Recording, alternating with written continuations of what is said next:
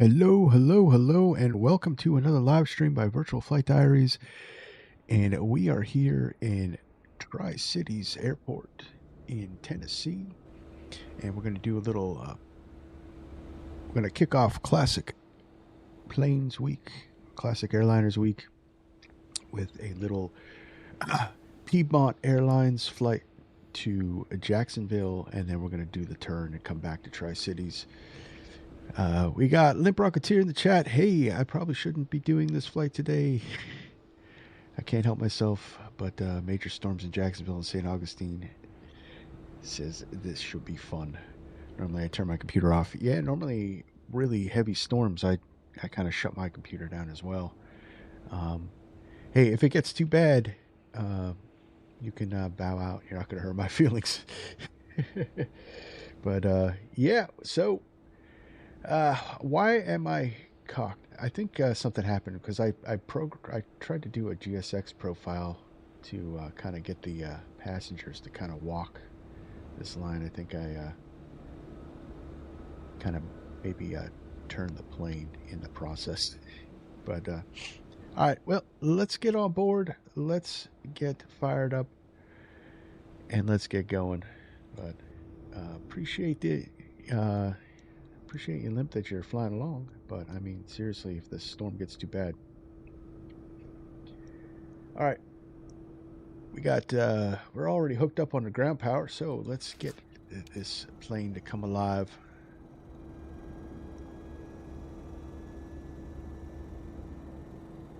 Come up here. Let's turn on the APU.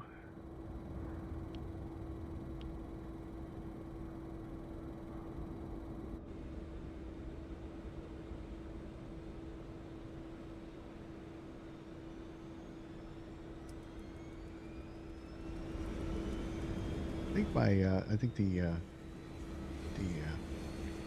APU sounds were a little on the quiet side.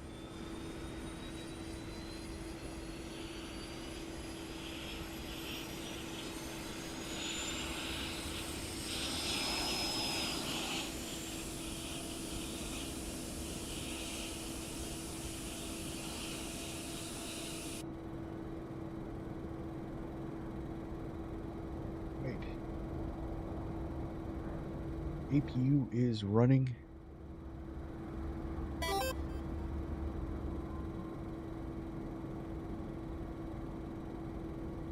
Well, if you have a lightning strike and a surge of power, then you'll know what happened to me. I just disappear. Also, your sounds are a little low. My voice or sim?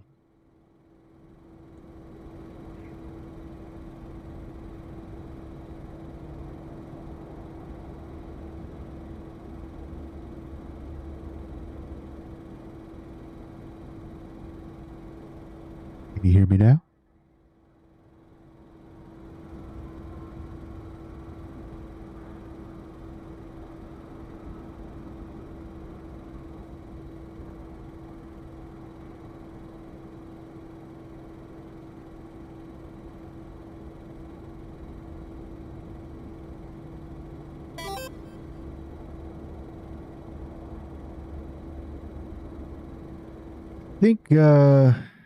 I think I've been having some issues with this microphone as well. Maybe if I get a little more directional on the mic.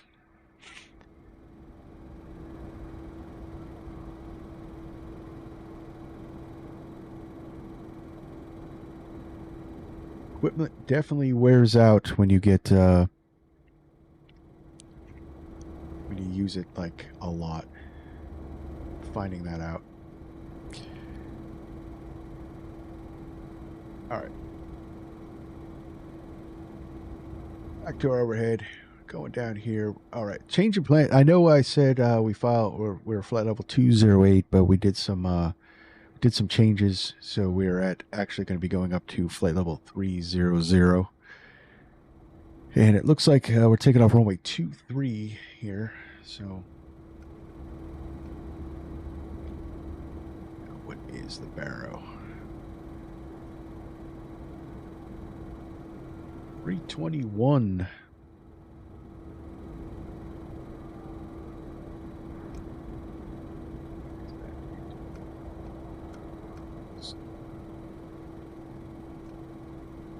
1020?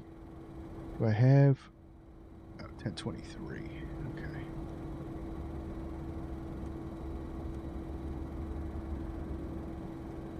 Going up to 30,000 feet. That should be about 6 on the cabin. Look at that.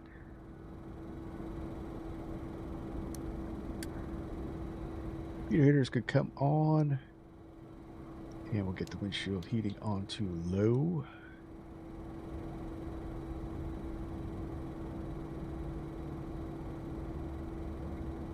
That's it for the upper panel right now.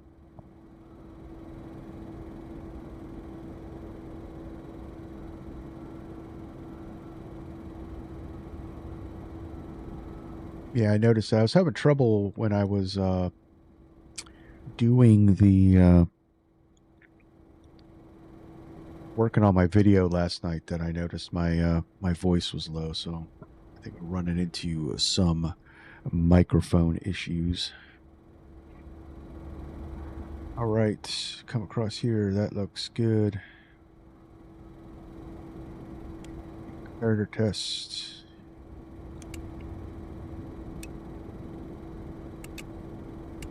Fast and slow.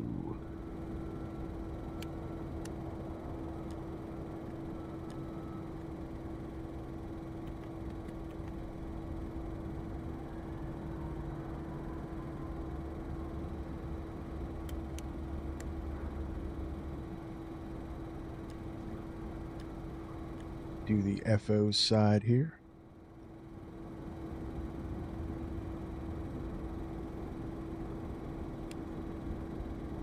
That's good.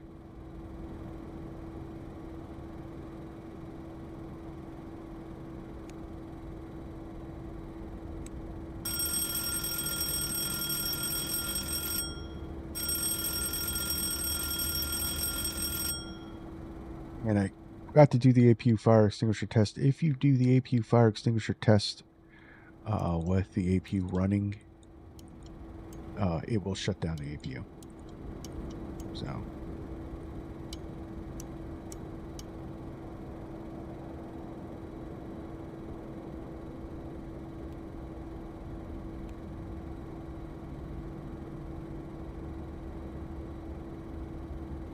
And 119.5 is CTAF.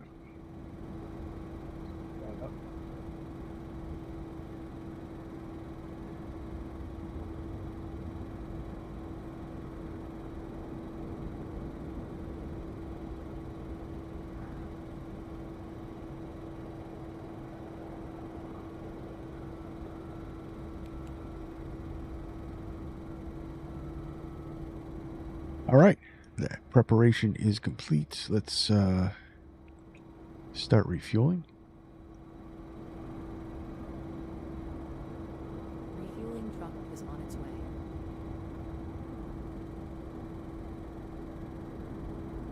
Please don't While we are refueling,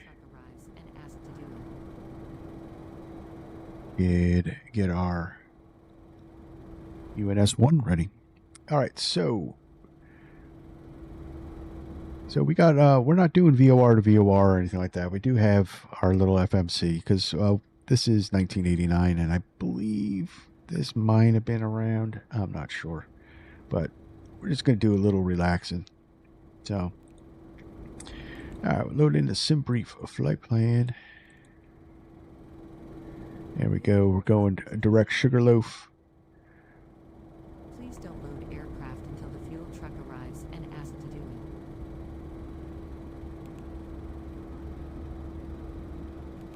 it. New departure. We are departing runway 23. So that is 3. Enter. SID. We're not doing any SID. Get out.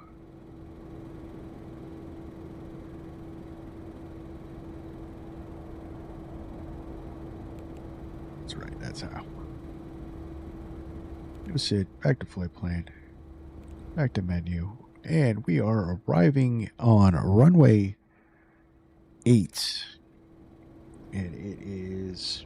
Ooh, yeah. Definitely storming down there in Jacksonville, St. Augustine. Got IFRs pretty good. It's pretty strong winds too. All right, we're going runway 8, so that's 1. Coming in, we could do a star, so we're coming in on the Odia 2 arrival. Do that, and that is the fine transition. And we're doing the ILS Zulu approach with the Biggs transition.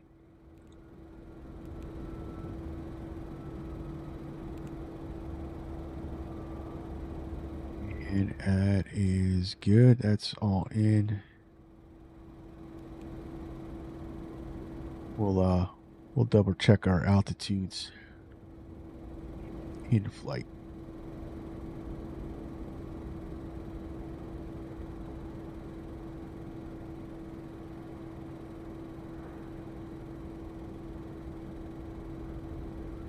At or above 16,000.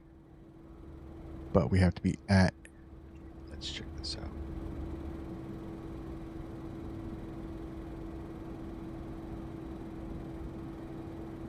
They're above 16,000, but on the RNAV arrival, we at 12,000. So that's weird. Probably gonna skip that and go direct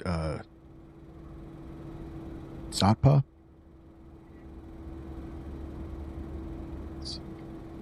Zappa.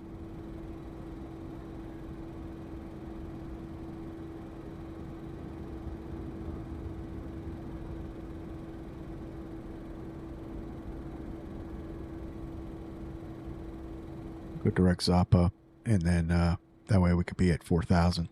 That works. Right. Looking good.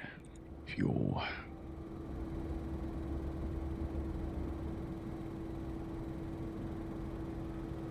Start setting up this panel.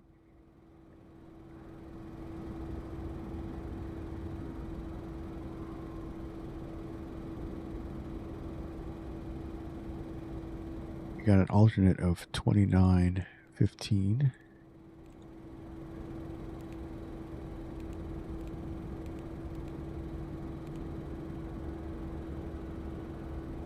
Got a holding fuel of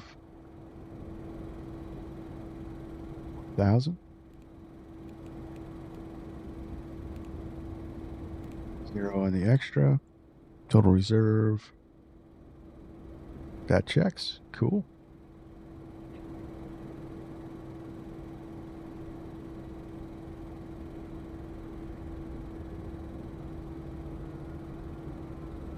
All right. Let's start boarding.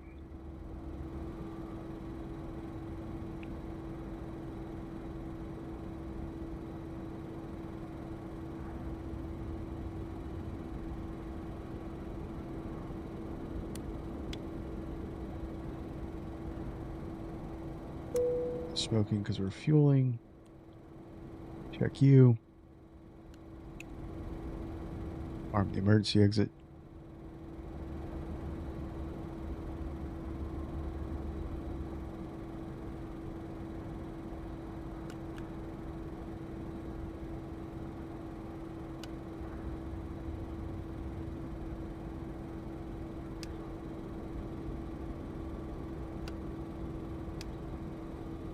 Electrical pumps, we got parking brakes are on.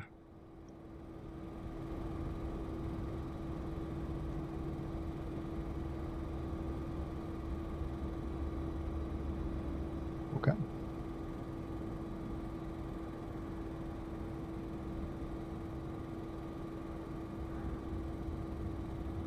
Boarding requested. All right, let's see if my GSX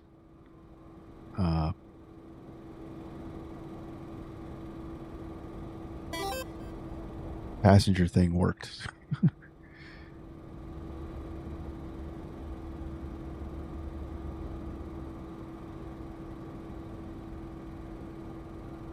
It's kind of cool. This is Holden's airport, and we're flying to my home airport. Yeah, I don't know. That might have been by design. That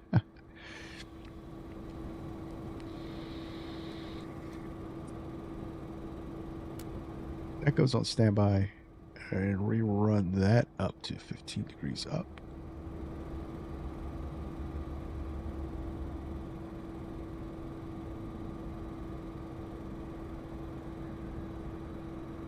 Well, regardless if this works or not,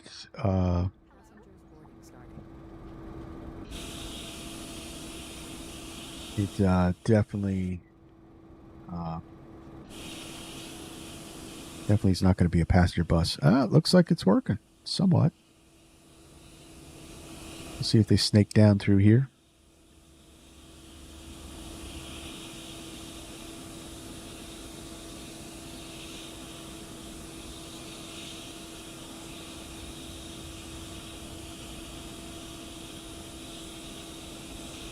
Other than me accidentally moving my plane, I think I did the job. Look at that. Not bad. Not bad. I'm gonna start becoming a GSX profile editor.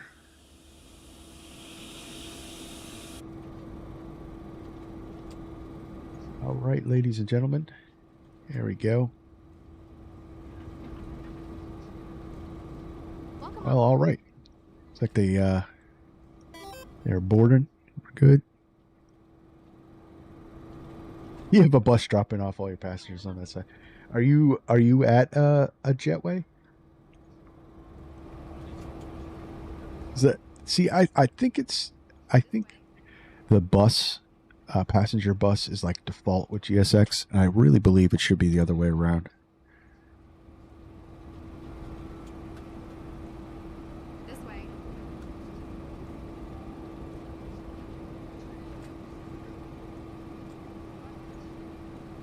This way, please.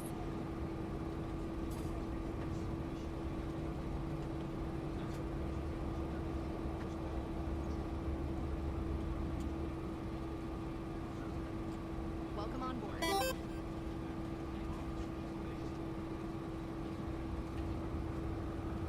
Yeah, actually, I think Tri-Cities only has 2 jetway gates. The rest of them are walk-on passengers. I mean, this airport actually, it's been around for a while. It has a lot of history.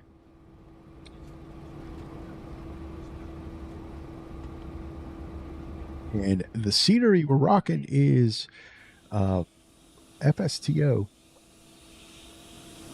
Absolutely free scenery, and it's incredible. Definitely could easily have been payware.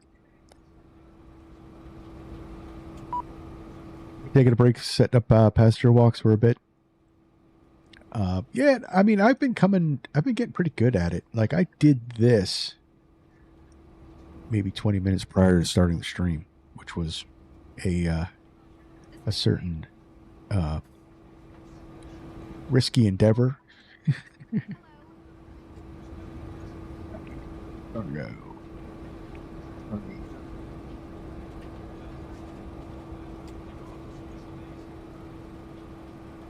All right, so it looks like we are all set, just waiting for our passengers to board, and it's good. So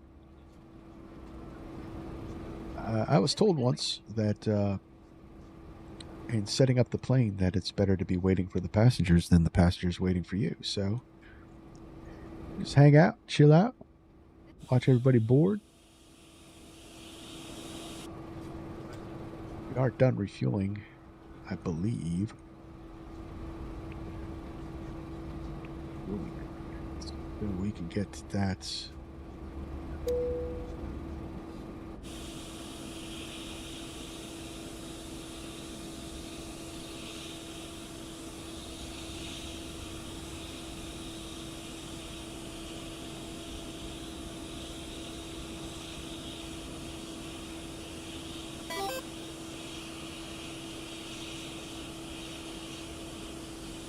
Oh, Gianna.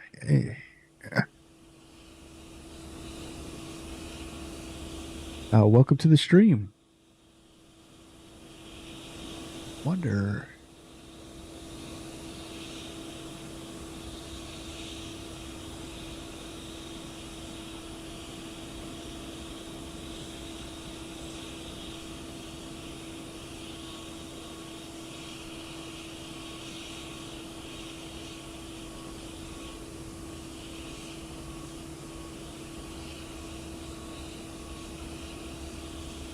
Well, unfortunately, I don't know. What do we say here?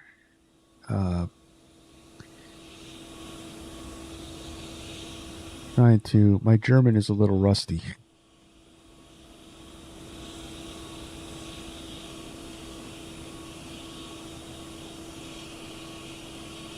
But definitely a welcome to the stream. I hope you enjoy it.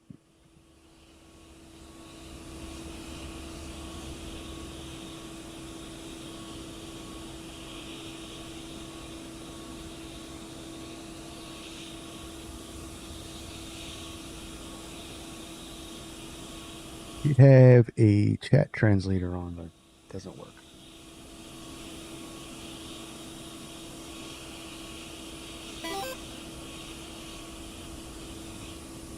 I would like to be able to return because it fits well. Clock time would fit well. I would like to be there again. I am, however, a network under all the translates.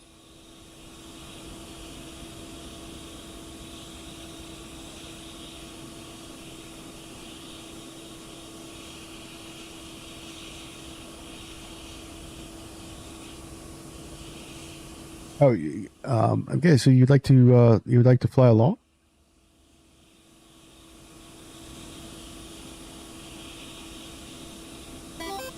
Well, I'm guessing that you'd like to fly along, but your the time doesn't fit. I really do apologize. I don't mean to embarrass you. It's just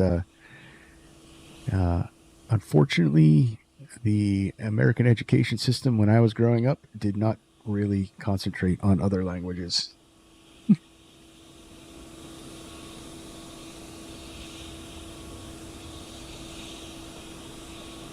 But we are definitely returning back. So if you're still up, I'm on the USA East server on multiplayer with the with all players on, so it doesn't matter like time in the sim. But I do know that it's starting to get late for you guys is over there.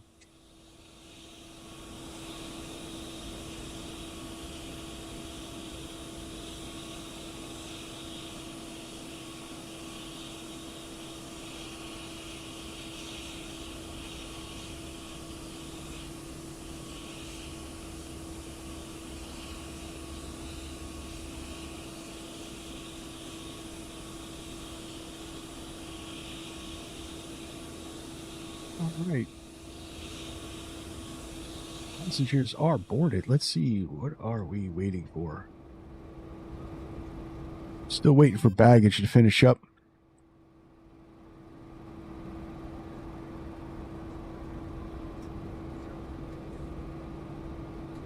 And definitely blues up.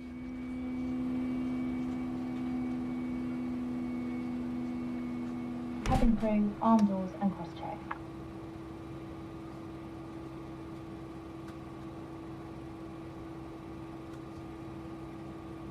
Baggage loading in process. Still 50% for the baggage. Baggage handlers, man. You guys are taking forever.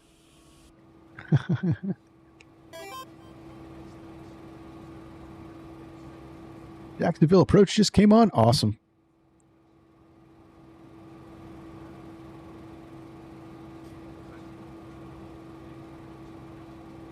Awesome, awesome, awesome.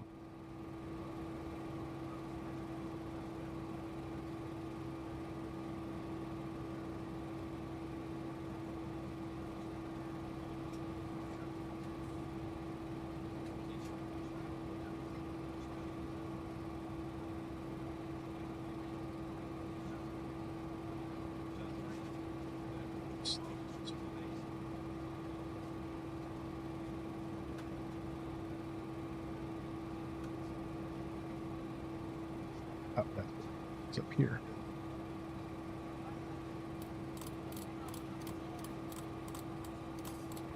Runway heading in.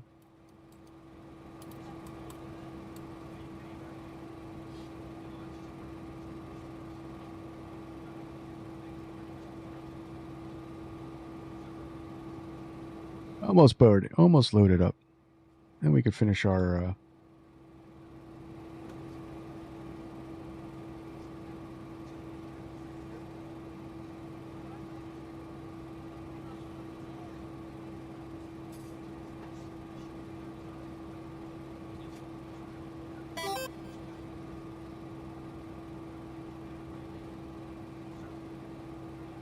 the same thing's going on my side. Slow baggage handlers. I don't know. We got to talk about Holden, or talk to Holden about his home airport. Must be a Tri-Cities thing. Is it?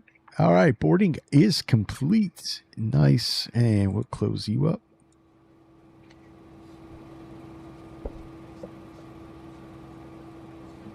Let's get APU Gen on.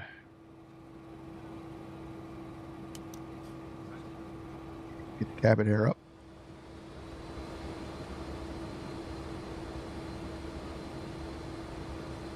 And we can shut down external power.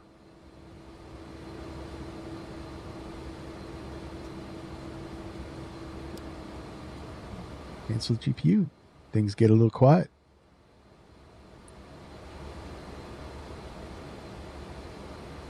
Cities traffic. Piedmont 56 is our radar check.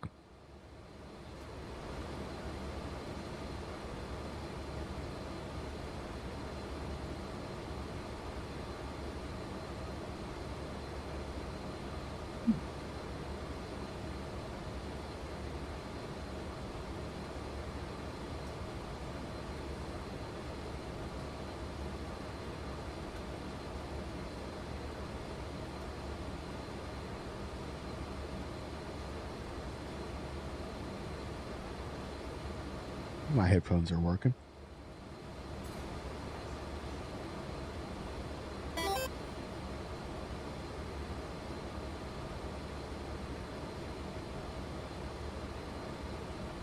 It is 119.5, right? Yeah.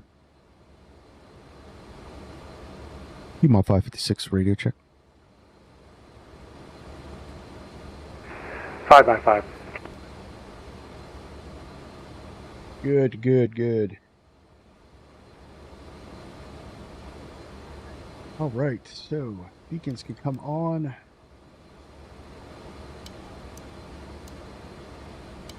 Fuel pumps on.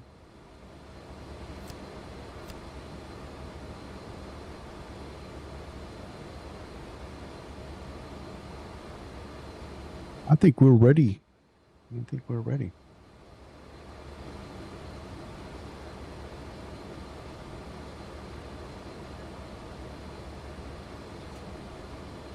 How about you, Limp? You done boarding?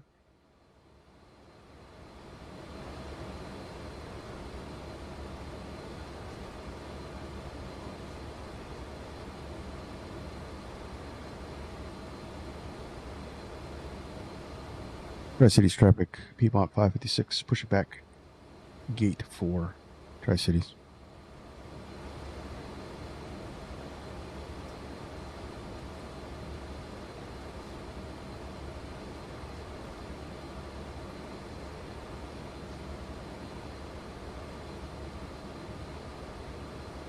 Hello, Captain. We are ready for pushback. Ready for pushback. All right, beacons are on. We'll get the starter engaged. Start master is on. The electrical pump's on, so we have brakes. Departure checks completed. Bypass pin inserted.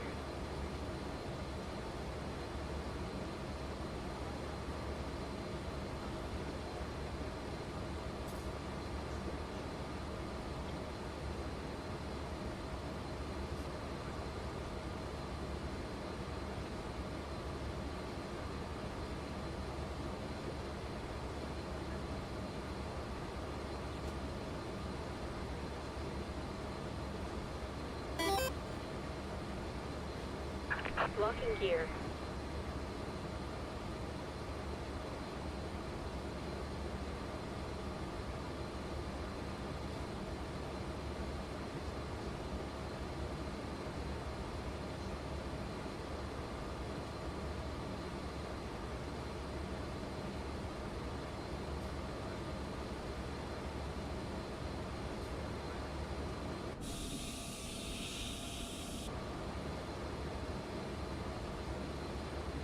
Ready to go. We're going to go nose right, tail left. Release parking brakes. Commencing push. All engines clear. Start at will.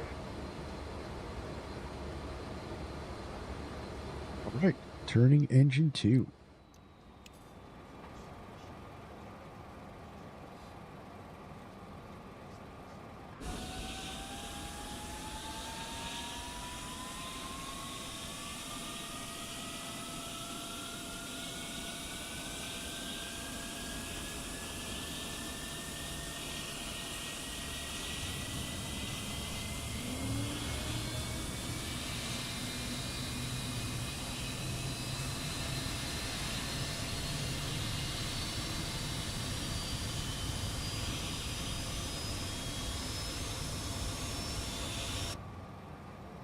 Yeah, Rolls-Royce Spey firing up.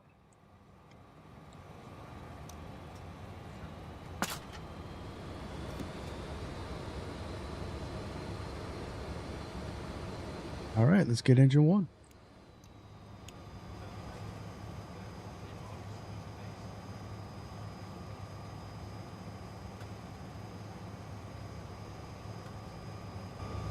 That's from the cockpit. Set parking brakes.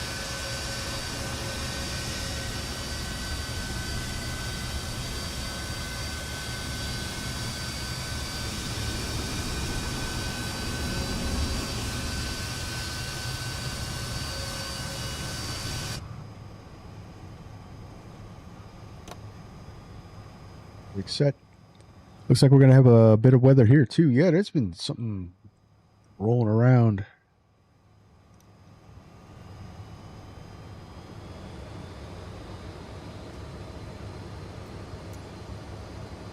Because I've been having problems with my weather.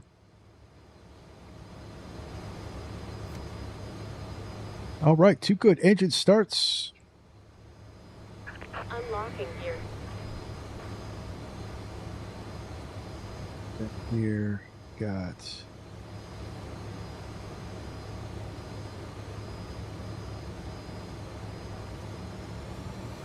some takeoff. Gust lock off. Very important to shut that gust lock up. Left is clear. Right is clear.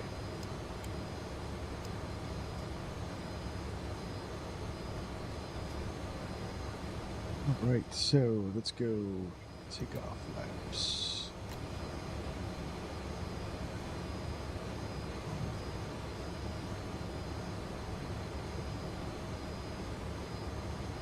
Where are we taxiing?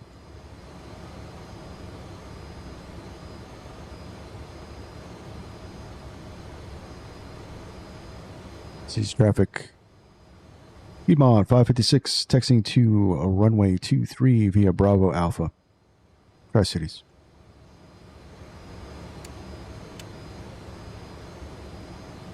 All right, hydraulics check. Taxi light is on. Gust lock is released.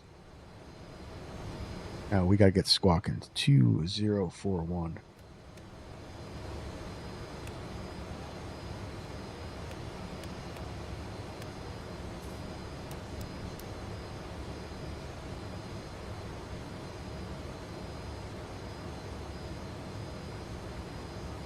All right, we are squawking mode. Charlie, looking good.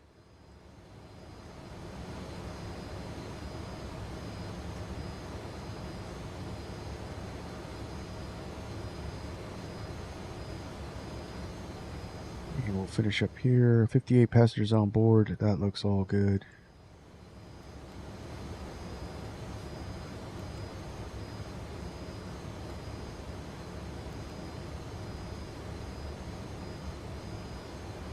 Ave to Sugarloaf. And we are going to be climbing up to flight level 300, so we'll get that in there.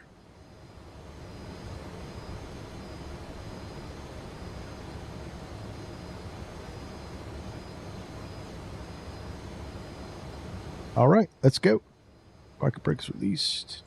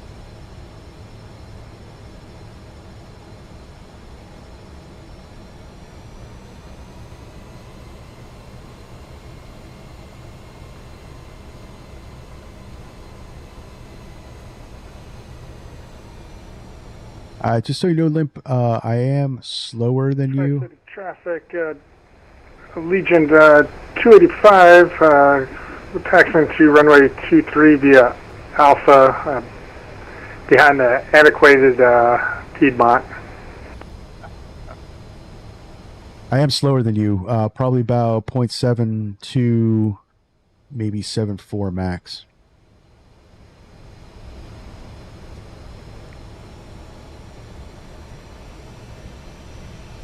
It's a museum I'll give piece. you the room.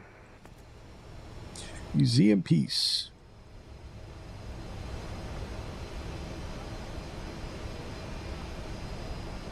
Got to get some classic jets.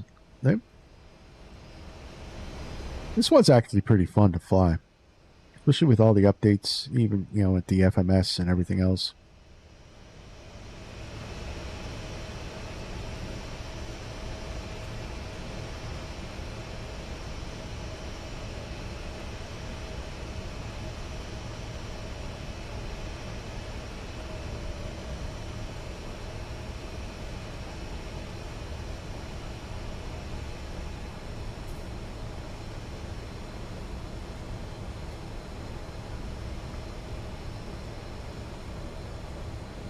See, now my weather just cleared all up. It's really weird.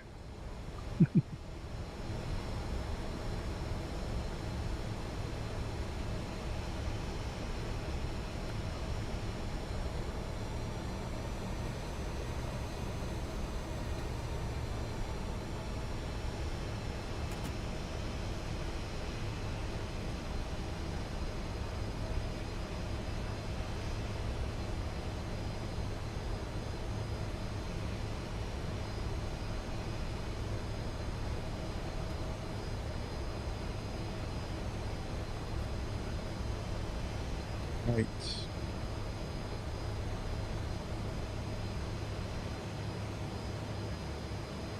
All right, flap set, and we get the lift dumper set. Now dampener can come on. Gust lock is released. Flaps are set. Flaps 8 for takeoff. Or flaps, is it flaps 8? It's flaps 11.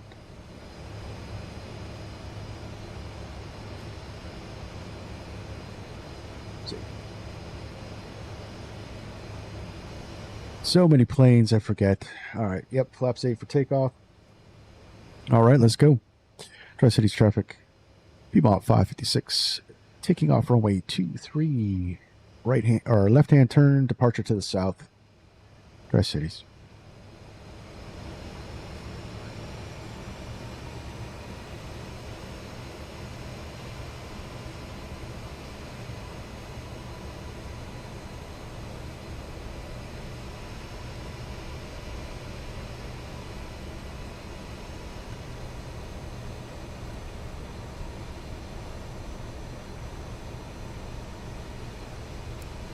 Any lights can come on.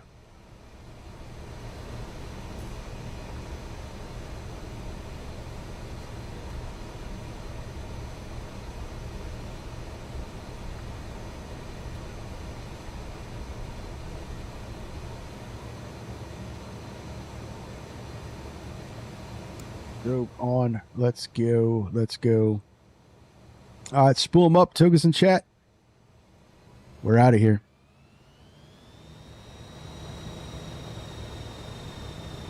As usual, you get the toga, verbal toga for me.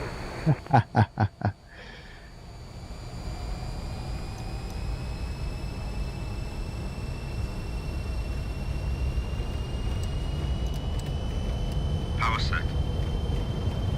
Set. 80 knots. Check.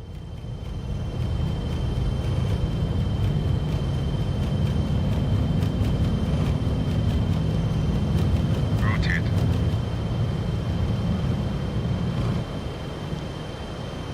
Positive climb. You're up.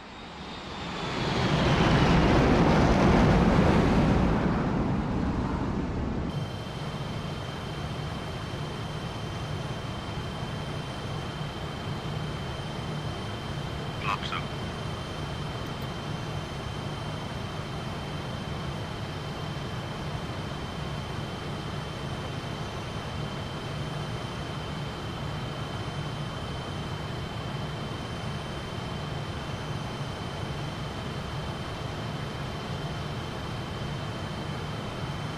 What that was.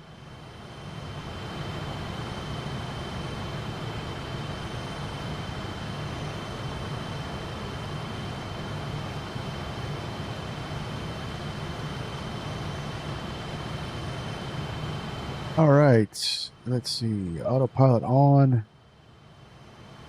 Let's do nav. IS hold.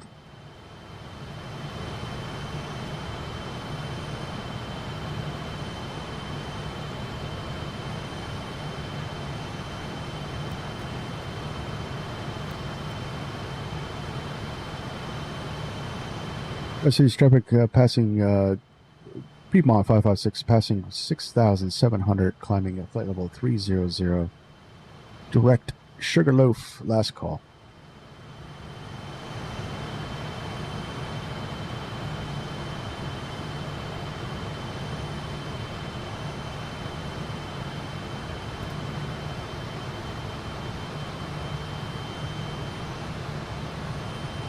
Why are we climbing like that?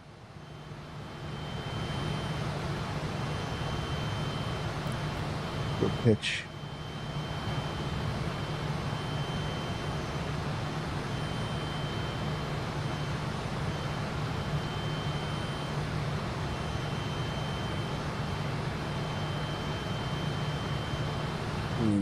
High power.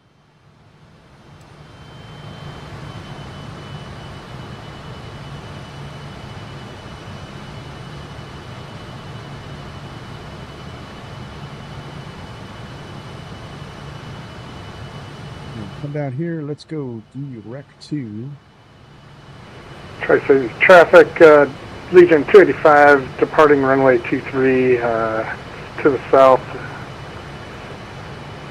Intercept Sugarloaf EOR, Tri-City. There we go.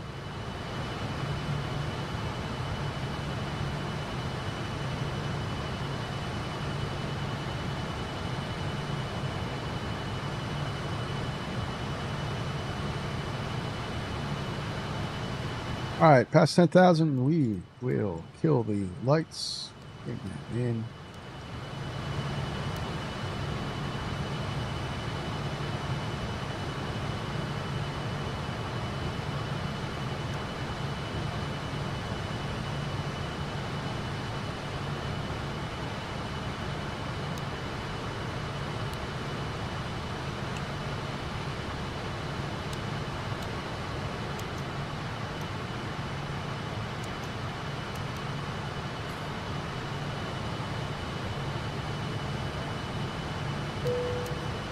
All right, smoke if you got them.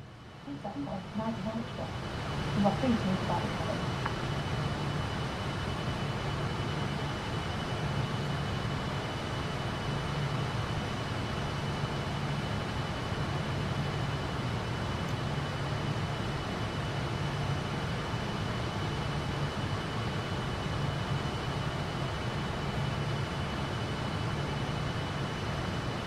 put CTAF on. Not CTAF, Unicom.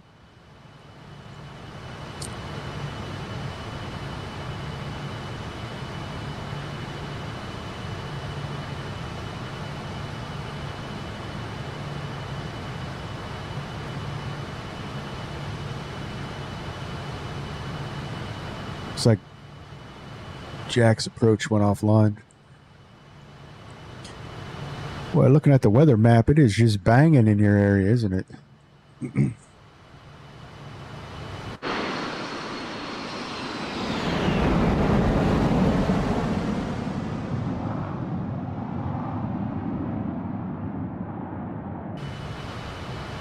Tell you what, this is the most underrated plane in the sim. I think everybody was intimidated when it first came out because it was VOR only, and it was very, I don't know, challenging to fly, let's just say. Let's start accelerating. We're kind of real slow.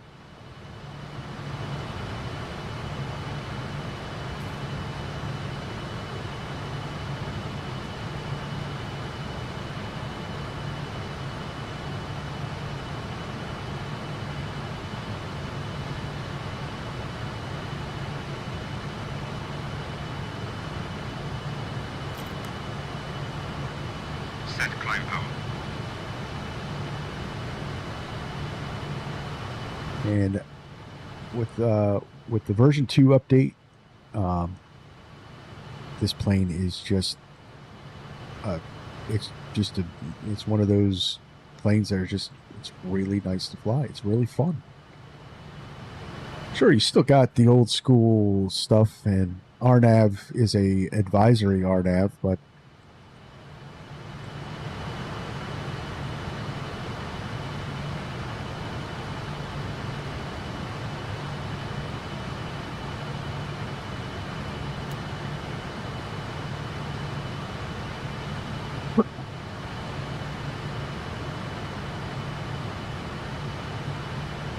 that's a learning curve that's not that difficult.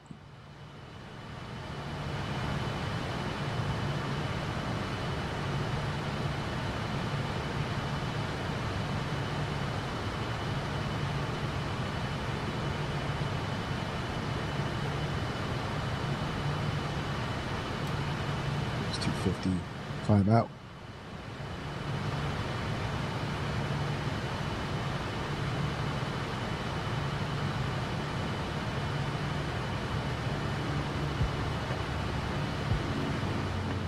All right, sounds come down, music comes up.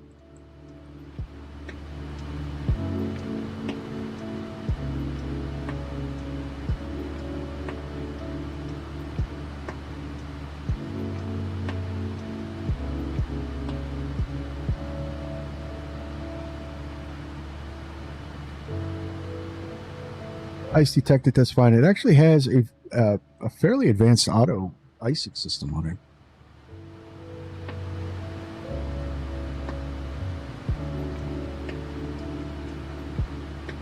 And Piedmont ran these right up until they were bought out by American Airlines.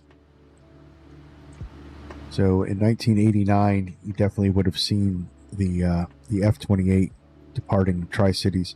So this is a real world route. The only thing we're missing with the route is that we would have done Tri-Cities to Charlotte, then Jacksonville.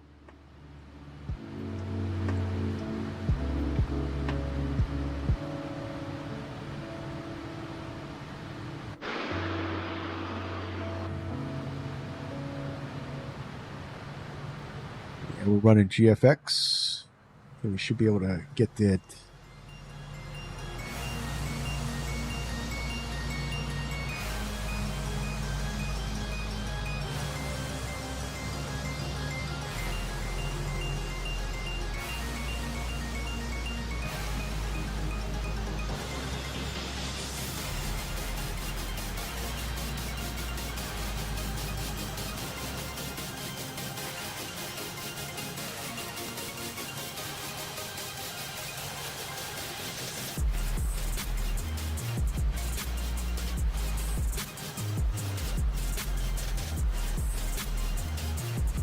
All right. Hey, how is everybody this evening?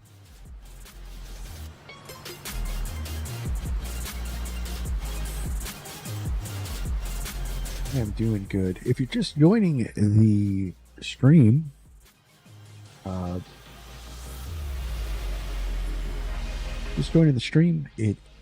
we are flying the Fokker F28 Mark 4000, the latest version of it, or the last model version was the 4000, and we are doing a Piedmont Airlines turn, Jacksonville turn.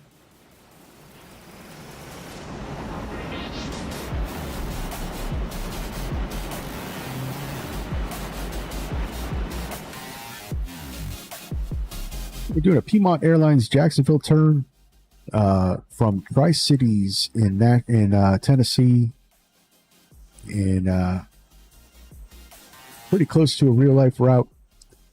If you guys are just joining, hey, hit that! Don't forget to hit that like button and subscribe to the channel. We are one subscriber away, guys. One subscriber away from 900 subscribers. That's just crazy to me, but I really do appreciate it. And let's see if we can get 900 subscribers on this stream as we push our way to 1,000 subscribers. All right, guys. Yeah. This jet is loud. It's loud. Go back in the cockpit. Go back in the cockpit. It is loud.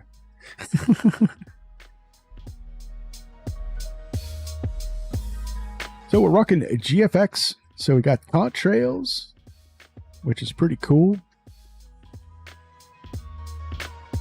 Look at that. The sky kind of starts to look alive, doesn't it?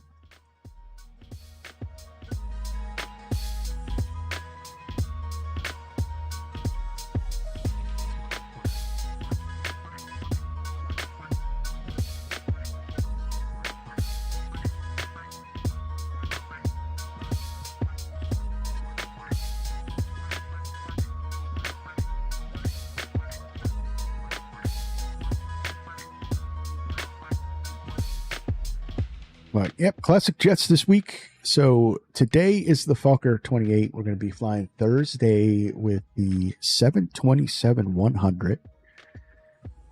And then we're going to finish off the week on Friday with a L1011 flight, because I've been wanting to get back into that plane. It's got a lot of updates. So we're going to finish off the week with that. But it should be a fun one this week.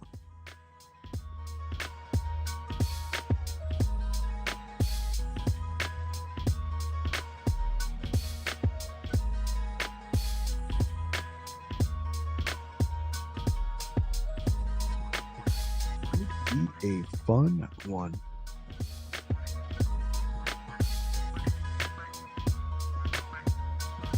The airplane's like my cousin's car in high school. It was loud, but he thought that made the car fast. It wasn't. And much like this jet right here, she's loud but not fast at all.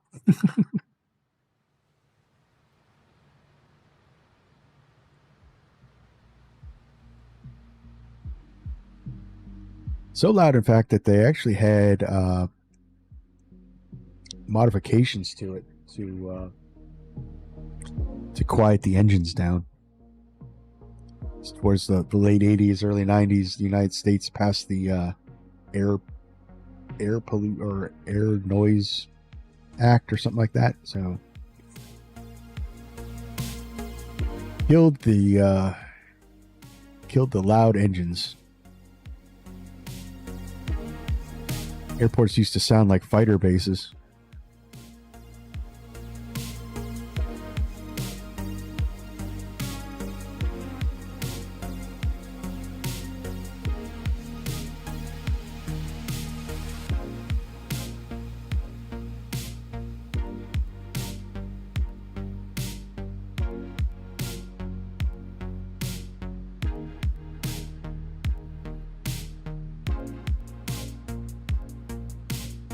We are all looking good.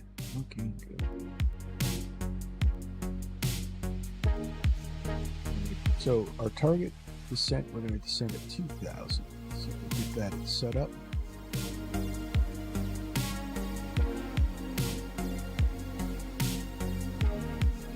And it's our top of descent about 200 nautical miles.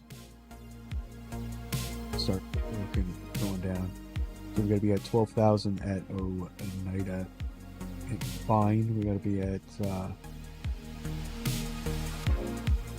not Oneida, Odia. Got to be at 12,000. At 26,000, that's going to be our first cutoff.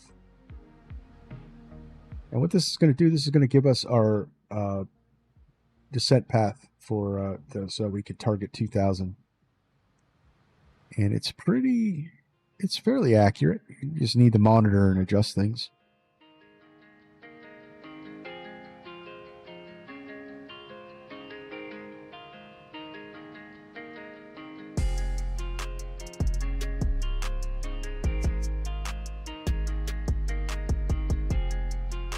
So if you guys decide to fly this plane, or if you are flying this plane, the autopilot, one thing you got to remember about the autopilot is that you have to turn the auto capture on. If you don't, and I've made this mistake several times,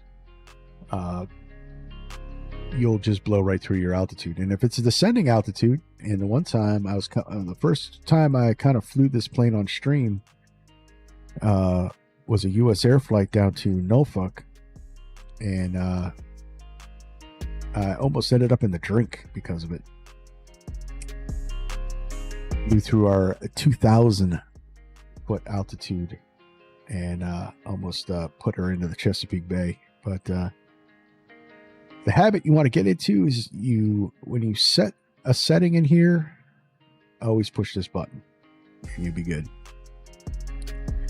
So yeah, I probably should give you a half-hour head start. Yeah, we'll speed up a little bit once we get up to cruise. Yeah, you need to remember that the autopilot is weird. Yes.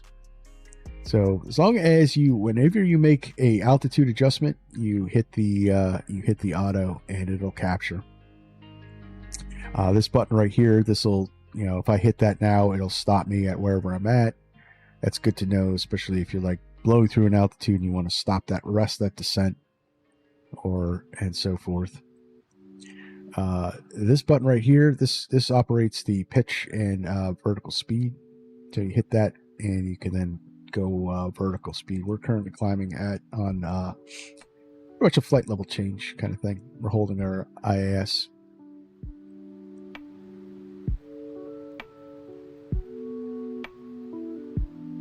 Another thing you want to make sure is that this baro in the altimeter matches whatever you're setting. That's 1,000 to go. That's pretty much the autopilot. And down here is your autopilot controls. You got the yaw dampener and autopilot, just like that. And you can also do adjustments with pitch and roll instead of heading.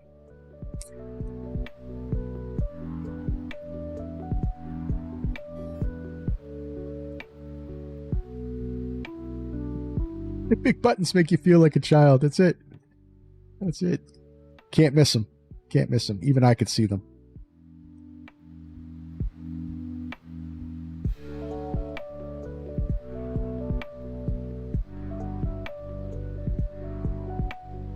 Did I just hear you say 1,000 to go? Yes, we have 1,000 to go. Well, 200 to go now.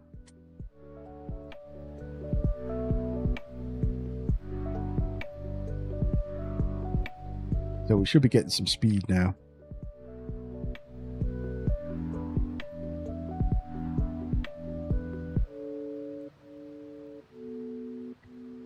It's 380 have been cruising altitude for a while now. Yeah, well, classic cars, they like to take their time. Classic planes, they like to take their time too. You're in that sports car from Allegiant. It's like a Ferrari trying to race a pickup truck.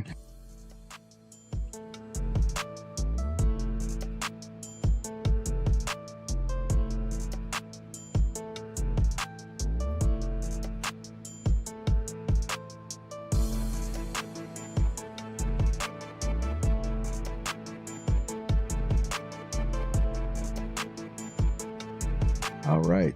Let's see. We got at cruise. We can set cruise power. And we'll just creep it on up. And much like the CRJ, there's no auto throttle. So we're kind of just monitoring our speed here. We're at 100% N1. We actually should be going down to... gonna have to start dropping that soon. So let's dial that back, bring it back to 92, see where that puts us. A319, yep. I knew it was an Airbus. I didn't know which version you were flying, and I thought it was quite odd that to see Limp Rocketeer in an Airbus, but I guess there's no 737s come out of Tri-Cities.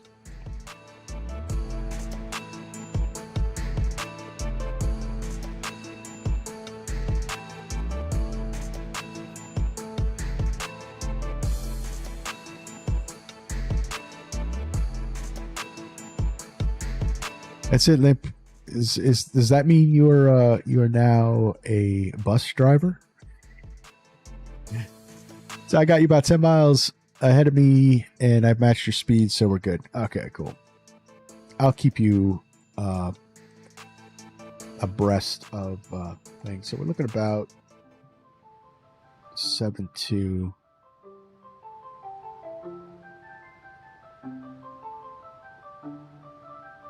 This thing overspeeds at 7.4.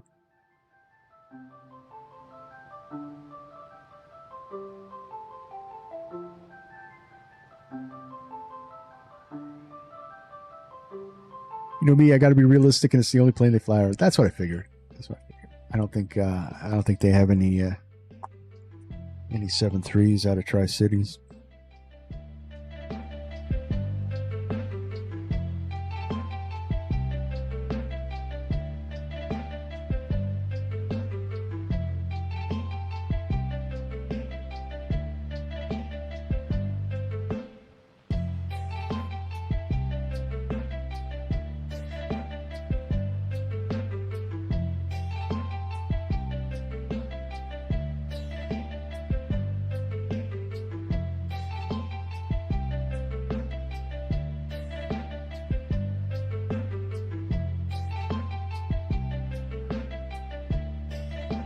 Did I guess the tail number is accurate? I don't know if Limp's got the tail number accurate. He probably does. Just don't your old man slipping into the tub arrival. Gotcha. We'll keep the speed up. We'll keep the speed up on arrival. This plane does slow down. It's got big barn doors out on the back end. Big barn doors.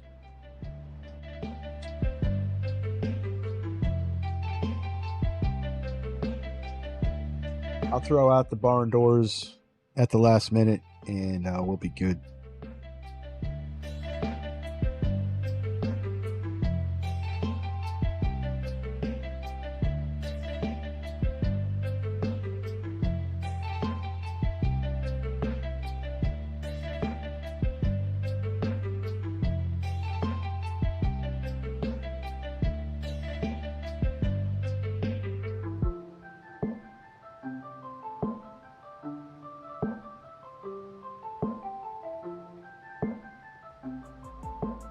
All right, ladies and gentlemen, we're about 30 minutes out.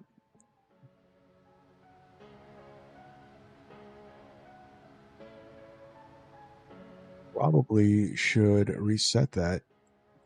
Wow.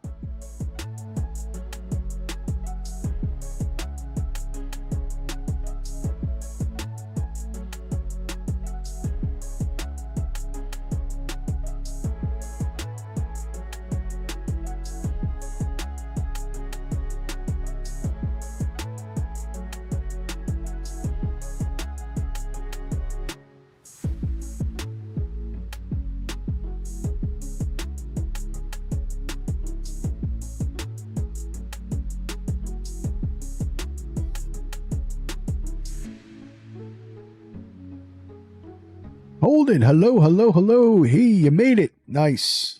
Nice. Welcome to the stream.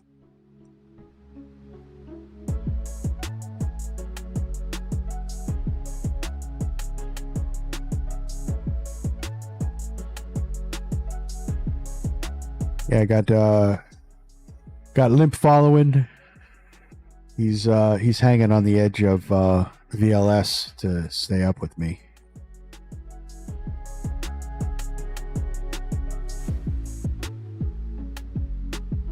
Great job on the video you posted today. I enjoyed it. Awesome. I'm glad you liked it. Yeah, I was going to stream it, but I really got to start kind of doing some videos, so I figured I'd put it in a video format. I used to do a lot of videos back in the day. It just takes me forever to edit them, and if I make a mistake, man, which I did, that's why I had a thing. But I was up until 2:30 in the morning working on that thing.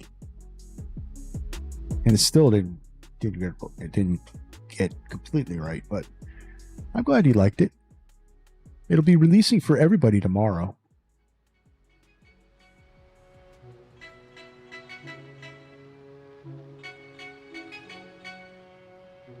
The late arrivals have joined in full. The usual suspects are in the chat, ladies and gentlemen.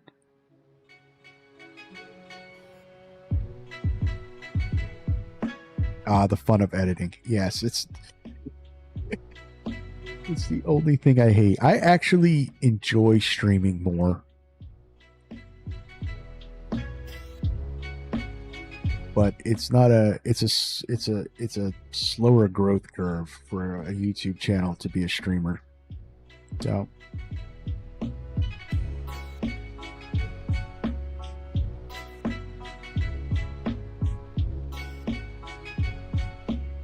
always sucks your soul until early in the morning. Yeah. 2:30. I was like hating my life.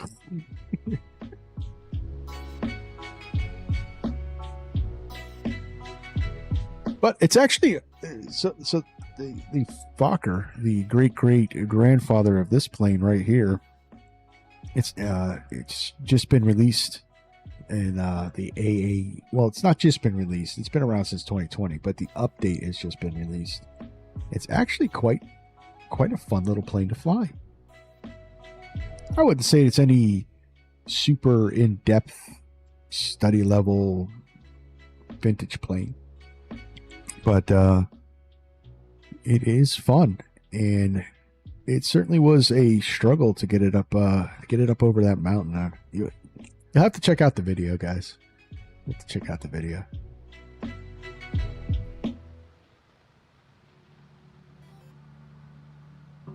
I used to edit voices in high school, and usually started around 7 p.m. and I finished by the time first morning class. Ouch. Ouch, that's rough.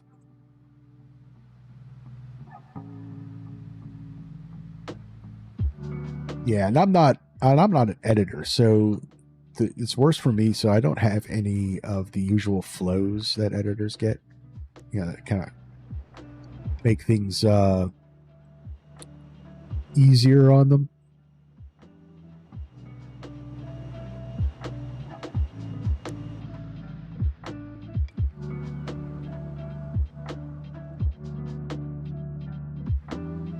This plane looks like it should be fast.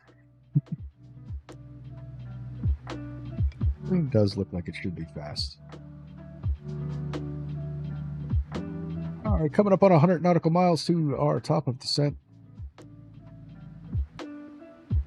Just keep an eye on that.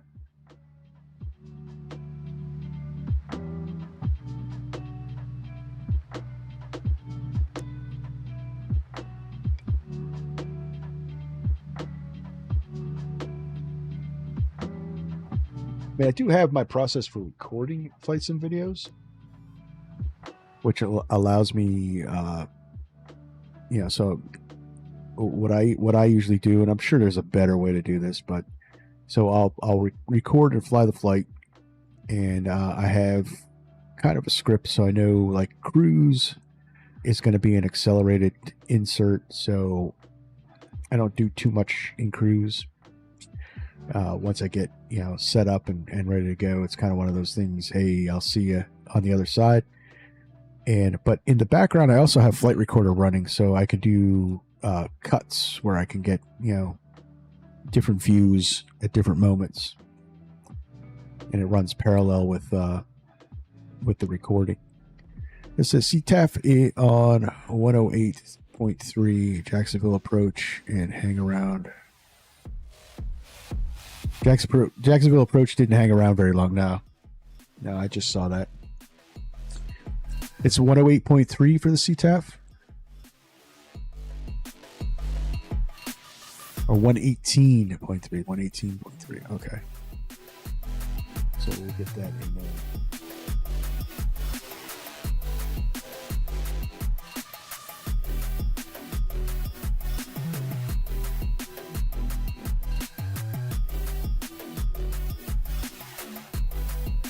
There's always a better way. You have to keep trying methods to catch a flow. Yeah. I'll be posting more, and they're going to be more. So the videos I'm going to be posting are going to be more like adventures, adventure style videos. I have to get kind of in the groove of doing them as well. Stuff that's like going to be like in between the streams. And then, of course, always tutorials when they come up.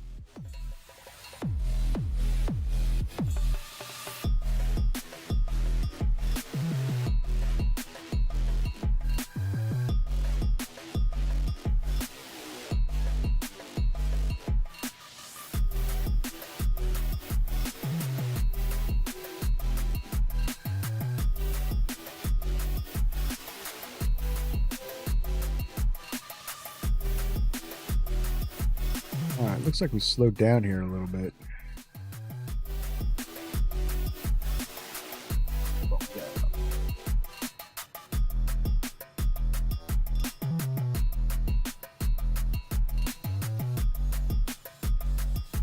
Yeah. Friend monitor on.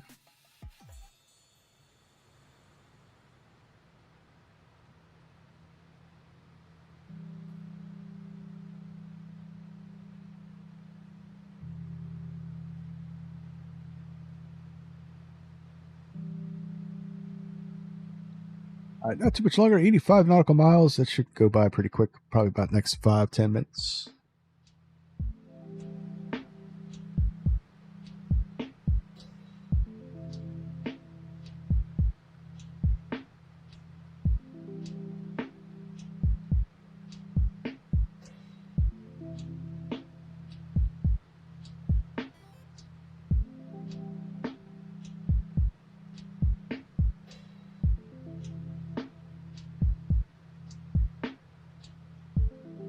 Liv says, you know what a great adventure style video would be? A Comanche video out of Key West. Yeah, we're kind of still sitting there. So May is going to be, so I like to do them on the weekends. So like everybody's available to fly along that wants to fly along, because it's seems to be a big hit with all that. So unfortunately, May is going to be pretty shot out as far as my weekends go. Says, how's everyone week so far? So far, so good. So far, so good. It's my short week, so I only worked 2 days this week, so I'm happy. But so, like this weekend, my daughter is graduating college, so that's shot. Next weekend is my granddaughter's first birthday party, so that weekend shot. And then the weekend after that, I head down to the shore house because I have to baby proof it for when everybody comes down in June. So yeah, weekends are pretty shot. So we're probably going to do another Comanche flight. It's just unfortunately not going to be on a Saturday like it's usually.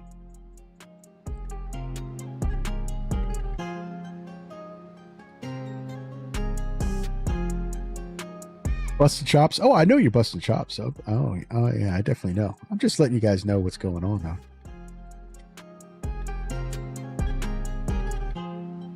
Congratulations and happy birthday. Yep.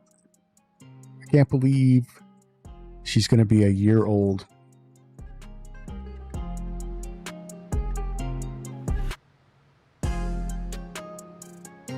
And I can't believe that I have, that all my kids are now done and out of school.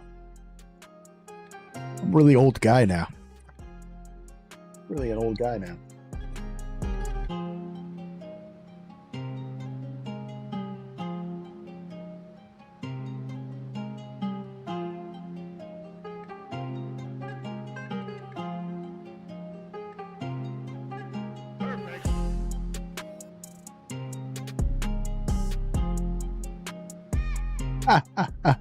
The real question is when Slipka shop move from busting chops to smoking.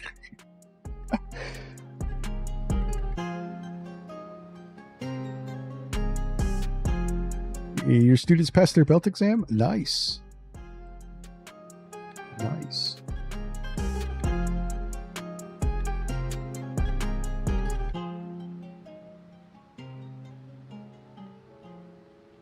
No, it's 60 nautical miles.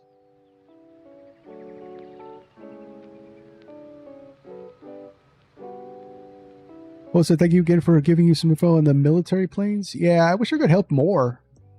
It's just so here's what I learned when the channel was starting, and I thought, hey, this will be cool. I like military planes. So I started the series Military Mondays, and here's what I found out in the sim. And I'm not saying this is everybody, but here's what for me I found out, and why the series kind of just died off is in Microsoft Flight Simulator. The military planes, the purpose, having like the mission to fly, fades really quick because there's just so much you can do. Okay, I'm taking this F-35 from this airbase to this airbase. There's just no. It's not. So I came down to is it's not DCS. It's Flight Simulator, and that's why I just stopped flying them, because I couldn't find a good purpose except for the series, which was ending up costing me a lot of money because I was buying all kinds of military planes for that series and only flying them once. It's kind of like my A340s. They sit in my hangar. Yeah, beyond the logistics, there isn't much.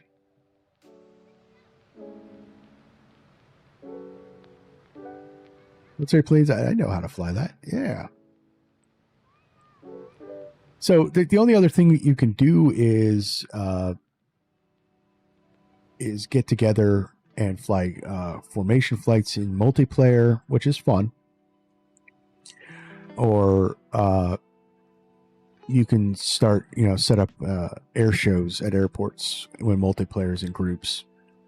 But other than that, that still falls under the logistics.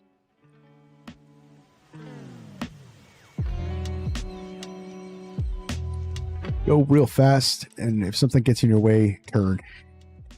That's pretty much it. And the problem with Microsoft Flight Simulator is they didn't really model the navigation sources for it. So military planes still use TACON, and the TACON VORs in the simulator are not that great. So then it just becomes difficult to navigate. And now a lot of devs like TopMock and stuff like that have instituted GPSs into their systems, so you can fly around in the Microsoft environment, but it ends up being slightly unrealistic.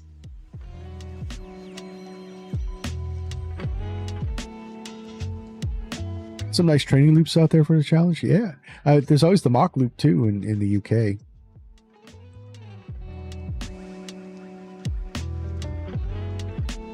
And it was fun. Like I flew the most, the military plane that I flew the most was the F-14 in 2020, and I used to take off from Miramar, which is, you know, the base that's Top Gun is at, and, you know, just weave through the mountains there at the speed of sound, just for a challenge.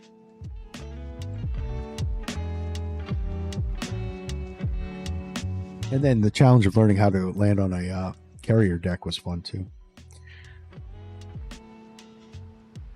All right, coming up on our top of descent, 30 nautical miles.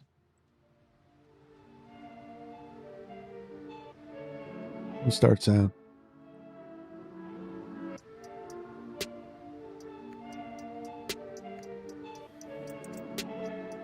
Hey, Billy, is that white line me top of descent? Huh? Ho said, that's no problem. I wish more devs would do that. I don't mind it not being super realistic because they are military planes, and it's understandable because things are classified. Yeah, and that's what happened. So, like, the B2 from Top Mach is an excellent plane. It's fun to fly, but no one knows what that cockpit is. You're not getting the information on it. So, Top Mach made the best representation they could possibly make based on a photograph.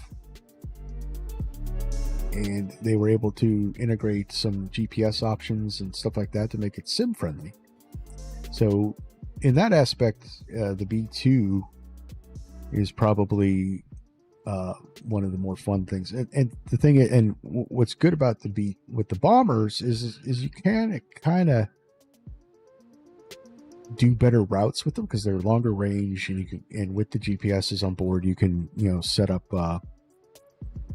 you know, transcontinentals, you know, you can cross the pond in them, and so on.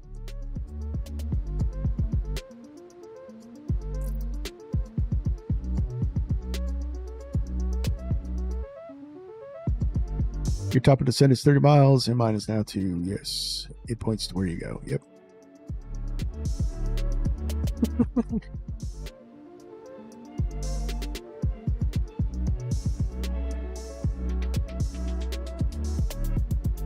All right, so when this hits 2,000, we're going to start down. So I'm going to get our pitch set for 2,000. And I'm going to put 26,000 in our little altitude window there. Okay, we're set up for our descent.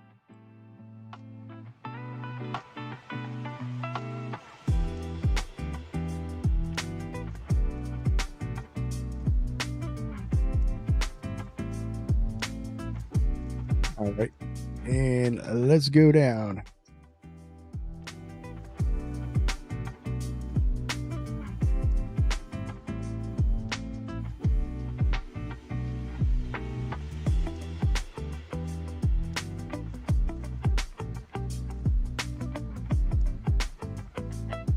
Some barn doors.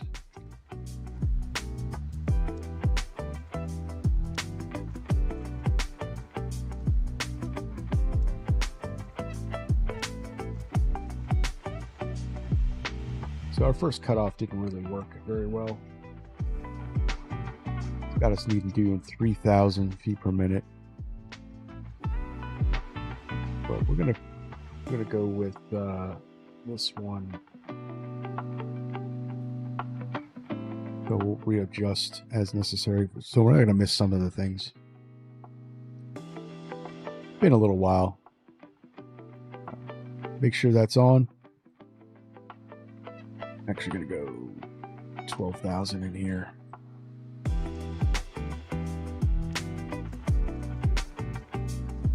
There's no controllers on.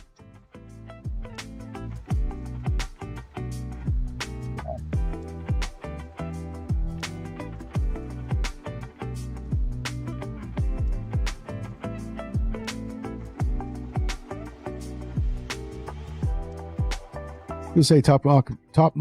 Yeah, Top Mach has the function, has the GPS function. So probably, if I had to guess, the best options for what your mission plans are with flying military aircraft on VATSIM and whatnot is going to be Top Mach.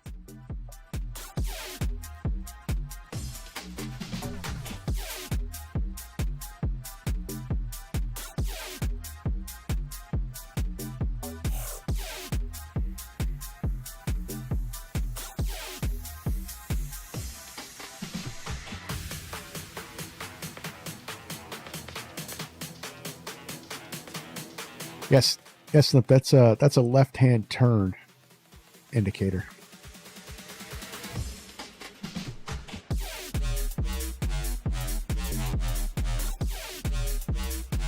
All right, coming on down in here.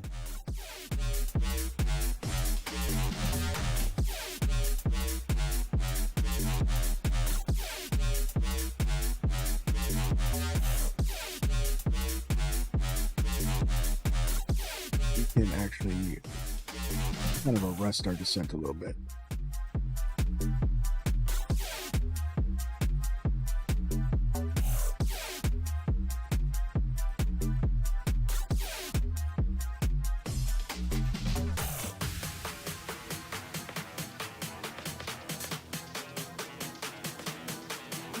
Where'd they put the blinker on in this Airbus? It's a little lever right next to the side stick.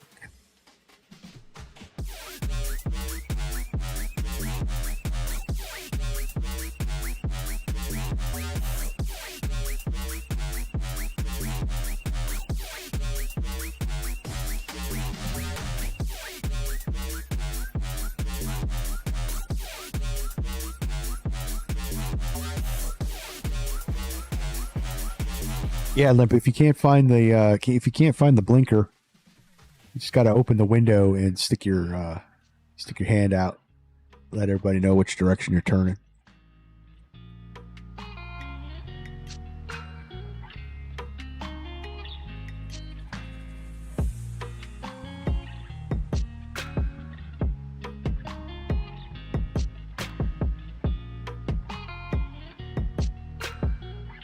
All right, so at or below 23,000, we'll make that cut off. That's the big thing. We're going to try to monitor this and keep it as close as you possibly can to what it says.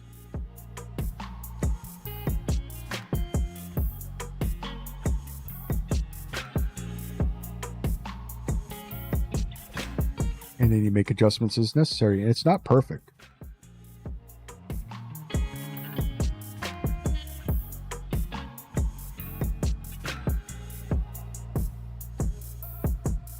It's not perfect by any means.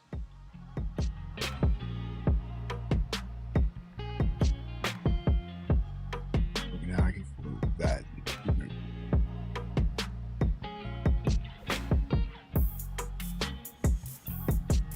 Old school hand signals. That's it.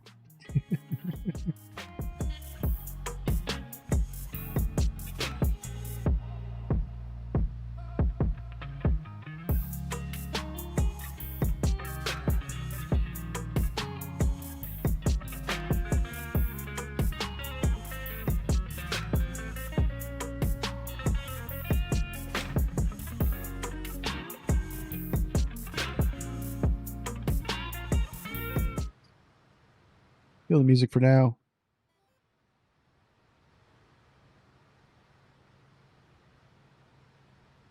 So what's it saying for us? 2,000. So let's get back on track here.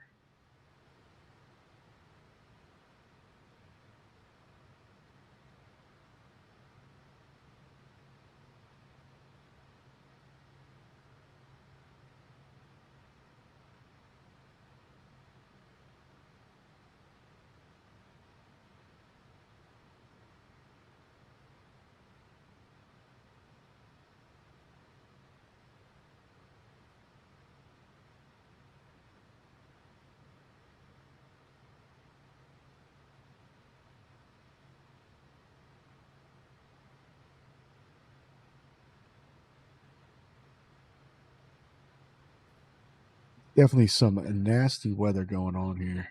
It's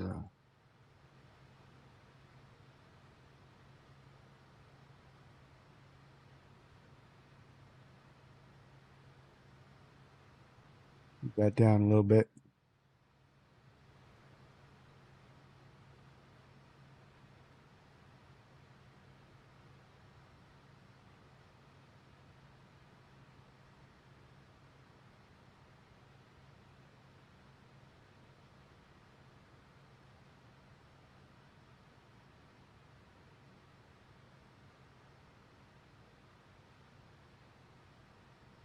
Ice detected. We have auto ice is on.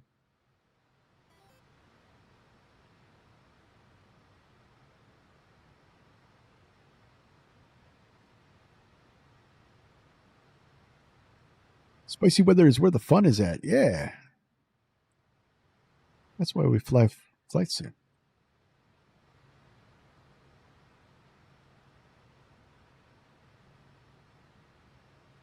All right, passing 18,000. Do barrel reference check.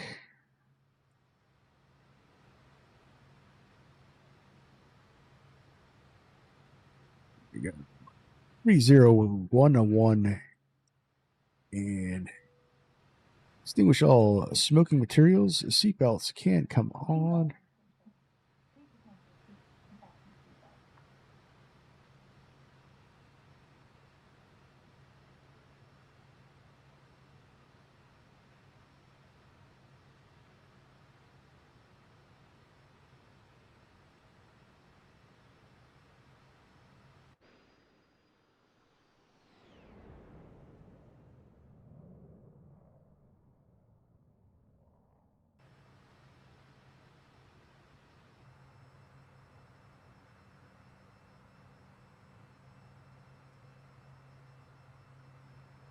Fog's not thick enough for a wing fade, I guess.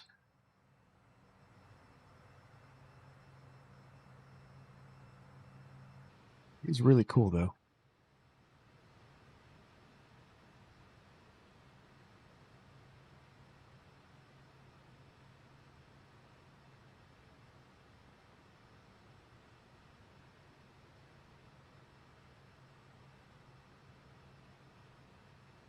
All right, so let me dial this down. If I can use my. So that's easier there.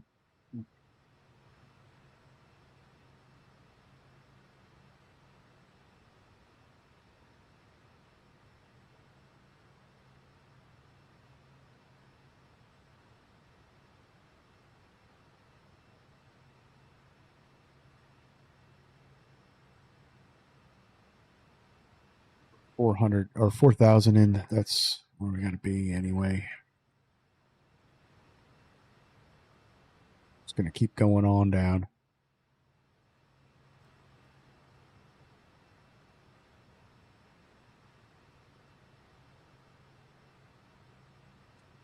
Let's go direct.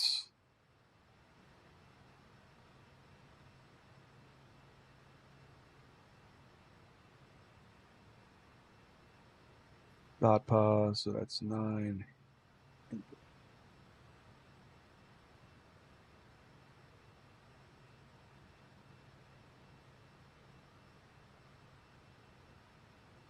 Yeah, we're in the soup now.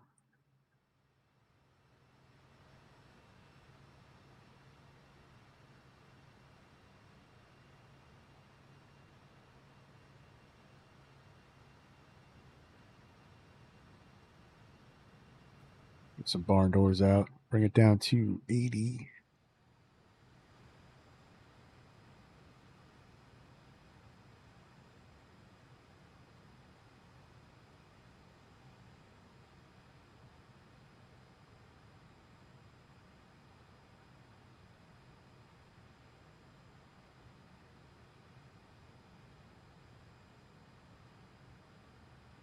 What is our intercept altitude? Never briefed the approach.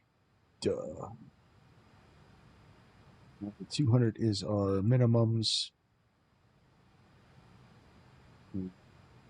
to be at 1,900 feet at Dins, well, just before Dins.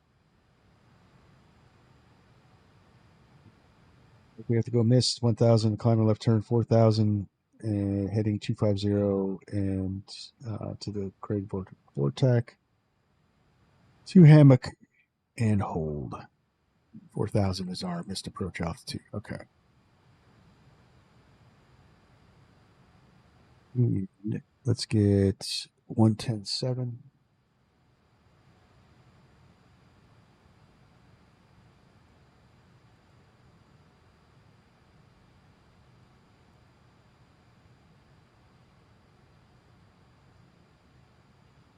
Seven on our course.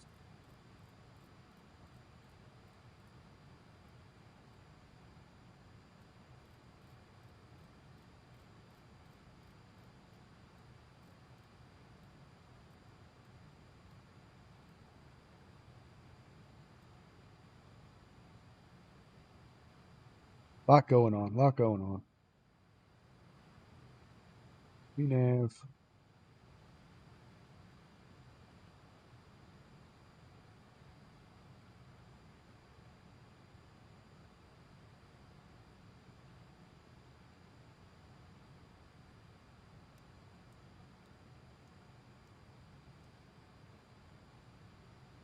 Get some lights on.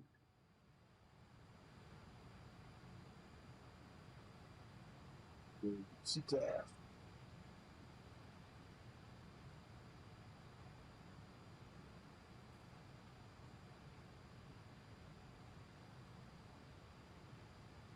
Jacksonville traffic, Piedmont 556.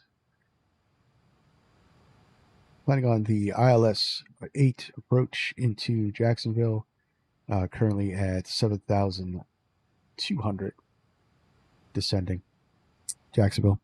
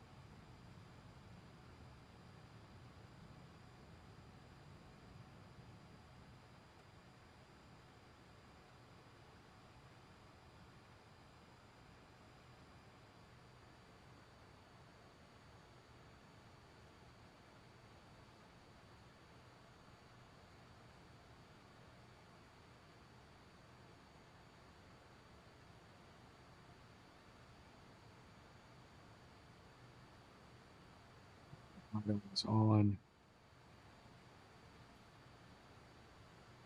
We don't seem to be hard having very much anymore.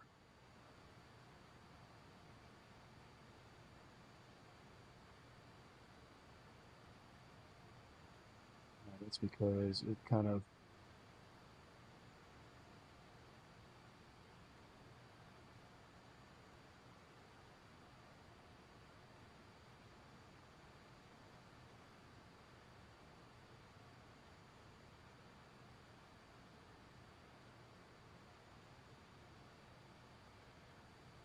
won't let me go to that waypoint. Jacksonville traffic, Legion 285, approximate 30 miles northeast or northwest of the field.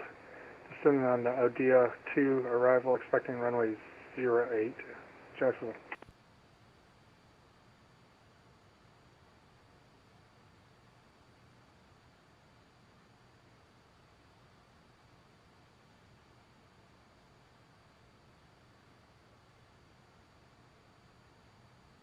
Let's go to our final approach fix.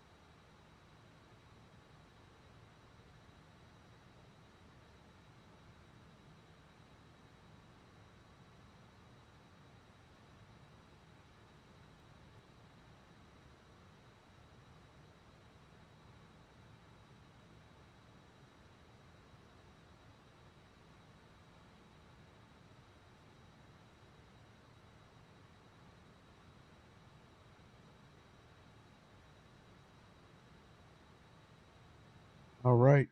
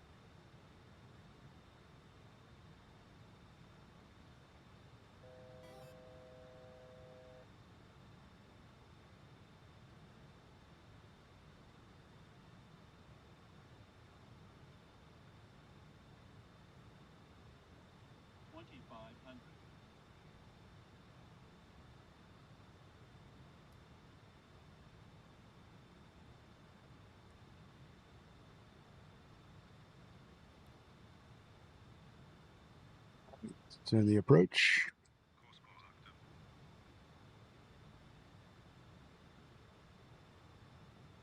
Gonna blow through it.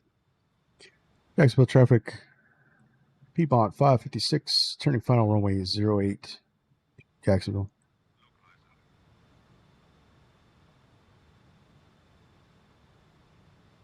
First stage flaps.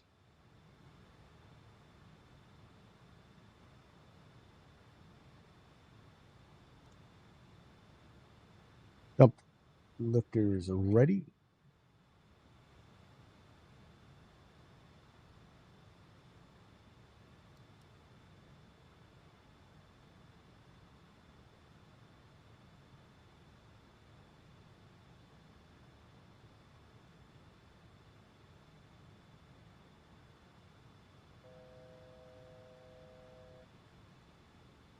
All right, this is spicy, guys. This is definitely spicy.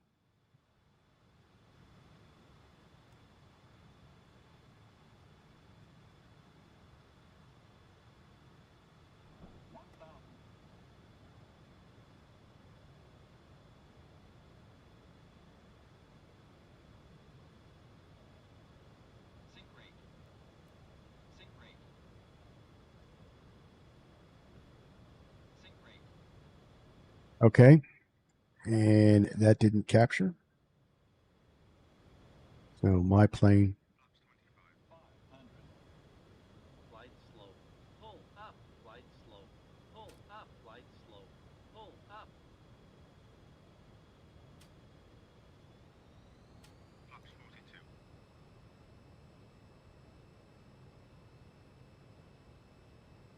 Flight slow. Pull up. Flight slow. Pull up. Flight slow. Pull up. Flight slow. Pull up. Flight slow. Pull up.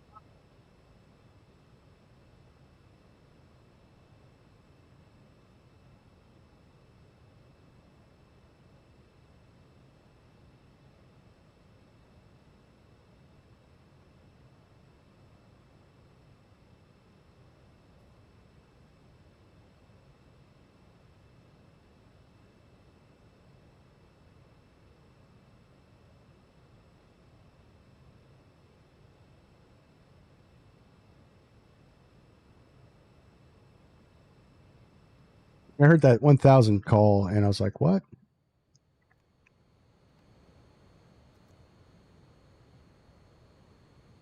Go flaps full.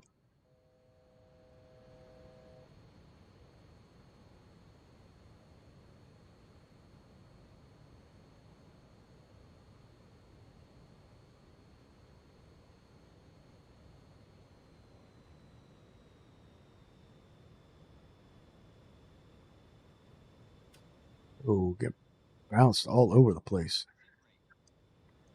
Pull up. Pull Going up. around. Sink rate. Going around.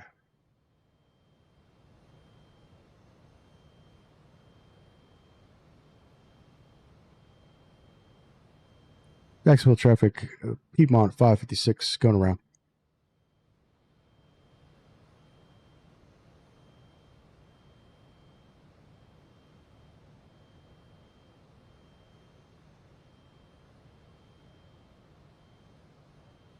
Pause and brake, you're up.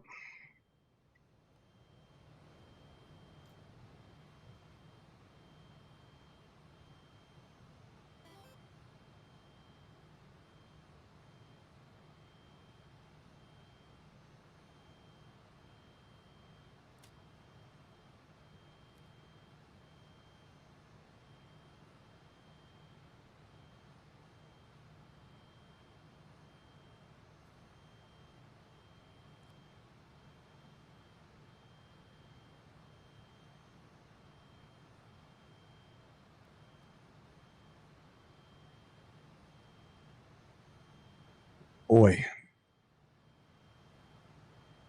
No, it doesn't. It does not like me very much at all.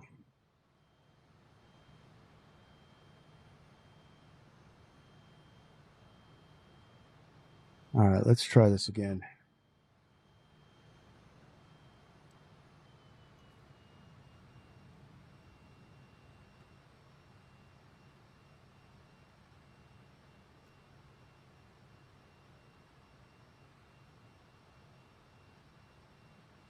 Jacksonville traffic, Allegiant 285, 10-mile final, runway 08, Jacksonville.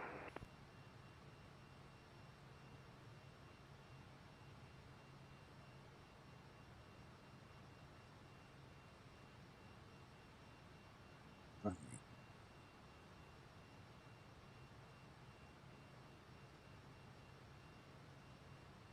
turn upwind.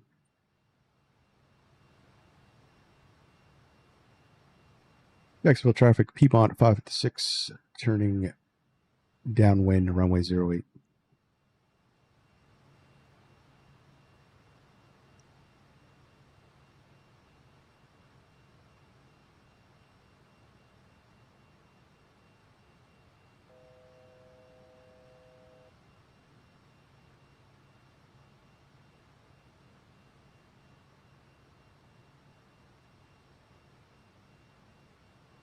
Okay. Well, that was interesting.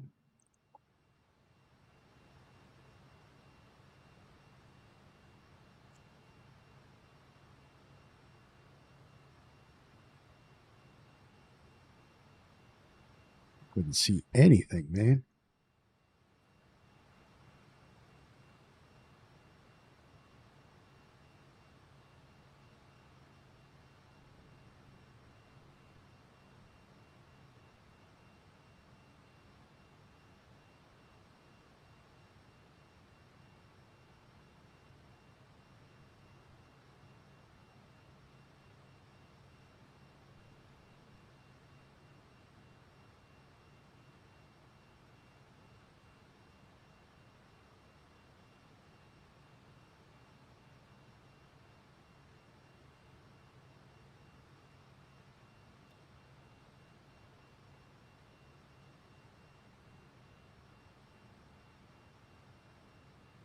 Airport. Jacksonville traffic, Allegiant 285, 5-mile final, runway 08, Jacksonville.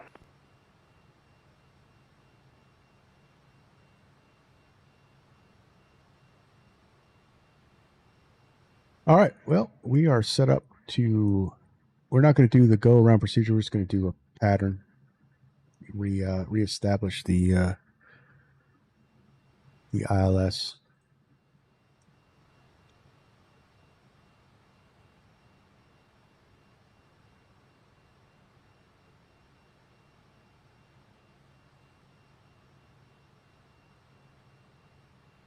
It was no good. We were going to go into the dirt. We kept pushing that one.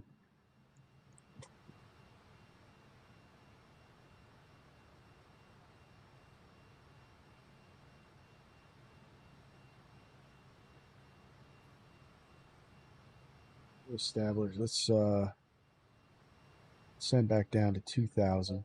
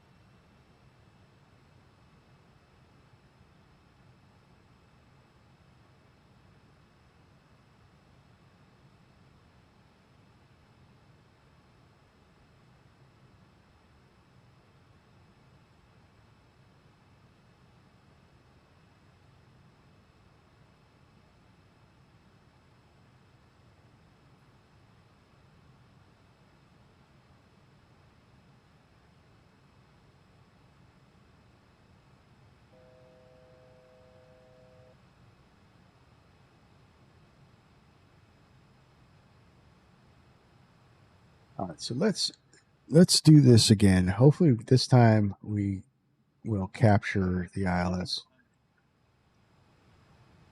That was user error on my part. Big time user error.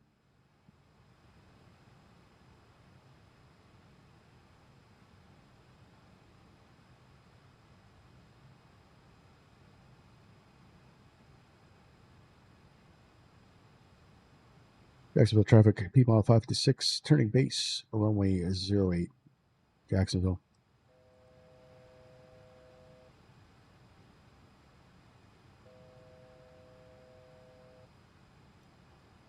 Oh.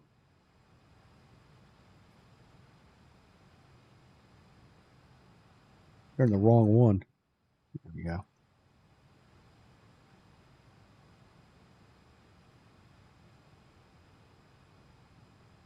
Yeah, reestablished.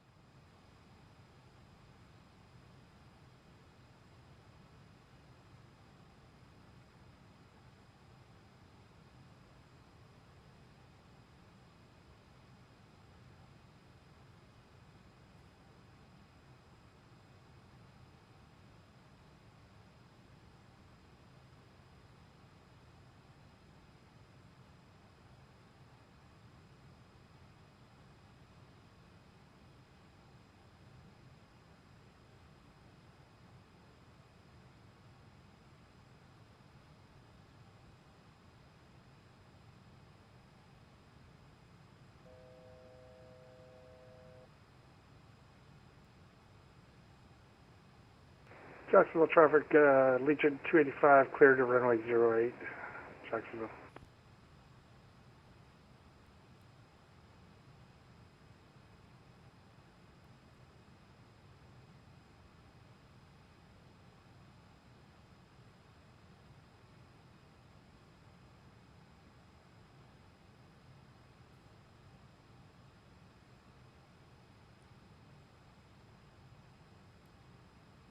All right, let's arm the approach again. I don't know why I'm in a climb. This autopilot, man.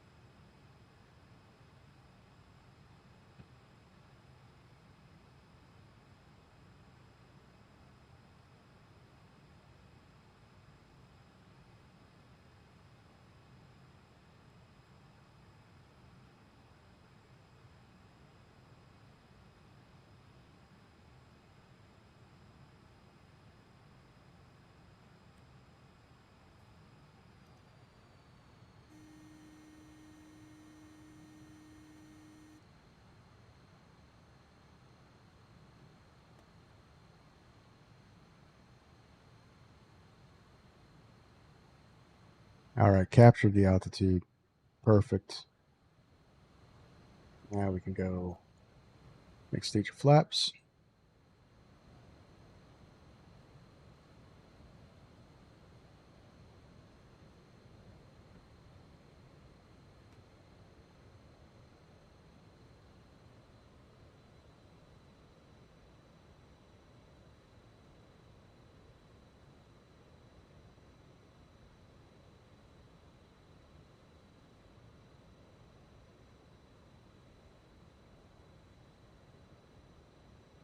Holding at 1800.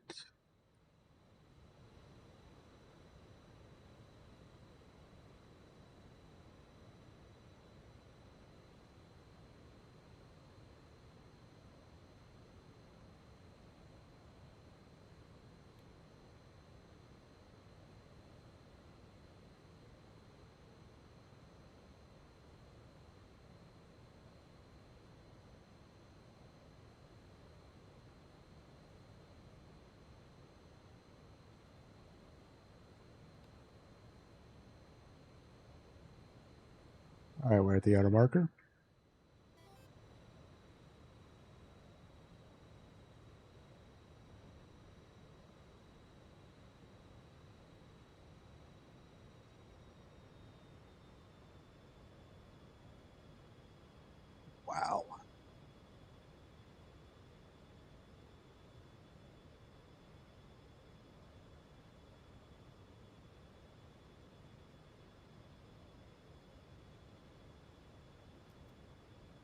Flaps full. Glide slope. We're on the glide slope.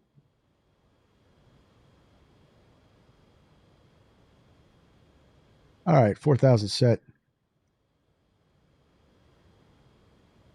Jacksonville traffic, Piedmont 556. On final ILS runway 08.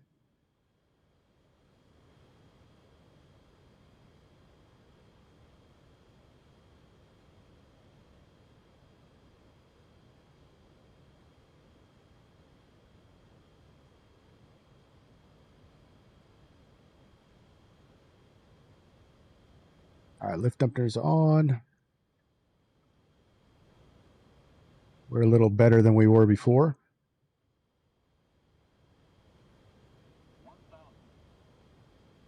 1,000 stable, cleared to land.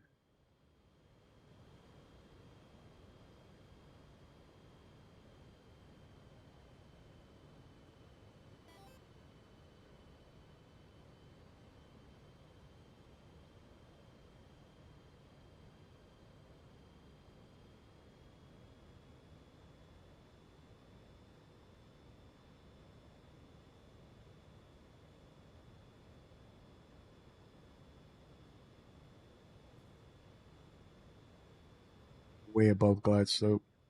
Sink rate. Pull up. 500. All right, runway in sight. 500.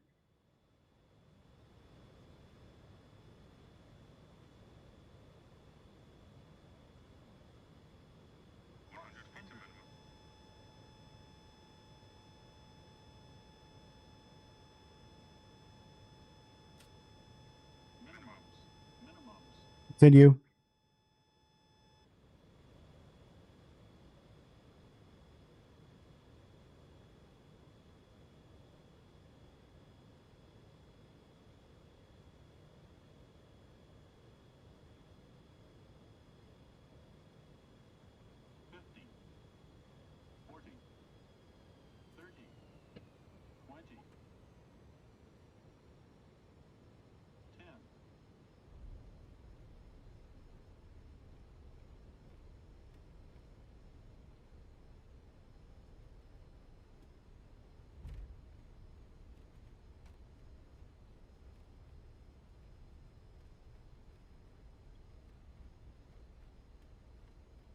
Wow.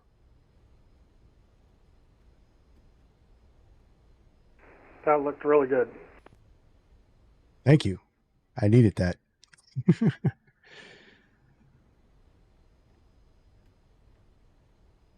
All right, we'll take this taxiway here. Man, I'm sweating.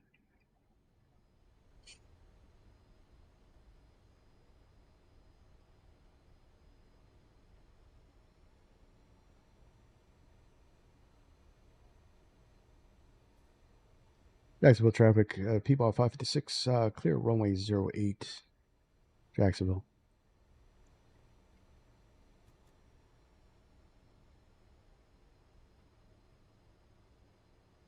Ooh, all right, let's clean this up. Get the APU running.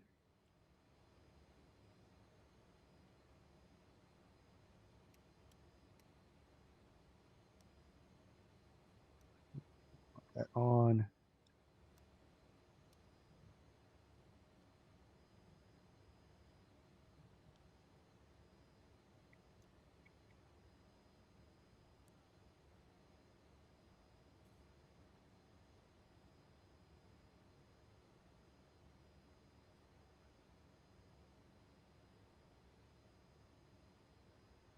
And we're going to get a radio call.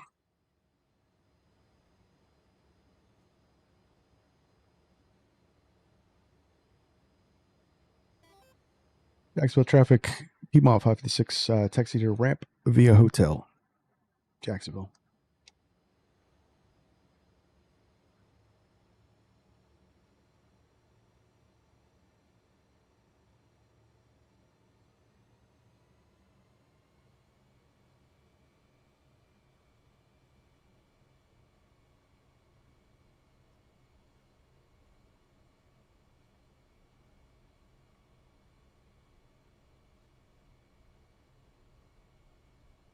is a mess down here in Limpland.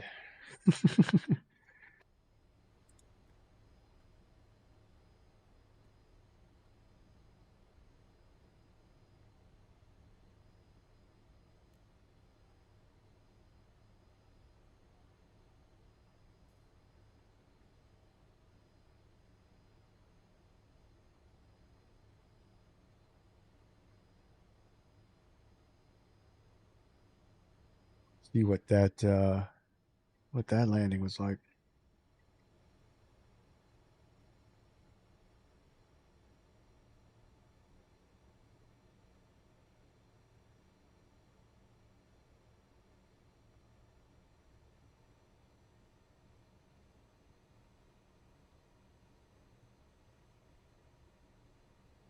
It's insane how a simulator can stress you out.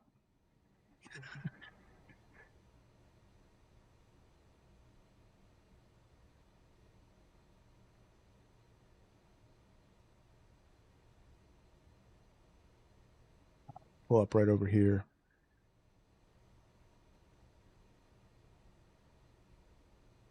And we'll get set up for the turn.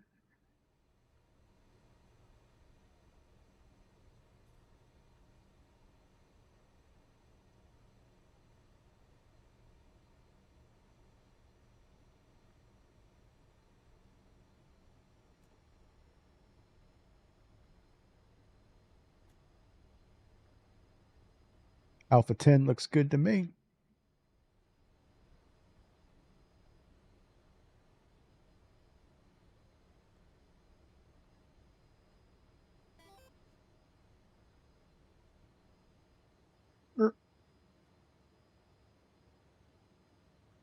Parking brake. Yeah, we'll get shocks.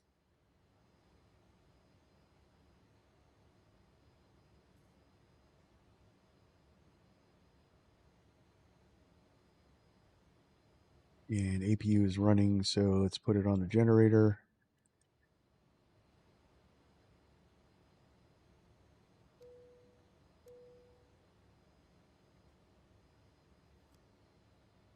Cabin crew, doors to manual and cross check.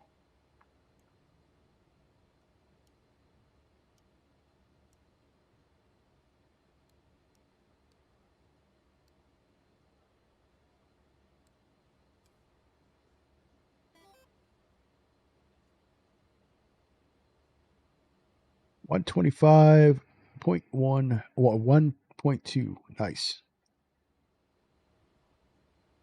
Yeah, you can park it at a gate. Watch.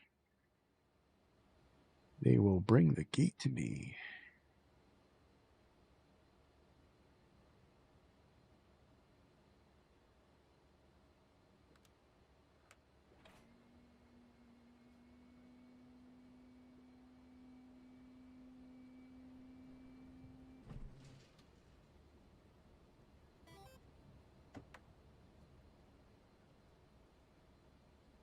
I didn't think the gate could go down that far. Yeah.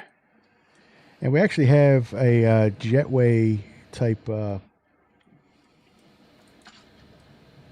right, we'll put it on the ground power bus. And we will start deboarding. And ladies and gentlemen, welcome to Jacksonville, Florida. So you see that I could actually put the I could fold the rails down on the stairwell.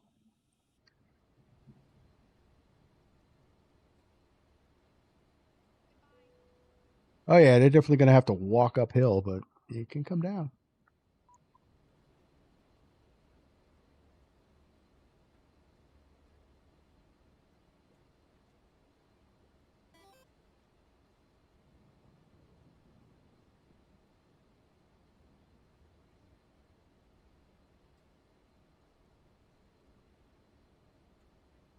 They've got it parked over there in Graceland. I've been on it. You know, Elvis used to own one of these planes. Did he own an F-28? I thought he owned a Jetstar. but I guess he owned a lot of planes.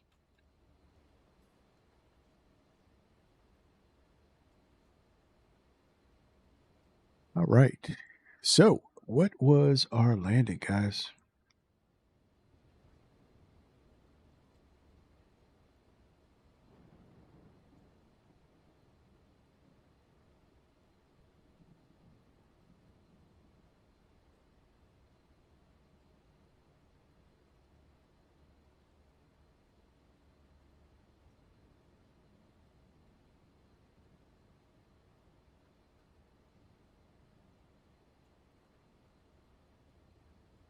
Adjusting the wrong window.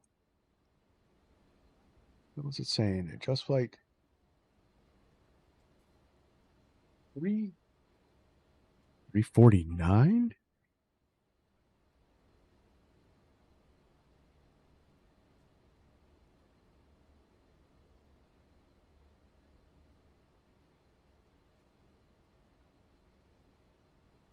$349. 349 1.0. I think we've been robbed. In the words of XP72, we've been robbed, chat. That was not a 349.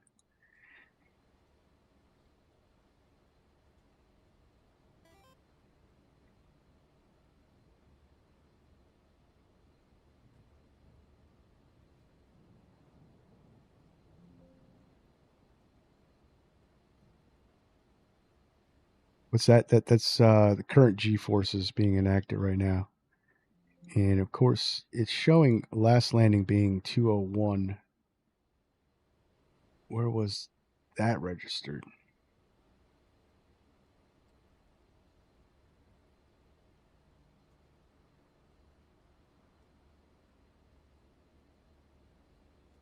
Yeah, I think it's bugged because it's not showing, it's not giving me a score.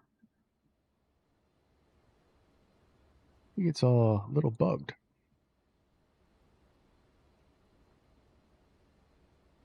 Because it did score it.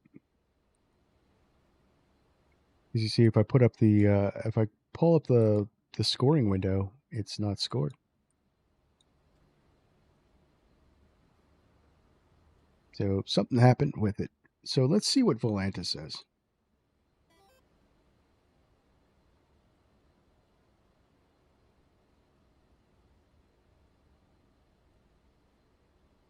Volanta's giving me 347, guys. 347? Nah. We've been robbed, chat. We've been robbed.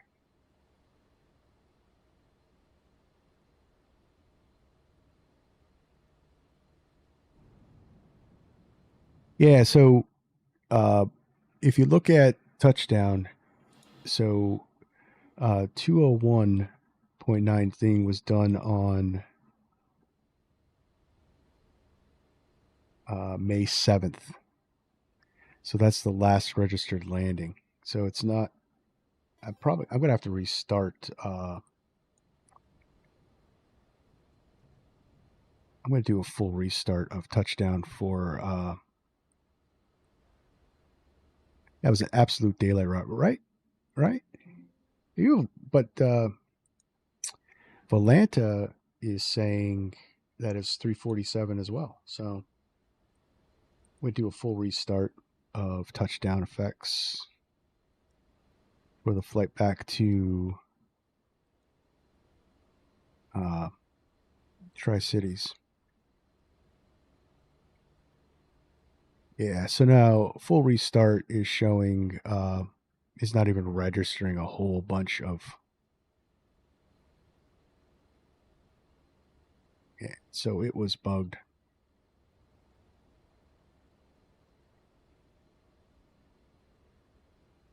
All right. Cool. Let's get our flight plan filed.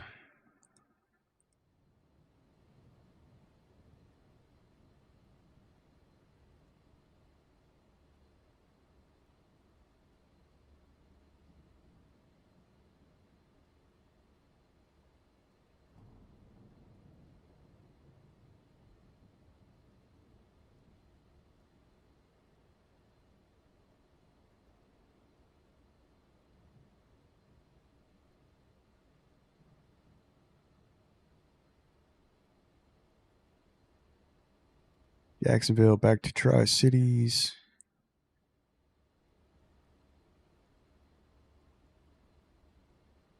All right, flight level 290. All right, we're good.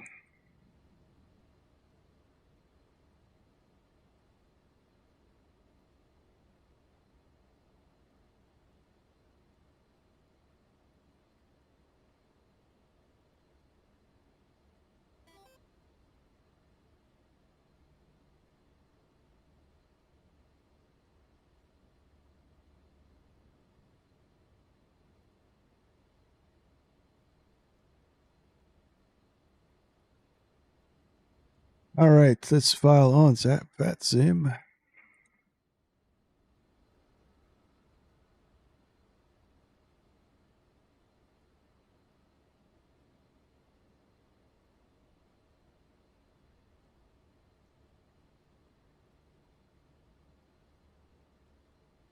Plan filed. Disconnect. Reconnect.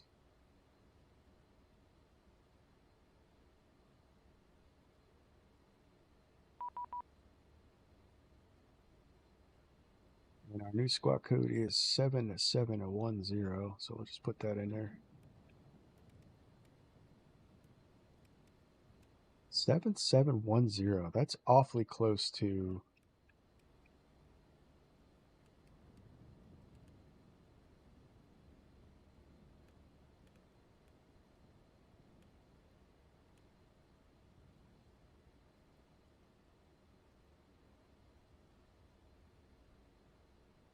Awfully close to some stuff.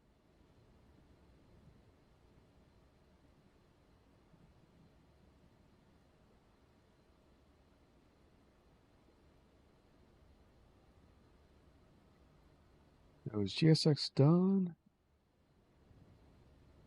Boarding complete.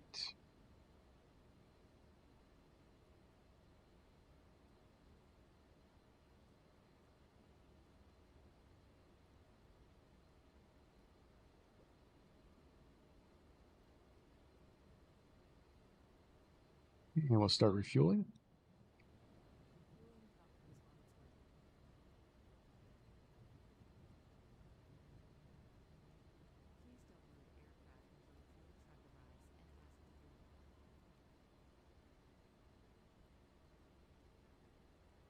Jacksonville, Tri-Cities. So we are going to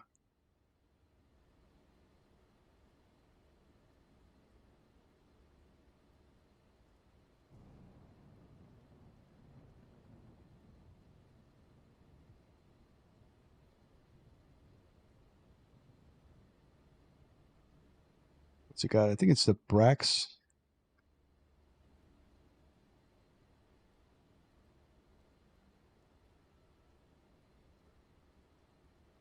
We're still runway 08. Bristol 1 departure. Bristol 1 departure.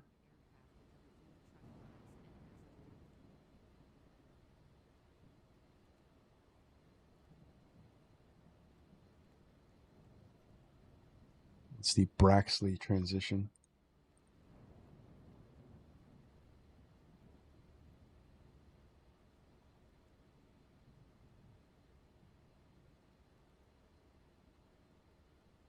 Looks good.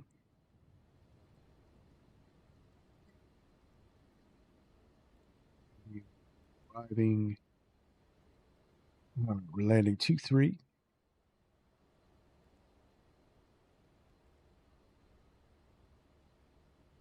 There is no star.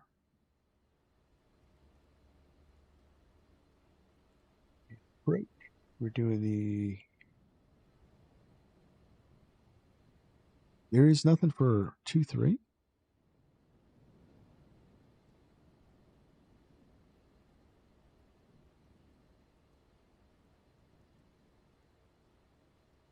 Oh, there we are. ILS.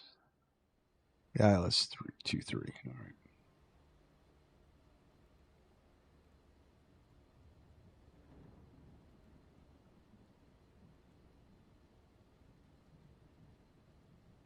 That is going to be the.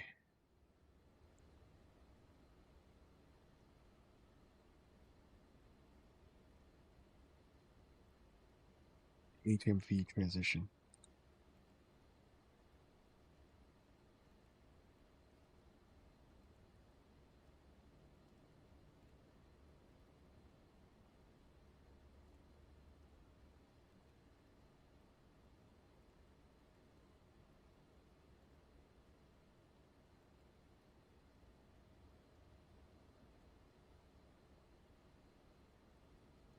We'll start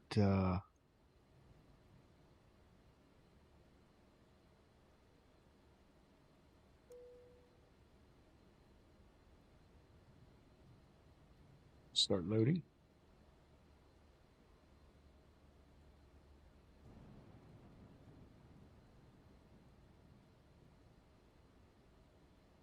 Boarding.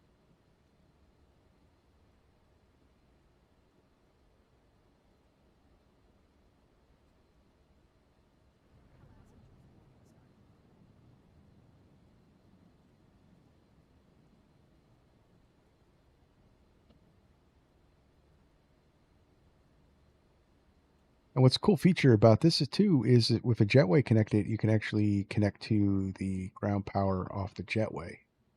So you don't need a cart. All right, Echo's on standby.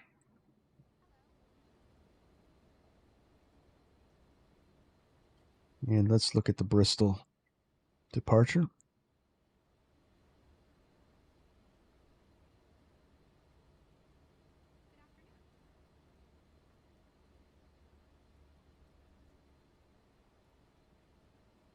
We got to be above 3,000 at Tier B. So we can go on up. There's no stop climb, just so initial climb to 3,000. All right, so we'll put 3,000 in here.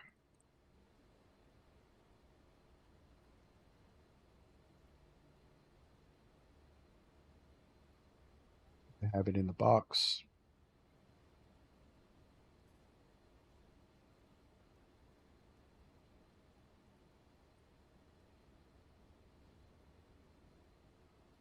Taking off runway 8. So that should all be still set up.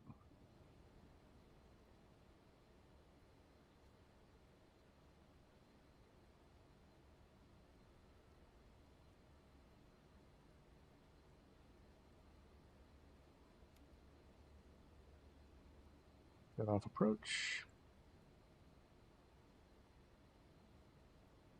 I mean, we are all set up for the turn, guys. Let's see if I miss anything in chat. Nope. All right, guys. Let's see.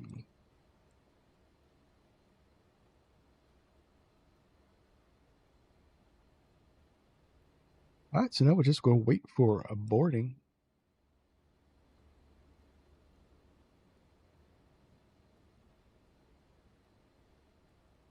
Still fueling up.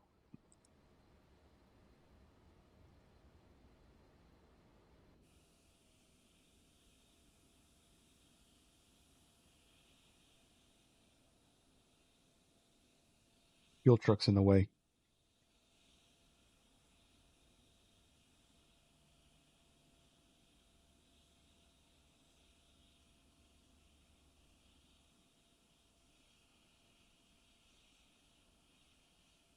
All right, guys, if you're just joining us, we are in Jacksonville. Just flew in from Tri-Cities, and we are turning around and heading back to we're heading back to Tri-Cities. So we're all set up. We're just waiting for our passengers to board. Once the fueling is done, we can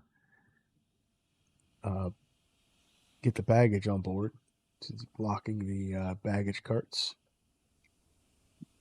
because, you know, you can't drive around. But yeah, we are good. It is a mess here in Jacksonville.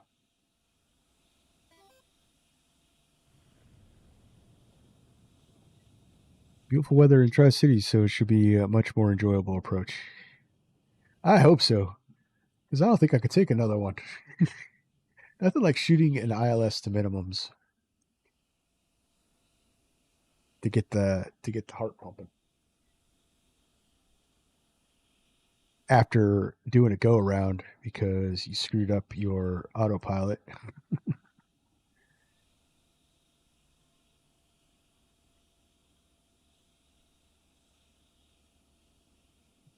So let's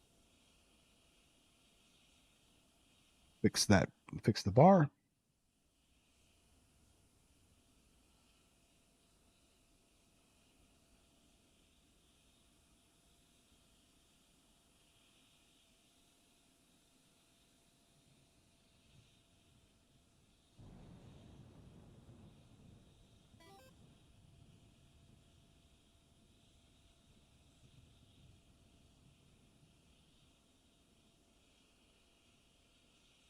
Hold the set. I haven't done that in a while. I remember the last time I was forced to do that was, and I had to do an auto land into Amsterdam. Oh wow!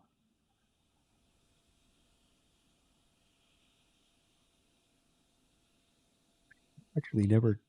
I don't think I've ever done an auto land in the sim.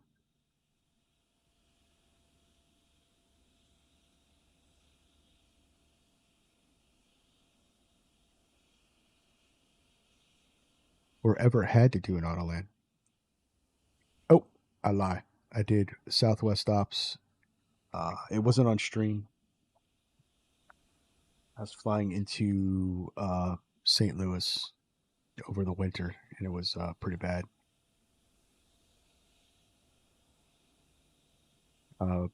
Minimums were below 100, so had to auto land.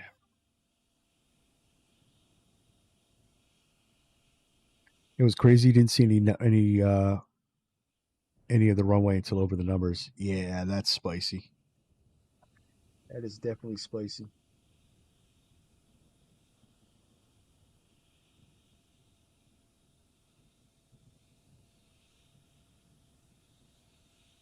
There we go. Our truck is leaving. Refueling is complete.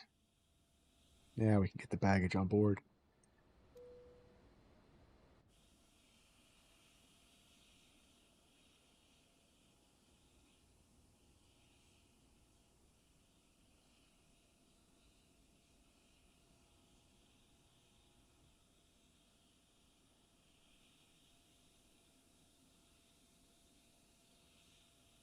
That right there, I don't even know if that's even possible, because that's the outlet for the APU. It is just cooking that window. I love the old Piedmont liveries. Yeah, the livery for the Piedmont DC3 is the best looking one in my opinion.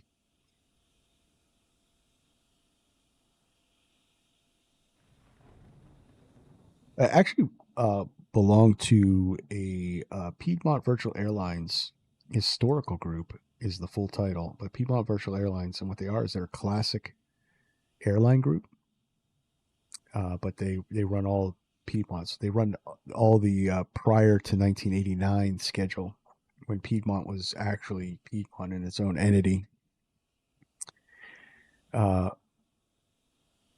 And they run, you can get routes for the 28, the 727, and there's other airlines too. So you got Old Northwest routes. So you got the RJs, the Avro RJs, and then you got Pan Am routes for the L1011, and so on and so forth. It's pretty cool.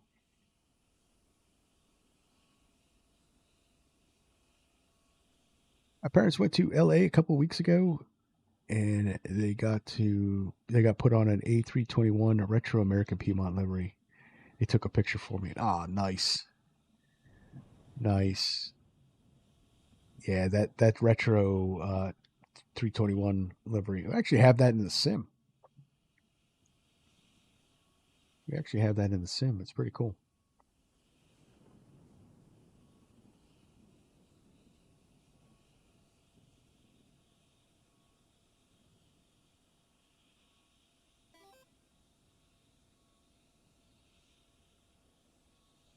I think it's one of the is it? I think it's one of the Phoenix defaults for the A321, if I'm not mistaken.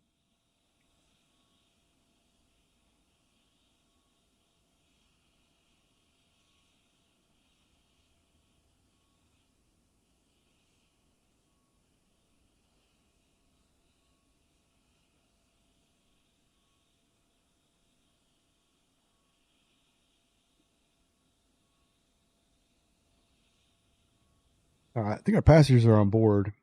We only had like 50 some. This actually, we should be done boarding soon.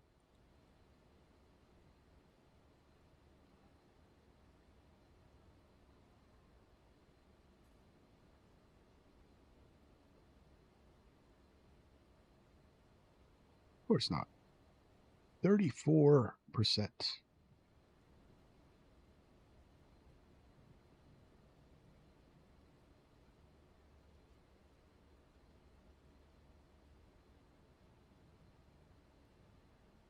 USX frozen? Boarding is complete. Okay. Boarding is complete, ladies and gentlemen. It's good. Let's plug in our fuel numbers real quick.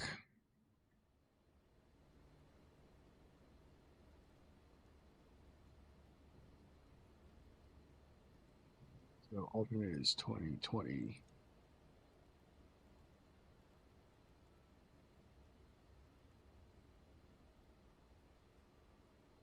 Volt is on 1,059.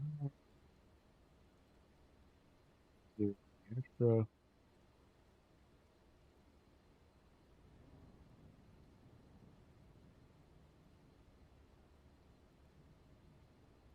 That looks good.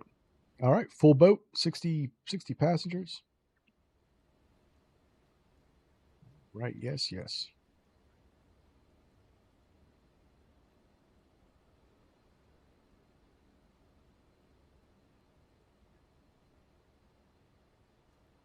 Operate jetway, and we'll close you.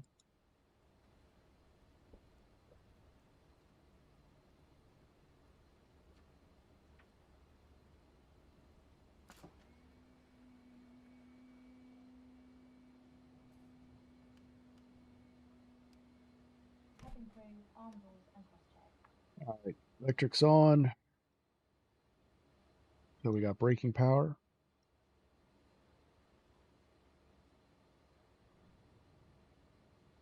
That's good. Brakes are on, shocks are out.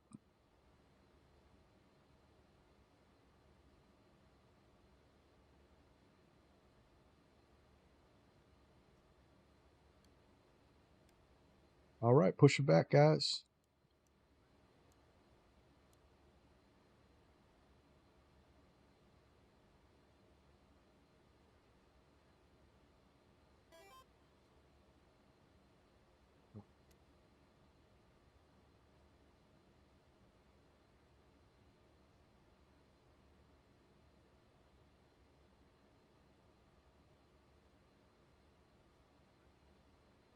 Check my overhead. Going to 29.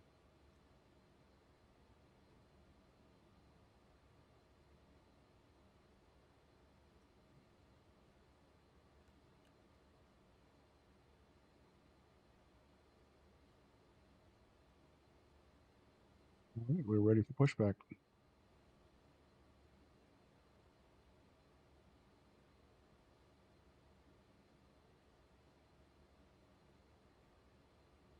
Jacksonville traffic, Piedmont 556, pushing back from the gate. Jacksonville.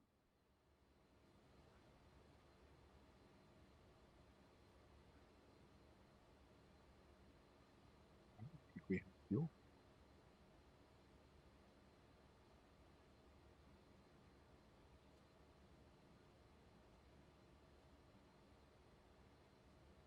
That's a fuel flow. We have that's a fuel temperature. Where is the fuel?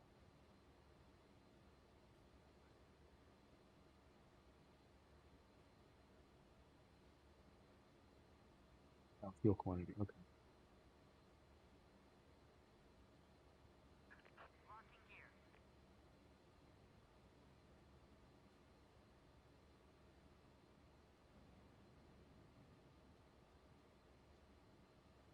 Hear myself for a second.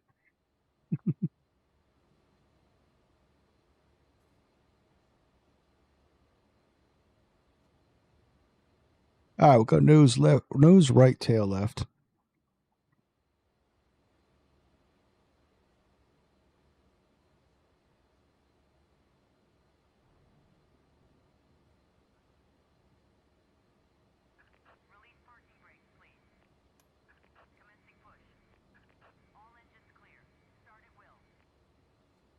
All right, let's go. Turning engine 2. Fired up.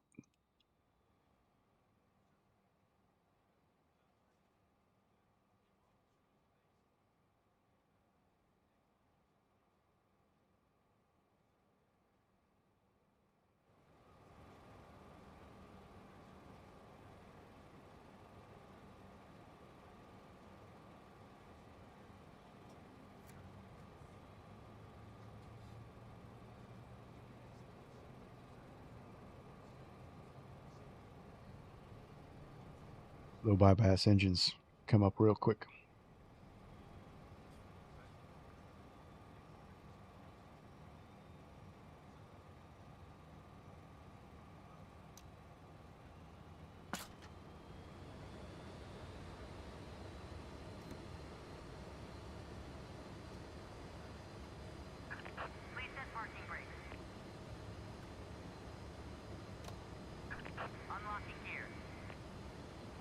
And turning engine 1.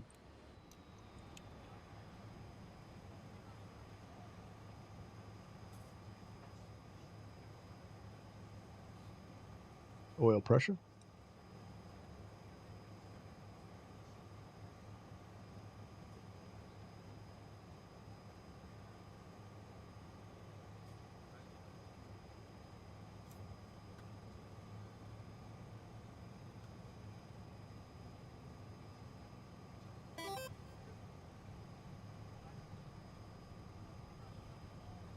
Light Sim Captain, yo ho! Welcome to the stream.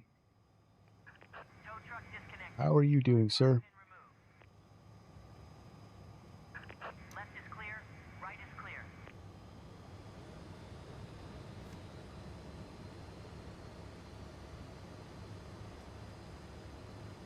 All right, oil pressure's in the green. Good. Yeah, fuel flow looks good to me. All right. Exit light could come on.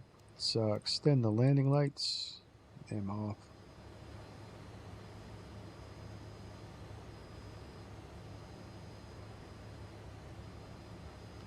Yaw dampener. Gust lock is off. They're out. Reset the warning.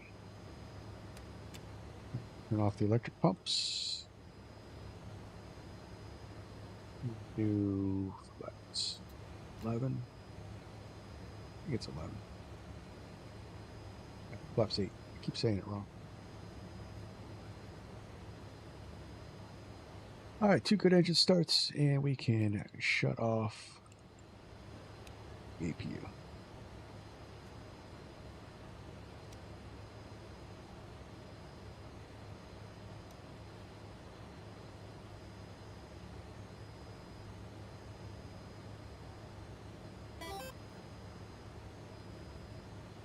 Guys, so where are we going here?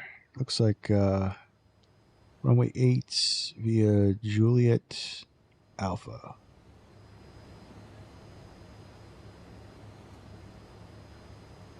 Jacksonville traffic, Piedmont 556, taxiing to runway 08 via Juliet Alpha, Jacksonville.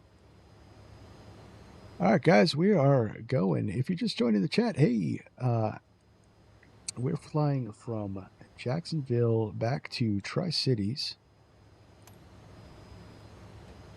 in Piedmont Retro Fokker F28. And if you missed our landing, you should definitely go back to it after we're done with the stream, or even to roll back and check it out, because we'd had to do a approach to minimums here in Jacksonville with a go around because we kind of screwed up, so it's pretty spicy. If you haven't already, hit that like button, hit that subscribe button, help out the channel.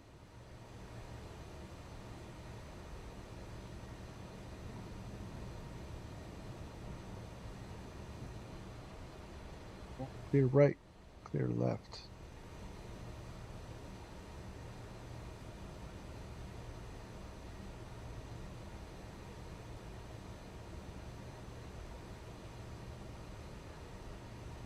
Cleared up. We can't do anymore.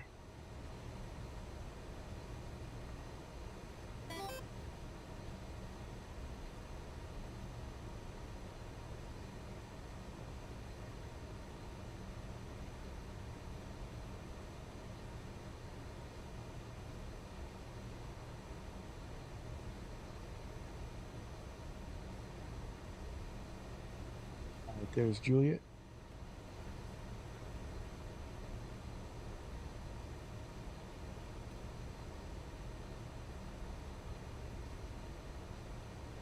If this was the real world, we probably would not be taking off into a thunderstorm.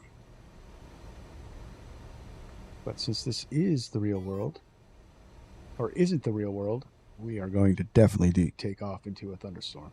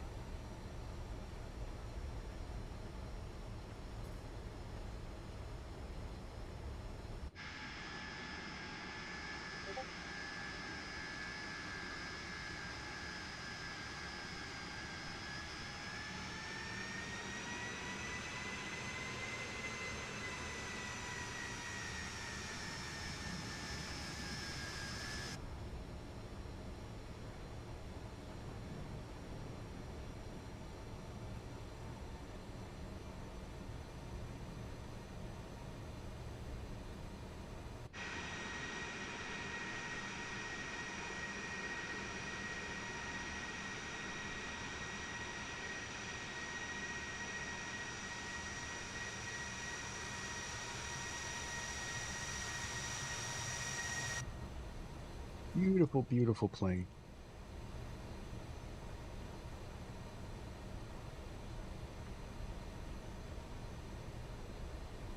So how did we screw up our approach? We didn't set up our autopilot right.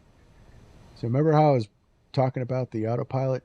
Well, things were going fast and I did not hit that auto hold for it to capture. So we blew through our descent in zero visibility and yeah, couldn't get reestablished. So we had to go around. But second attempt was good. All right, get the weather radar on. It's going to show us all kinds of mess.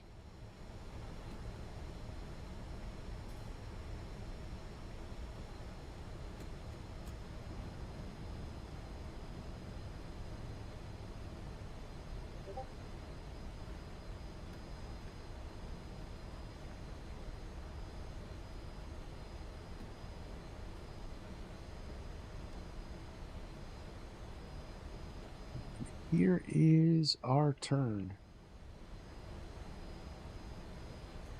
8.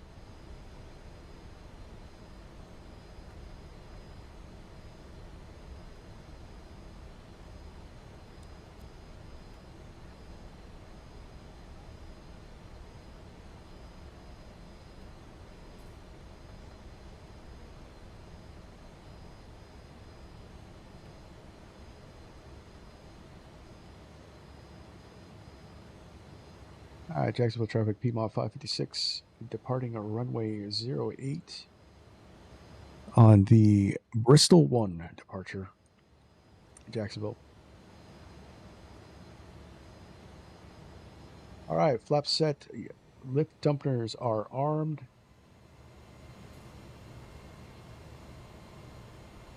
Takeoff thrust is set in the, is that the TTM?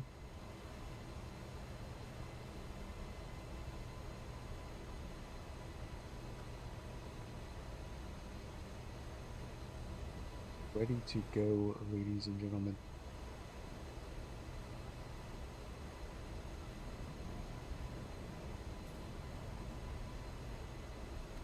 All right, let's go on the roll. Spool them up. Let's go home.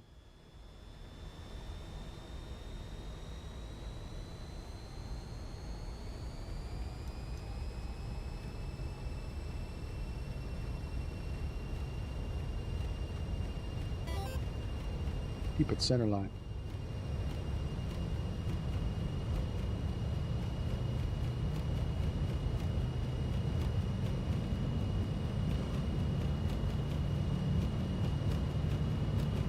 Okay. How's it great? You're up.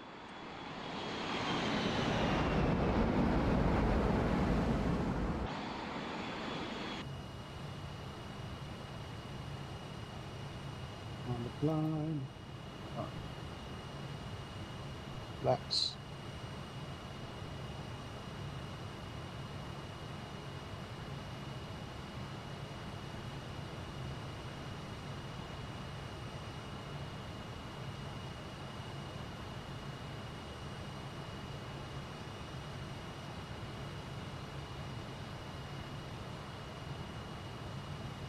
Bring this down a little bit. Why are we doing crazy stuff?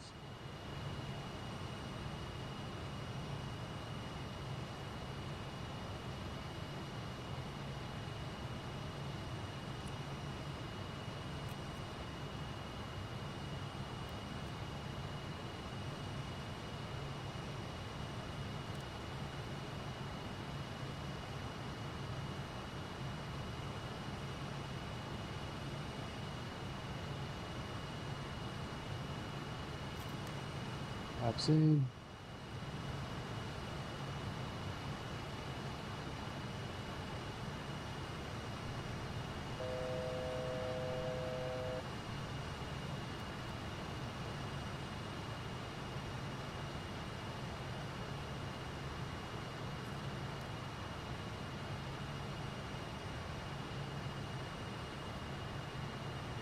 Same gear up. All right, climb power.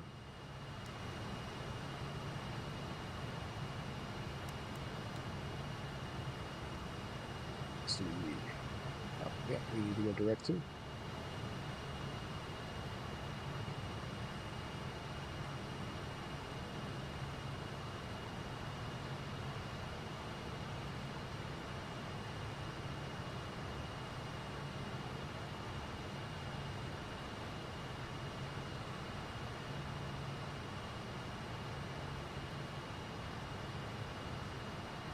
Direct to TV.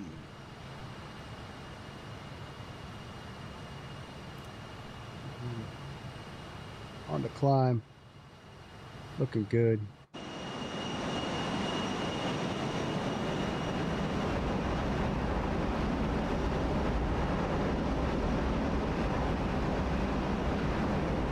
Even got a rainbow.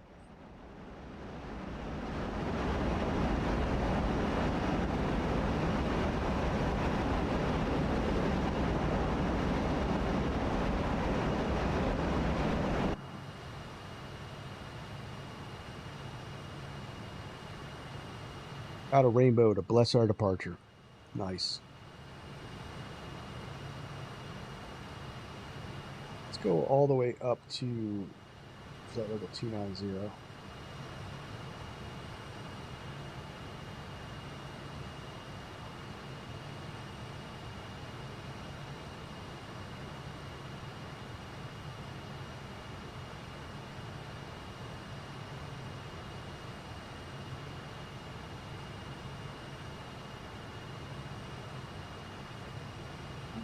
What's up, Kira? Looking good? Looking good.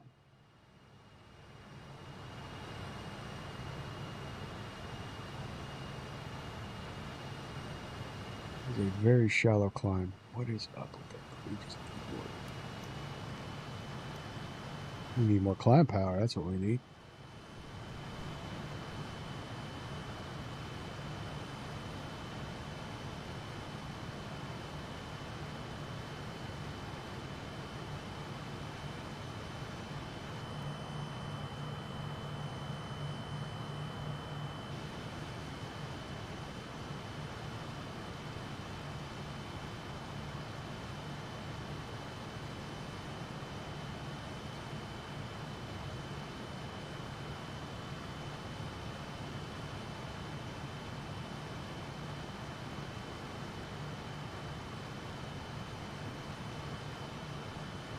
All right, we're climbing. We're RNAVing.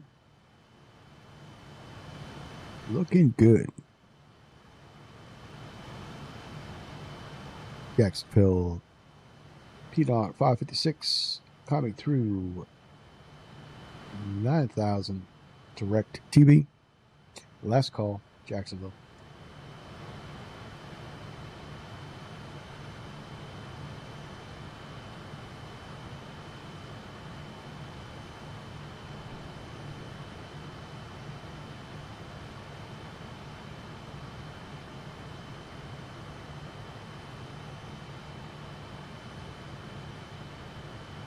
Back to the Smoky Mountains.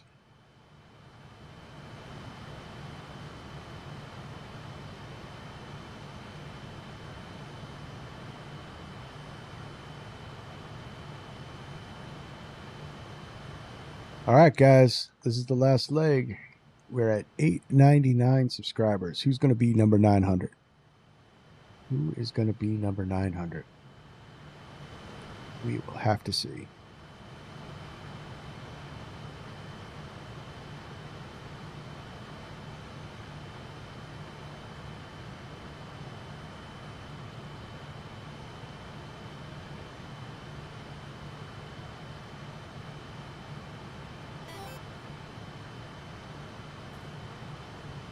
So close. We are so close. We are very close.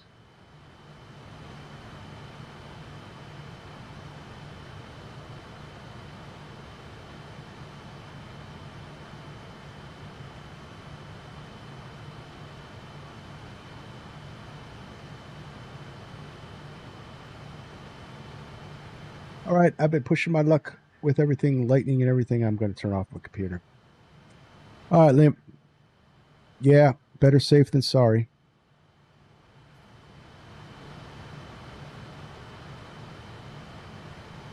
Just watch the stream on the phone. Okay, cool, cool. Yeah, no, it's better safe than sorry. I hate leaving my computer on during a storm. Those components are way too expensive to take those risks.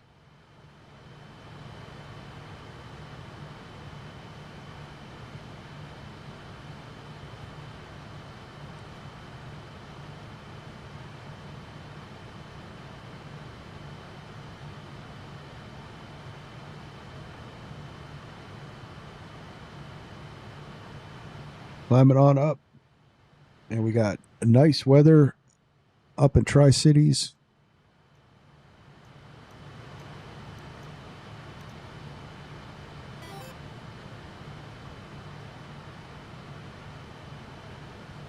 Fun fact that I learned last year, if you have a power strip with a surge protector, you have to replace the battery after a certain amount of time or the protection is gone.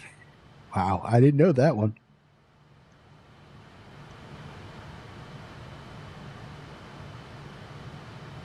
Yeah, Billy said, a bus and I'm watching on mobile. I think you're influencing. You're breaking them down. Breaking them down. All right, we're all looking good here. Everybody can light them up, walk around.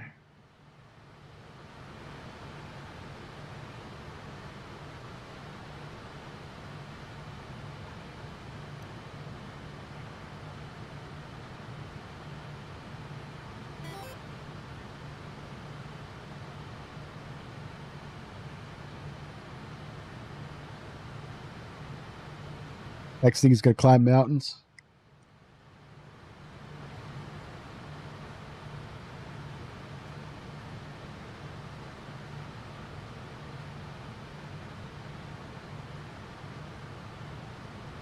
Nah, next thing is going to be flying helicopters.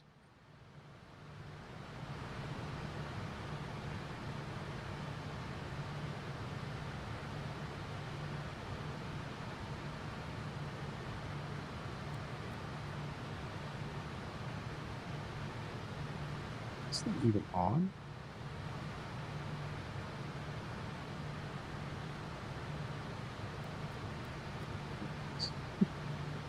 That light is so dim. Oh, look at that breakout, guys.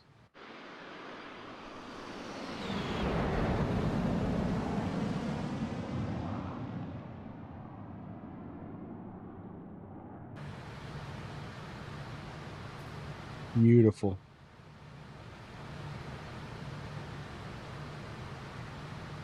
Above 18,000 set standard, and you know what that means. This music's on.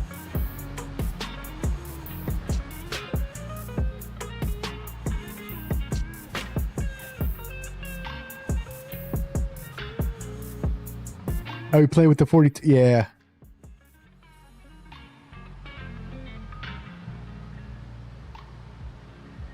He was climbing mountains on that that stream.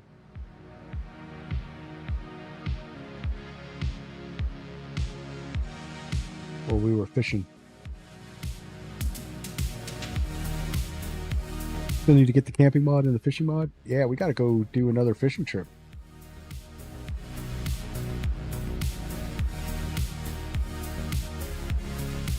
This time I think we're going to go to Alaska, though.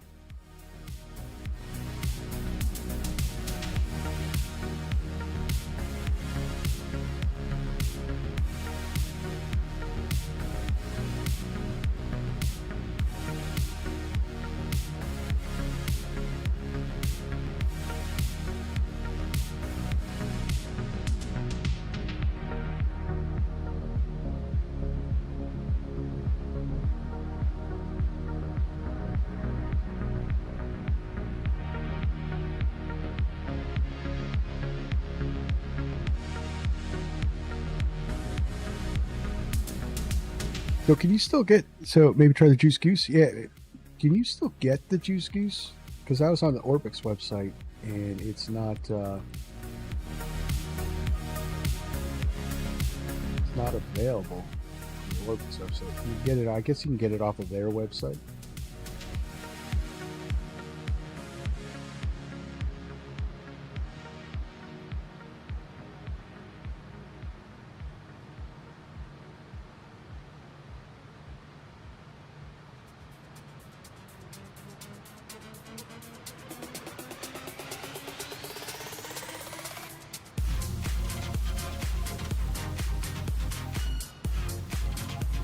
They cut relations with Orbix? Oh.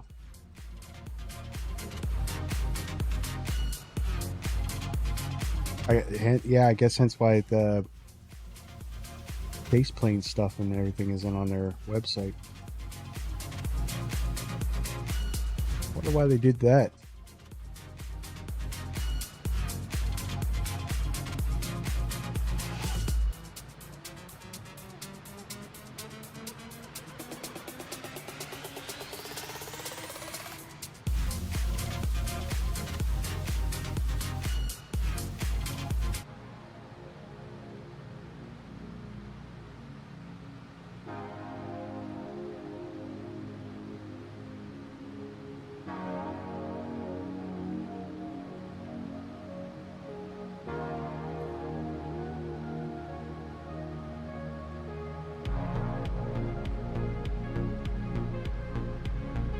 I saw another teaser video dropped for the FS Reborn Phenom.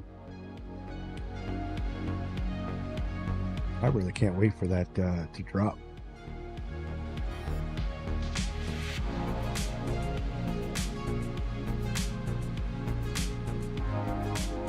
Might be because not a lot of people use Orbix. You know, I only recently I only recently, for the first time, purchased something from Orbix. Really?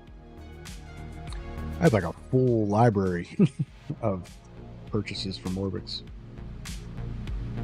Mostly coming over from 2020, though.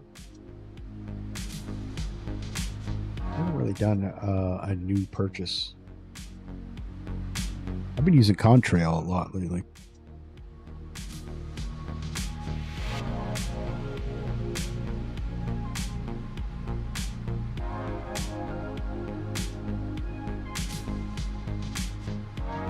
I want to get my hands on that FS Reborn Phenom, though. That looks really good.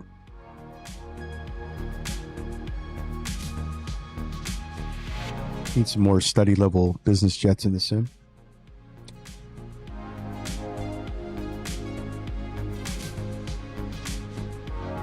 Boris is still on Orbix. That's one thing. Yeah, that's why I think my last purchase from Orbix was the Boris sound pack for the 7.3s. Or no, the 777. I had the sound pack for the 7.3s already.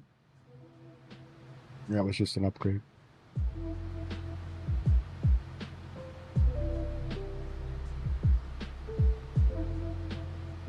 Still climbing on up.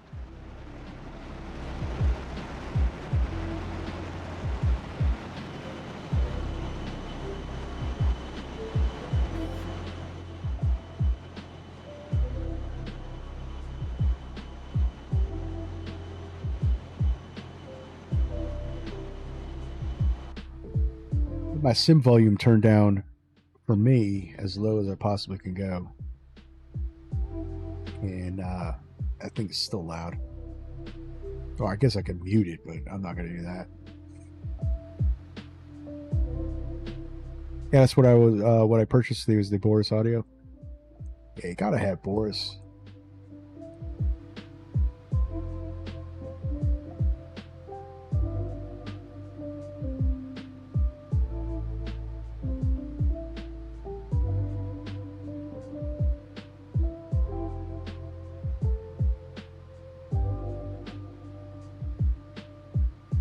And it looks like, ladies and gentlemen, we are at 900 subscribers. That's crazy. If you're in the chat watching the stream and you last one to subscribe to get us to 900, I appreciate you immensely. You've pushed our little family a little forward, and I love it. Community is growing, guys. 900 subscribers. Wow. Thank you very much.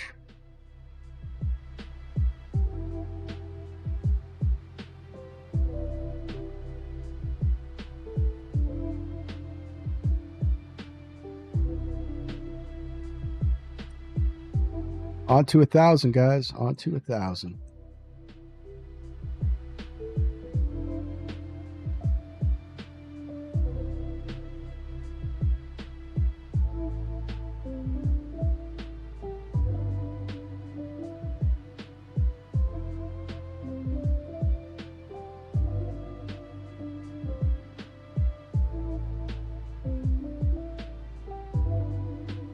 That's crazy.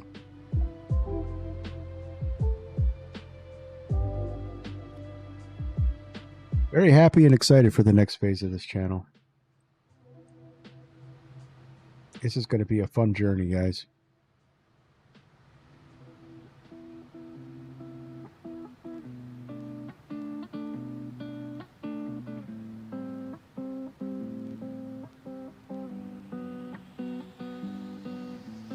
Right. This power set. We're at 29,000. We'll let the speed come up.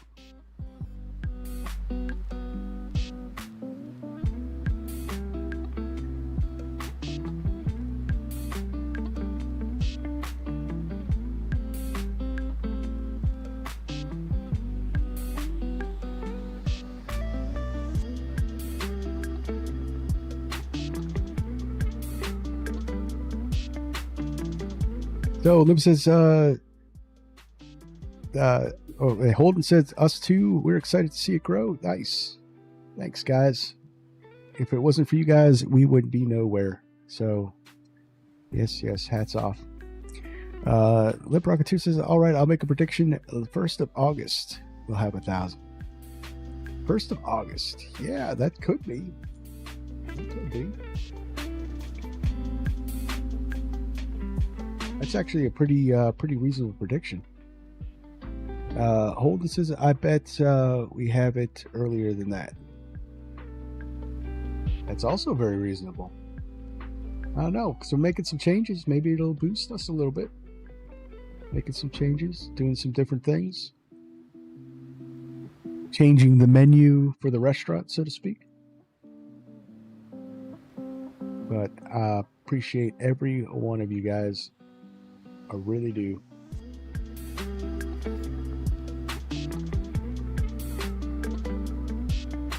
Oh, the power back.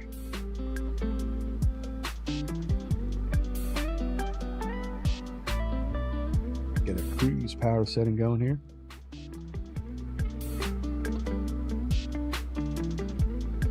Well, it says, let it snowball to glory. Yes, sir.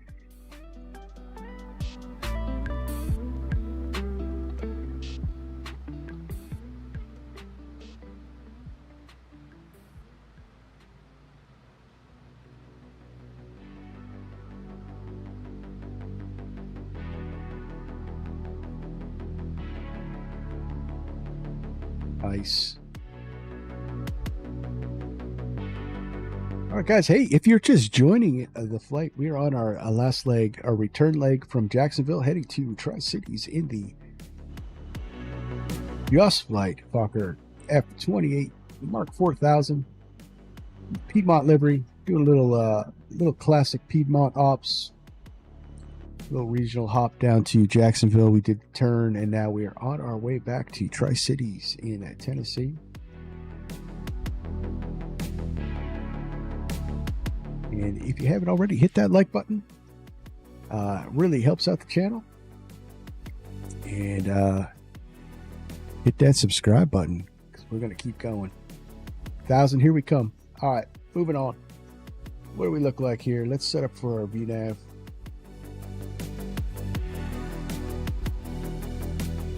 Have no approach, so we got to be all right. So that's all set. 256 nautical miles. Wait.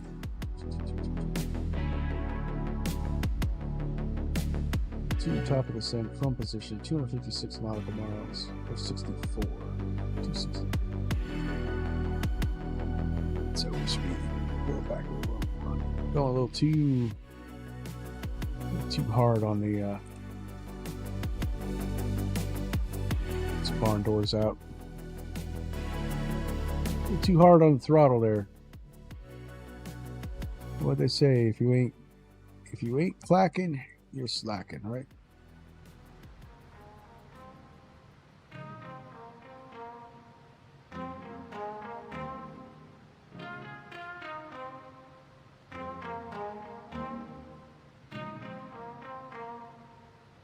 Looks like a good setting. About 0.73.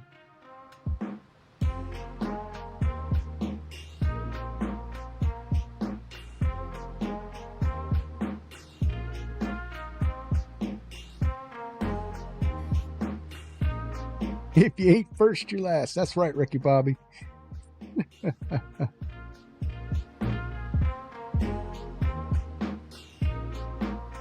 Gotta fly with the fear. Need a cougar back here. Need a cougar sitting in the first officer's chair.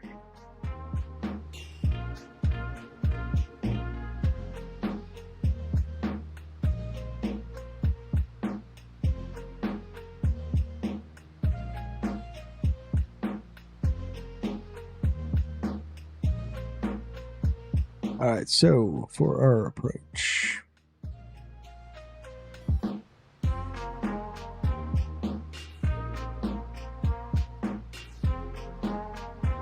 All right, we're going to come in from the Holston Mountain transition. And we're going to be 6,000 feet there. To come up with to Maka. So 6,000 we've got to send down to 3,500 to intercept the ILS.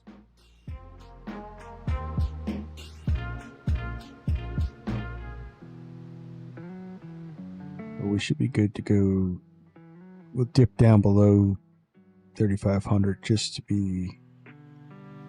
We'll come down to 3,000 for our intercept. We should be VFR. Should be VFR.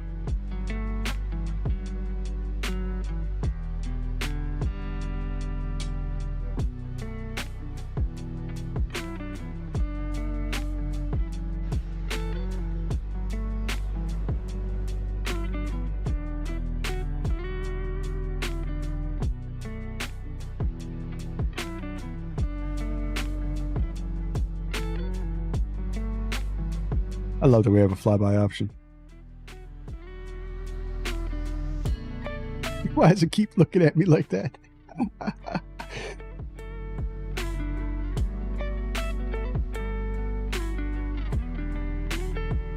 That's such a good movie.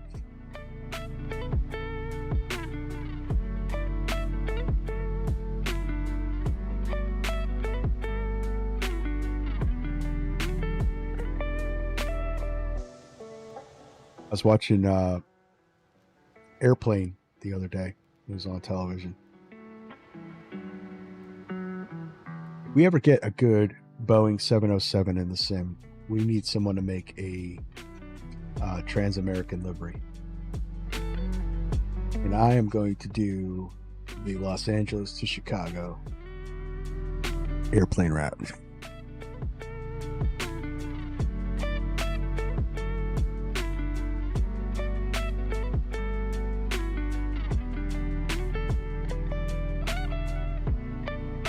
And surely you can't be serious, you say. I'm just going to let you know that I am serious, and you should stop calling me Shirley.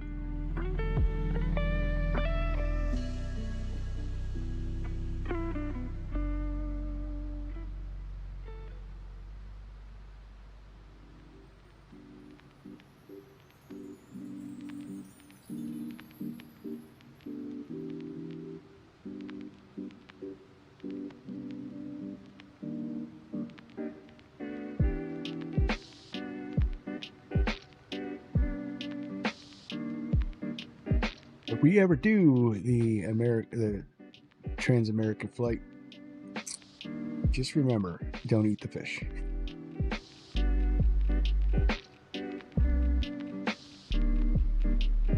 That was another good movie.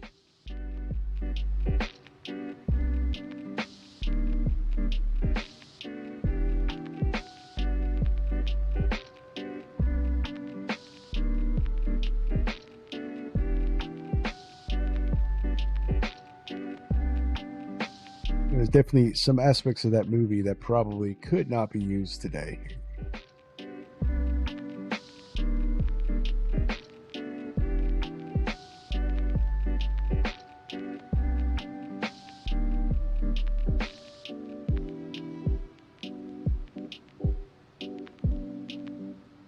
Definitely the best part was Leave It to Beaver's mother speaking jive.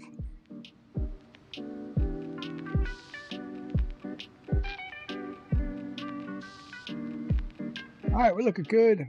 Got all of our things in the green. We've got our power set right, just right.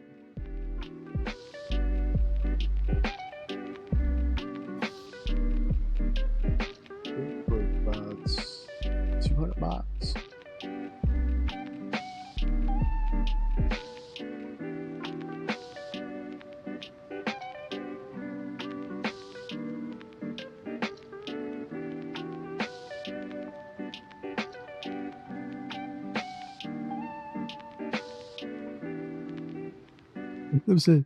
When are we going to land? I can't say. You could tell me. I'm a doctor.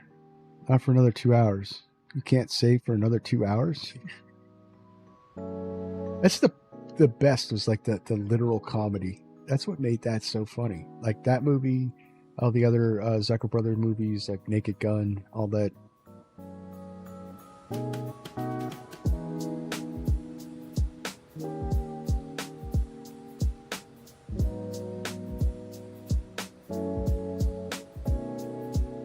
That dry, literal comedy.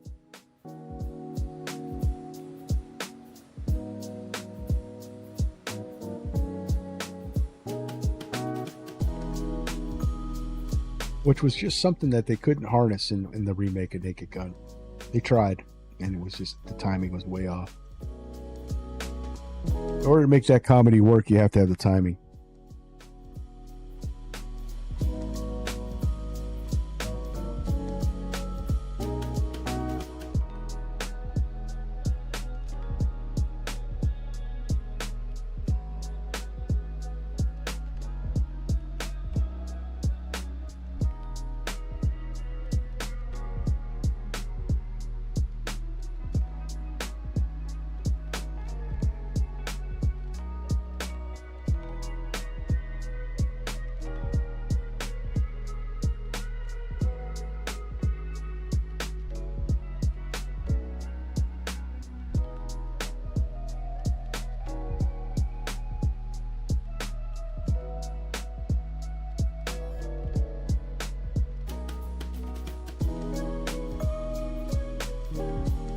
After Leave It to Beaver, Barbara Billingsley couldn't find a job for 17 years. Guess she was typecast. It's probably why they went that route with her. That was the comedy in itself.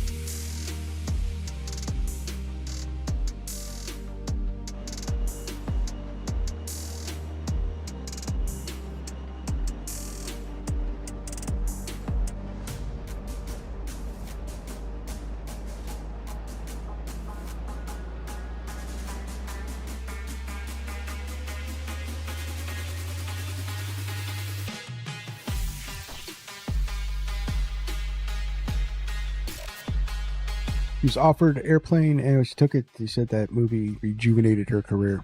I believe it. I think probably people forgot about her.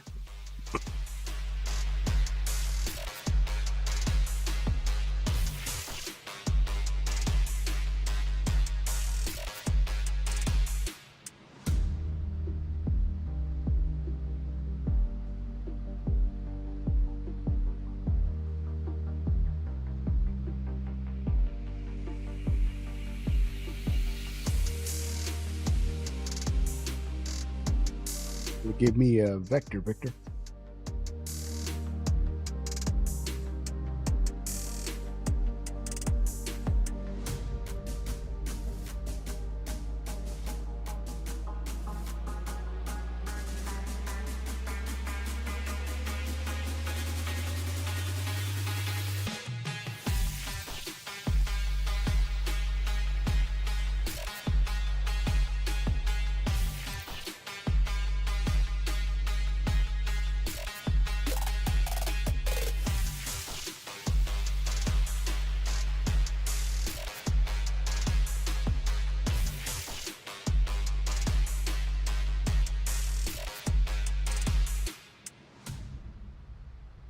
All right, 179 miles.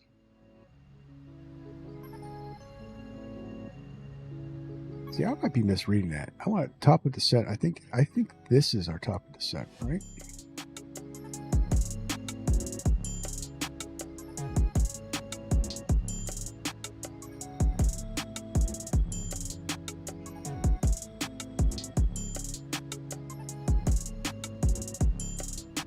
I think I'm misreading that.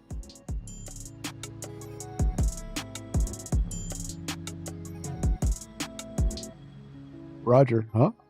Yeah. Yeah, I think I'm misreading that. I think that's think that's maybe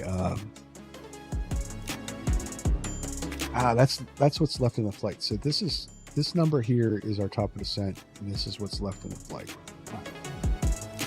That's why we missed our mark.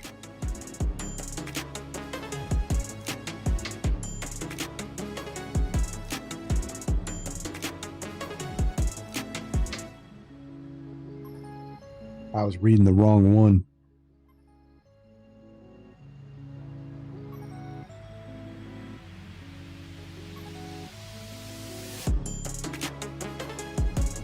So 2 top of descent, yep. In from position. Yes, okay, so that's it. Yeah, 2 top of descent, that one. And then from our current position, we have 165 nautical miles left in the flight. Looks good.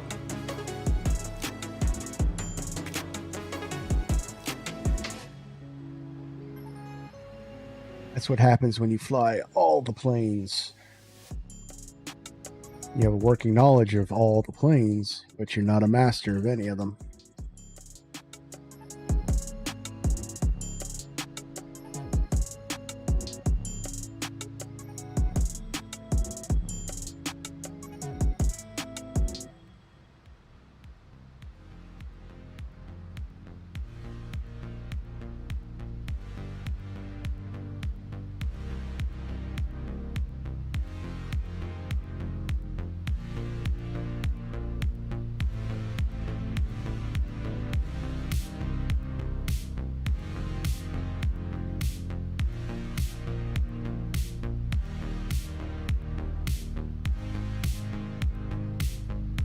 Looking good.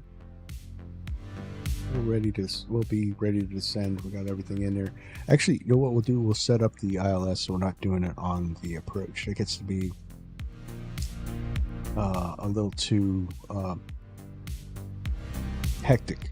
So we'll put 230 in here.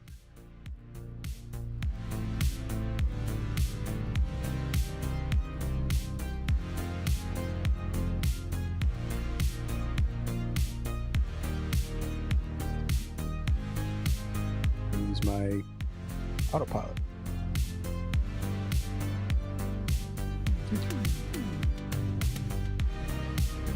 And change. Okay.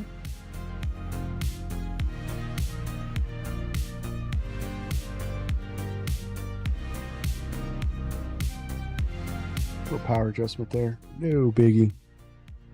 All right, 1099.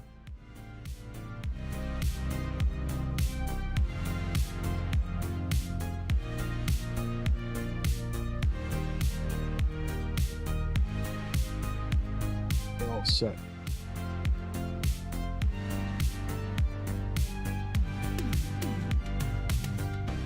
Then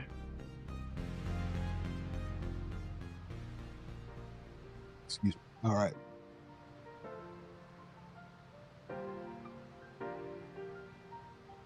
We're good to go now, guys. We're good to go now.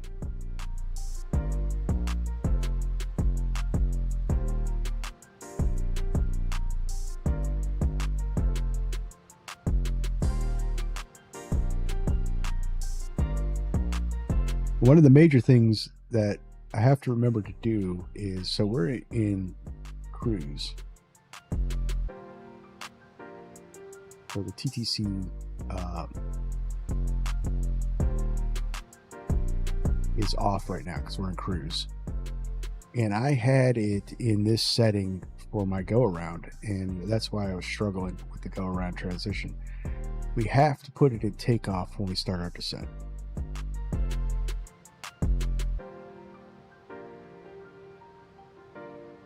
And the reason for that is so that we have full toga power for in case we have to do a go around.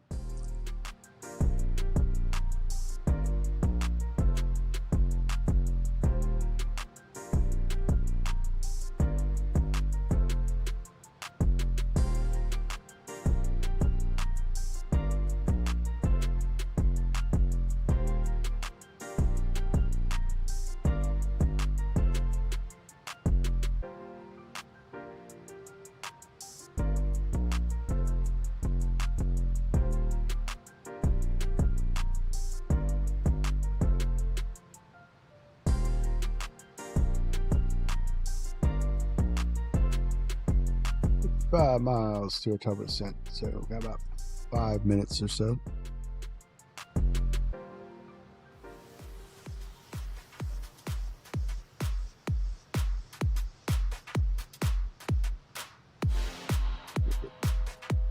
Uh, 6,000 in.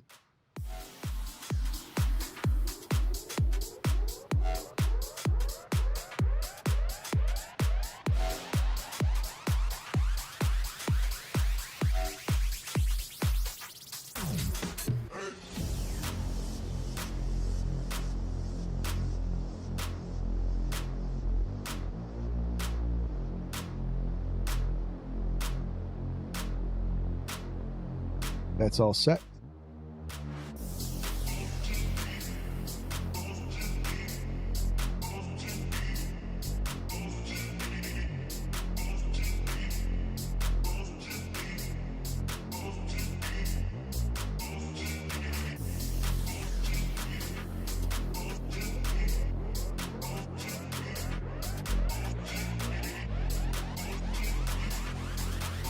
It'd be cool to have like planes like this too.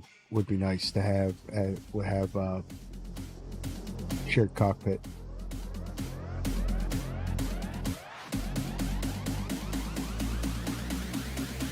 They have a lot going on, and have a first officer would be really nice.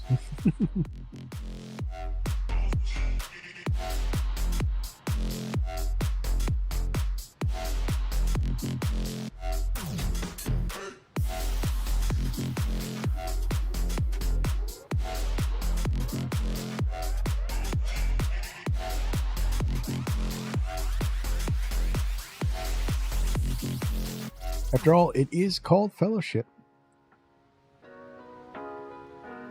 Think of what the F was the F-27 called friendship?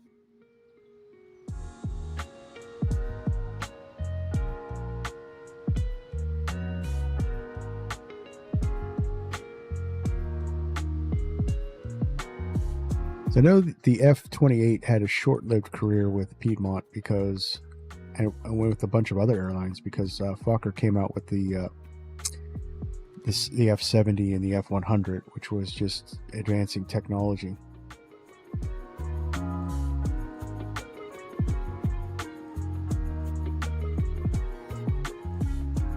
I think the last time they I want to say like 82, 83, somewhere around there, they started favoring the 737-2 and 300, and for the short haul hops, the 70 and the 100. Because it was indeed. We do have a F-27 in the sim. Could take it for a flight. It's not too bad. I actually like the YS-11 better.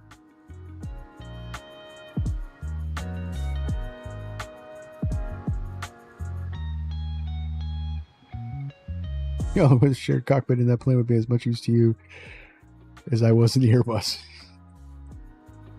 Fair enough. Fair enough.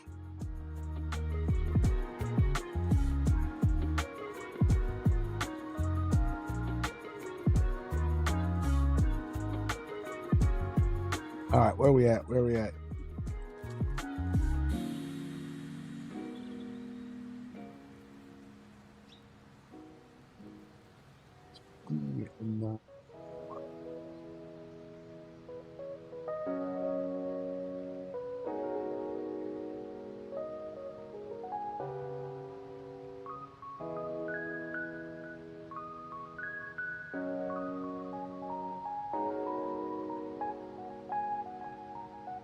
We're gonna start down. We could probably start down now.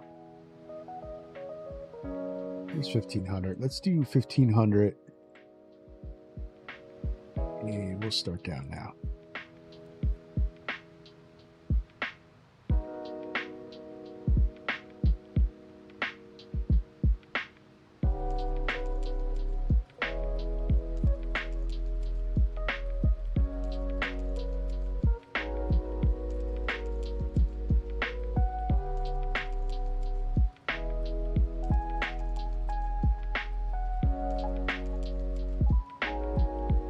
couldn't find the blinker. I was supposed to be on the steering column, but I couldn't find the steering column. We on the Airbus. Yeah, you have to go back to the A300.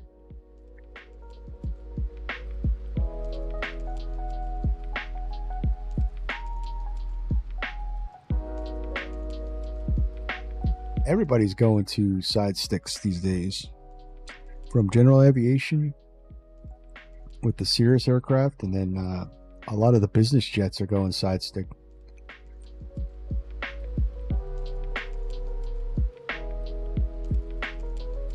I think the side stick control works better for fly-by-wire technology.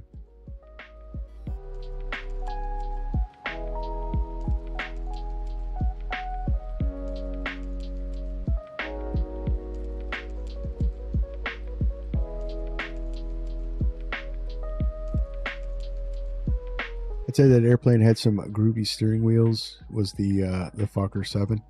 Yeah. And for a table. Yeah, you can eat your dinner. Guess we had to do the old school messy way, off your lap.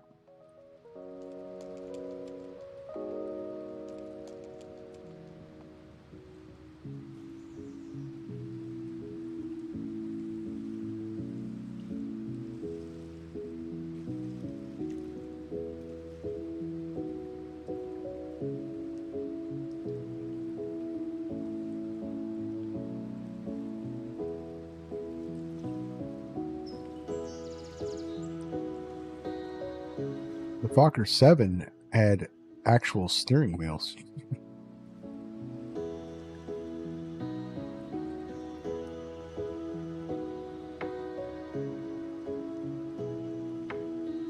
Make adjustments to VNAV. That's about right. Let's do come down a little faster.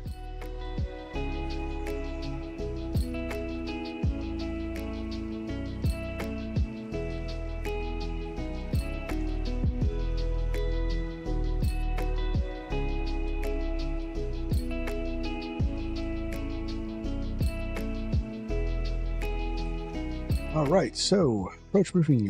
Heading is 230. That is set, and we got 1099 in the box, or in the nav.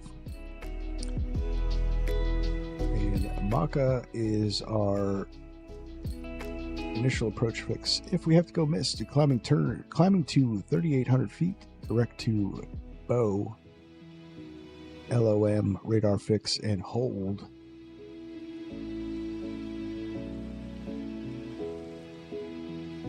200-foot decision height. That's all good. And like I said, we're going to be coming in on the Holston Mountain transition, intercepting Mocha for the approach.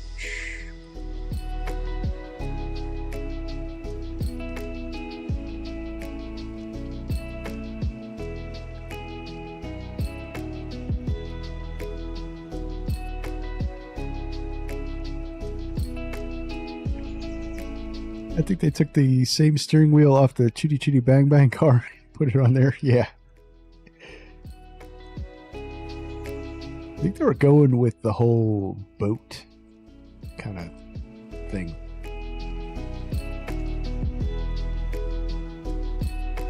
I don't know. I don't know the history of because a lot of up into the early 30s, they all went with the round steering wheel yokes. And it wasn't until like the later half of the 30s that they went with the half wheel.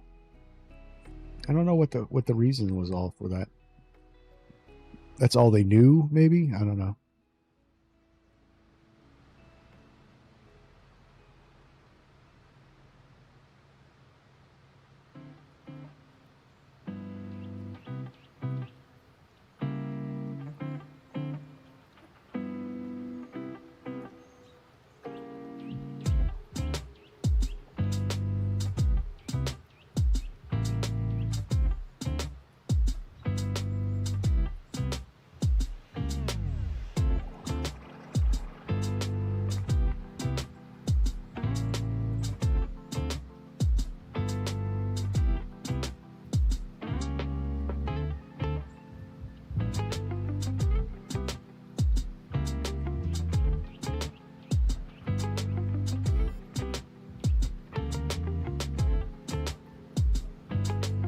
And also the Fokker F7 had no brakes.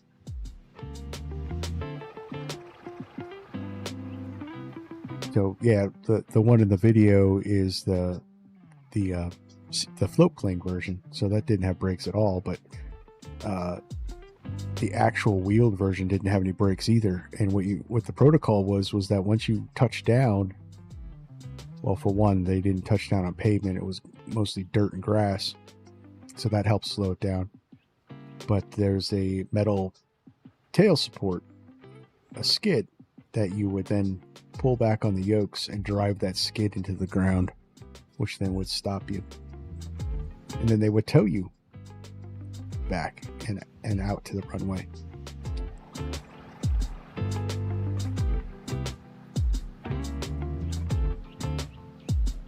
All I know is if I was flying the Fokker 7, I would be singing the Chitty Chitty Bang Bang song. Yep. It even has a putt putt sound, so.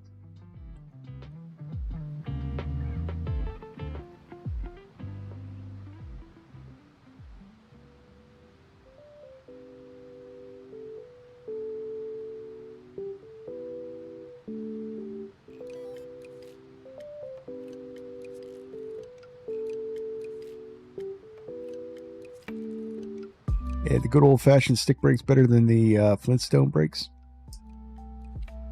or better than another thing they used to do is they would have two people downrange on the landing, and when the plane would land, it would come in, and as the tail skid was slowing it down, it would slow down enough that the two people downrange on the runway would then grab the wingtips and haul it in and slow it down. Early aviation.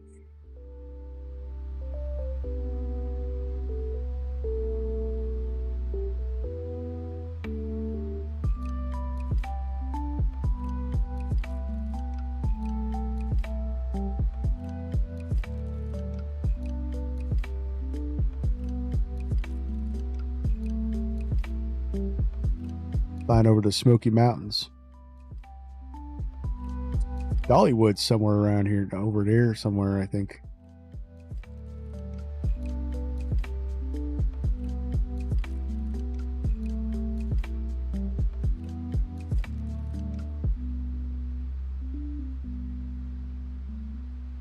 All right, so we're past 18,000. Kill the music. Do a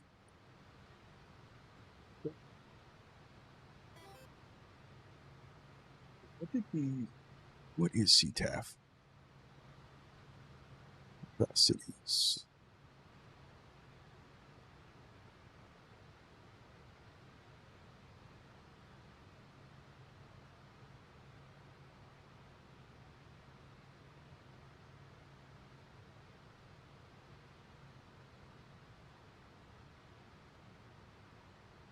Of course. Do it the old school way. Love Cars Open Beta just dropped. Oh, cool.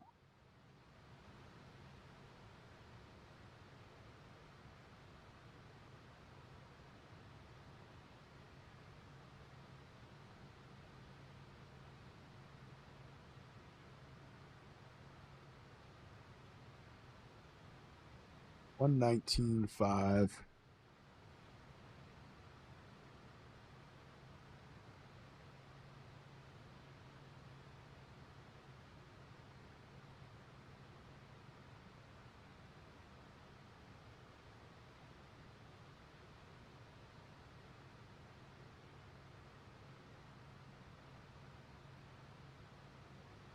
Yeah, they're also hiring a director of marketing too. Position open. So if anyone has marketing skills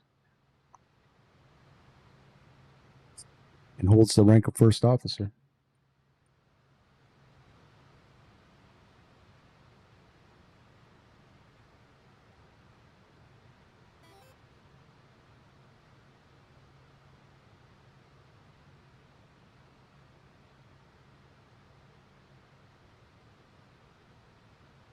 All right, we're looking good.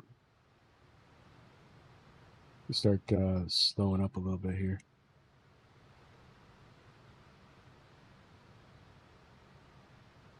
Just a little bit.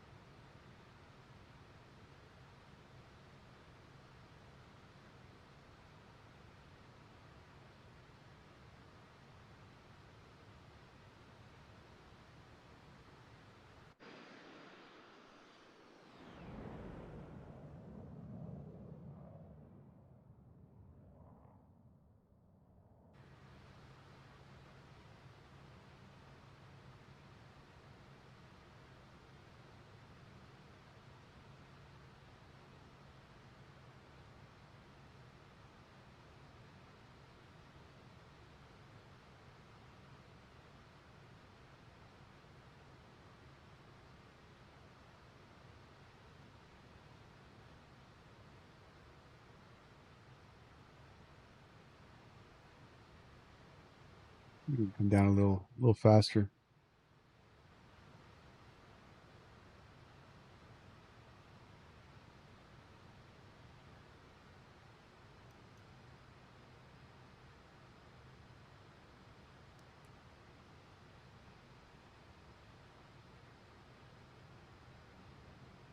Some barn doors.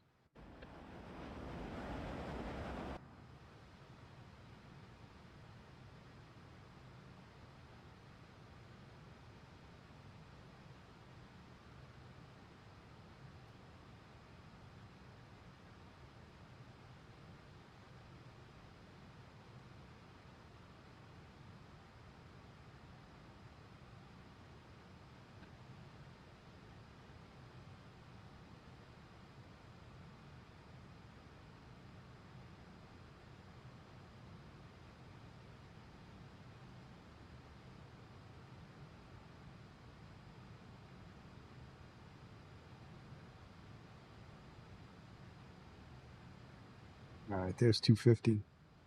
Perfect timing.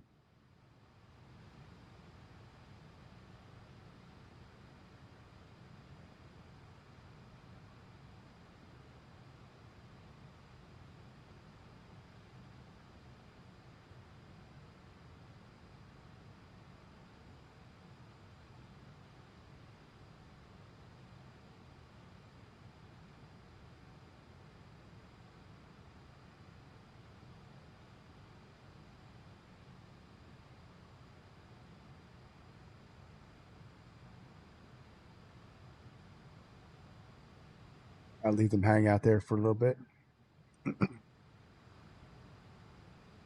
They're still coming down pretty fast.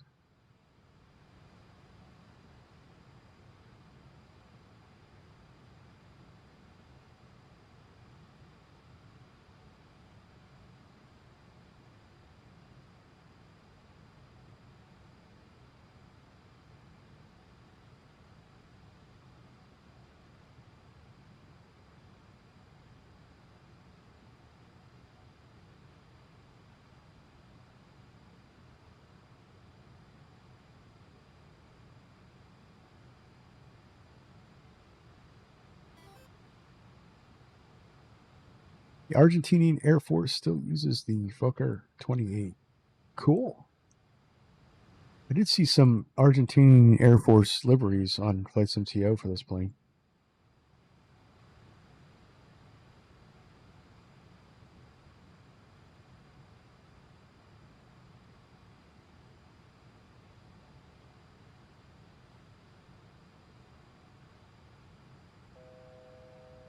It's 4,000.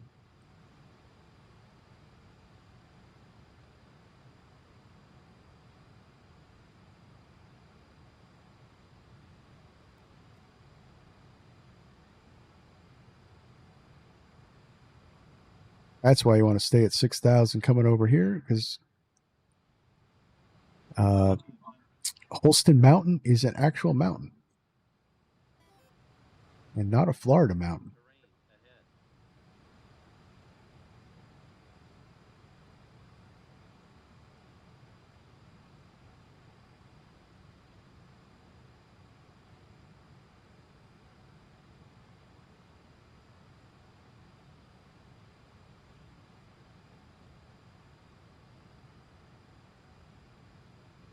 It's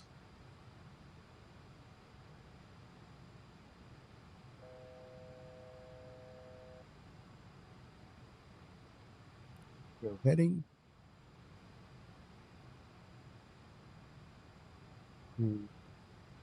Nav.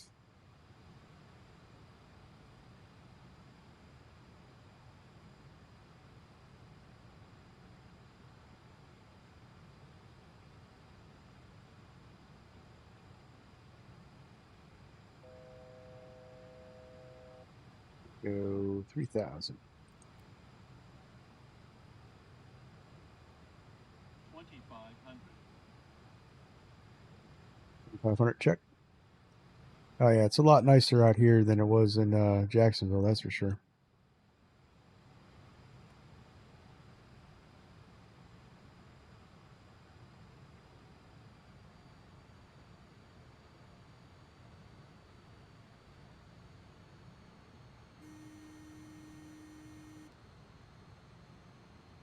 Ear horn.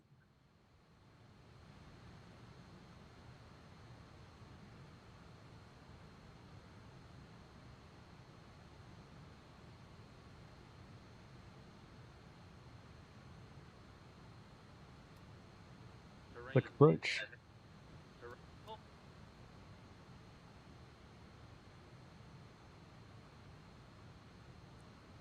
And we'll arm that, and we'll arm the approach.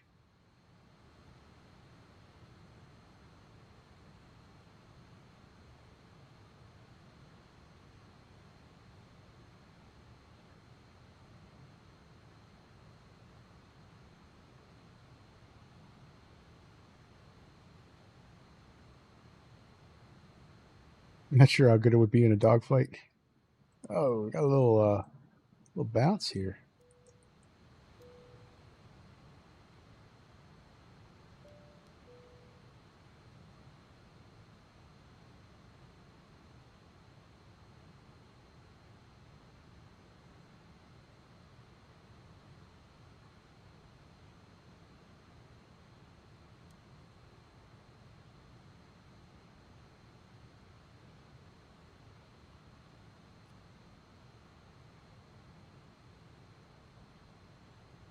All right, first stage of flaps. You're down.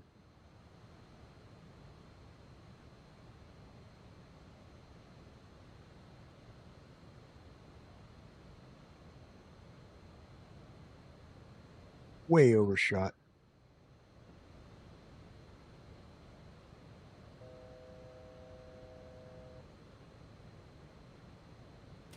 My plane. 1,000.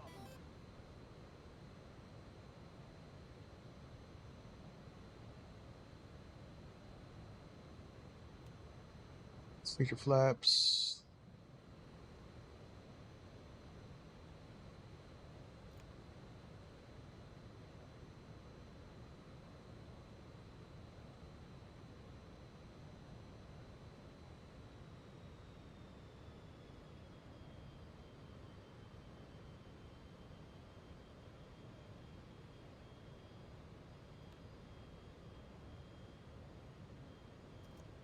Flaps full.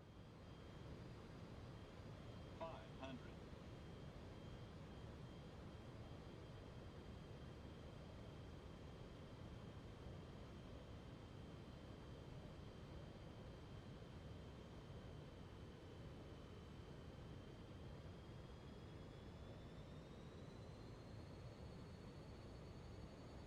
Plus 100.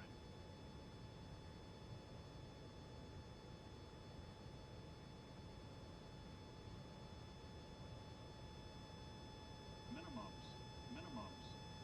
Continue.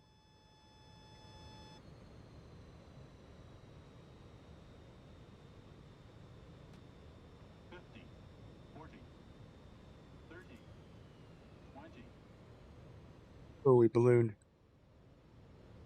10.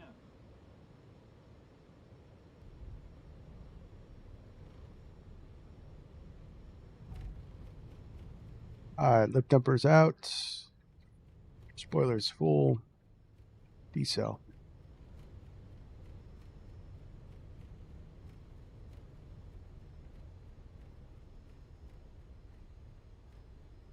Full braking.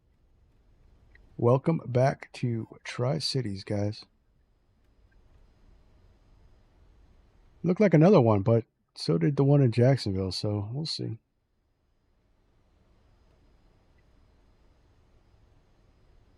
I stopped making my radio calls. Oh well, let's just DC from the network.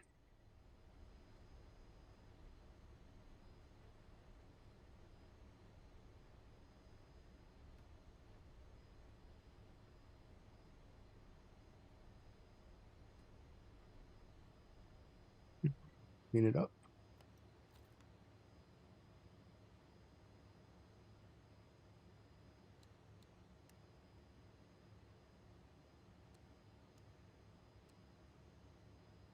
I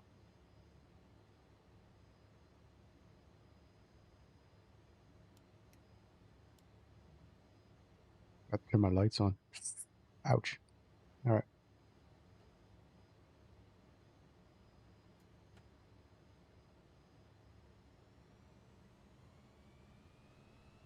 Say, hey, oh, Military Mondays, we can fly Fokker F28s out of Argentina Air Force style.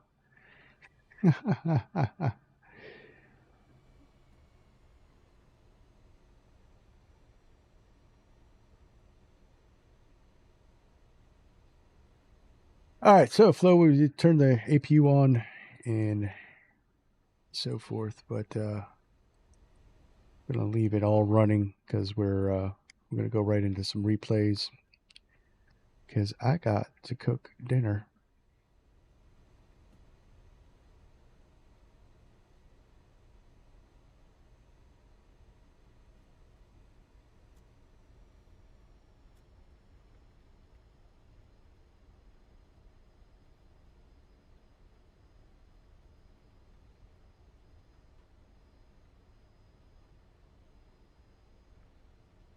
This is such good scenery for freeware, man.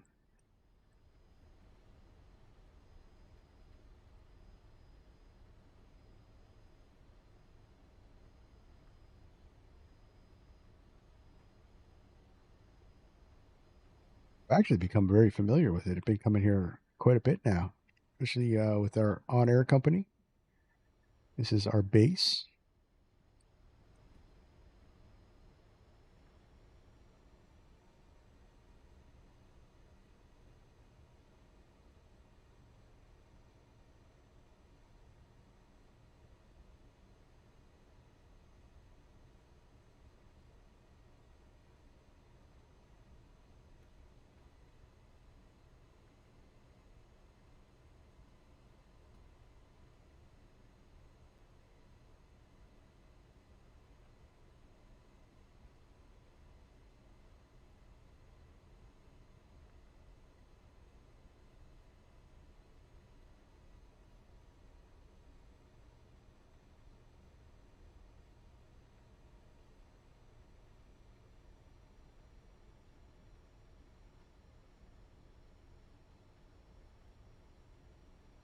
Yeah, we'll go back to where we departed from.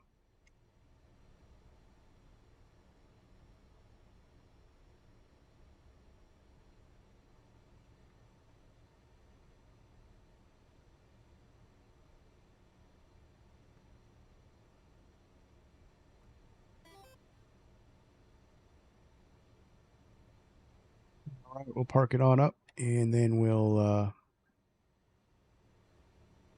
check out the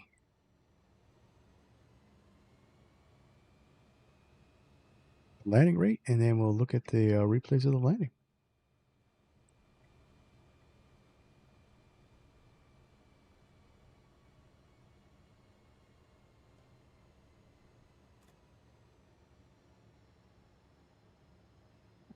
Break on. All right. Welcome back to Tri-Cities. So, touchdown. Got 145. 145. That's better. That is better. All right. Yeah, we did float. We did float it in the touchdown zone there. think we're still legal, but we're if we were illegal, this would be a 0. So we were just long on the landing. But 145, 1.1 on the G-force. I'll take it for the end of this this flight, this turn. This was a fun one. This was definitely a fun one.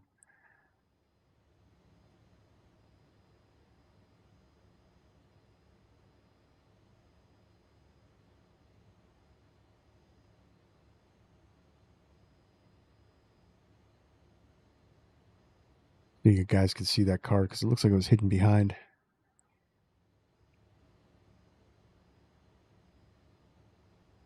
Right.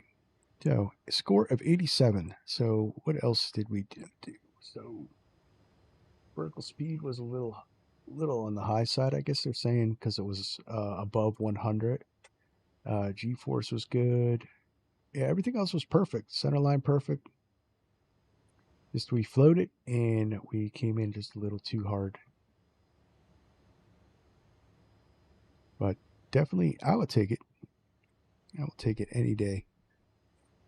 And I bet, because it felt about the same, I bet that landing, because this was all wonky, I bet the landing was roughly the same for Jacksonville. But I'll record that one and let's go check it out. All right, so let's get our flaps out. And I don't know if this is going to work, but because I forgot to put my lights on.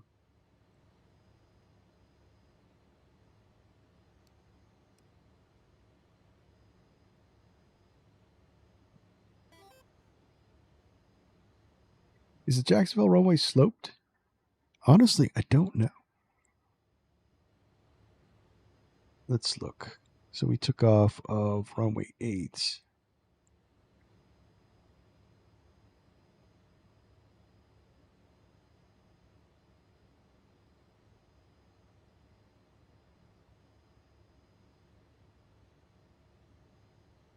It's not showing any degree of slope.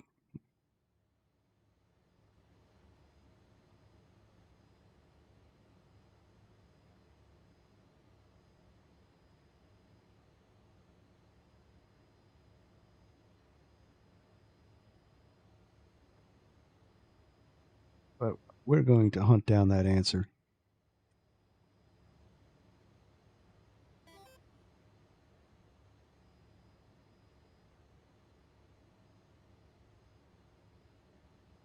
Open Airport, Jacksonville.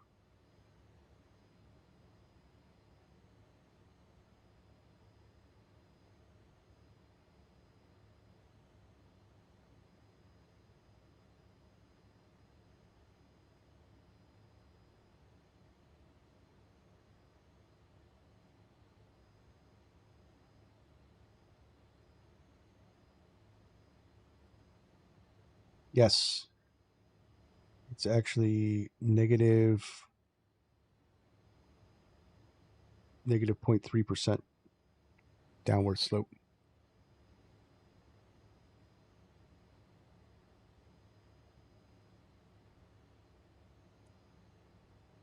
It's built on that Florida mountain. Yeah, 0.3, negative 0.3. So it's actually slightly downhill. All right, so replay up.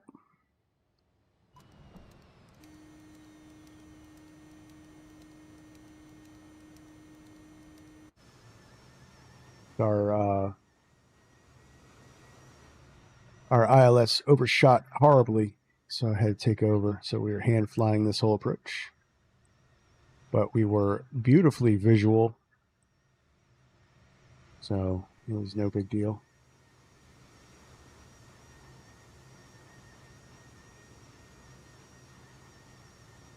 And being familiar with the airport now, it was actually no problem.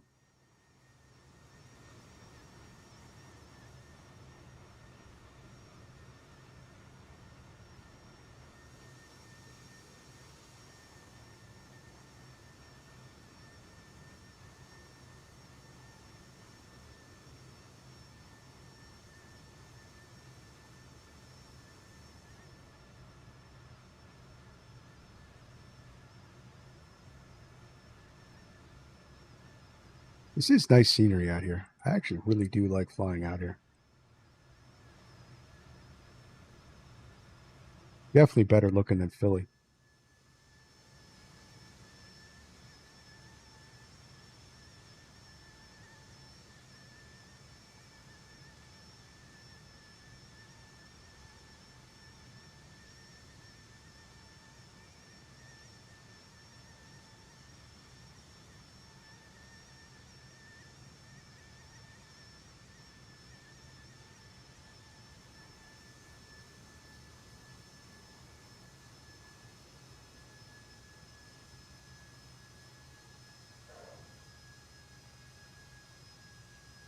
Definitely legal. Look at that, guys. Right on the money. That looked really nice.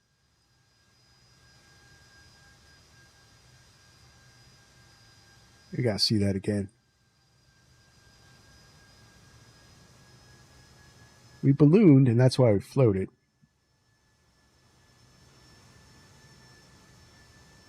Probably coming in just a little too fast. But look at that.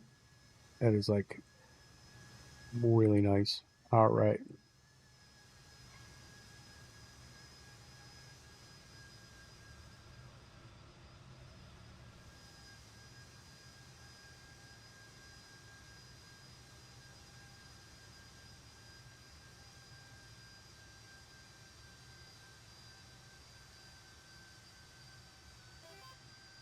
I like it. We'll put it in the books. All right, guys.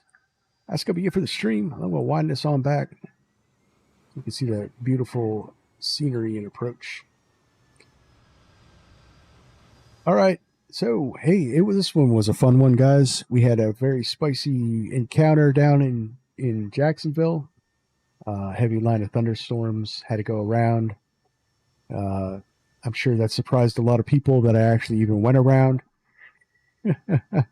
But yeah, it was fun. And so next one, Thursday, 4 in the afternoon Eastern time, we're going to take the Eastern Airlines bare metal 727-100 from Miami. We're going to head down to Norman Manley. I've never been to that airport, Norman Manley in Jamaica.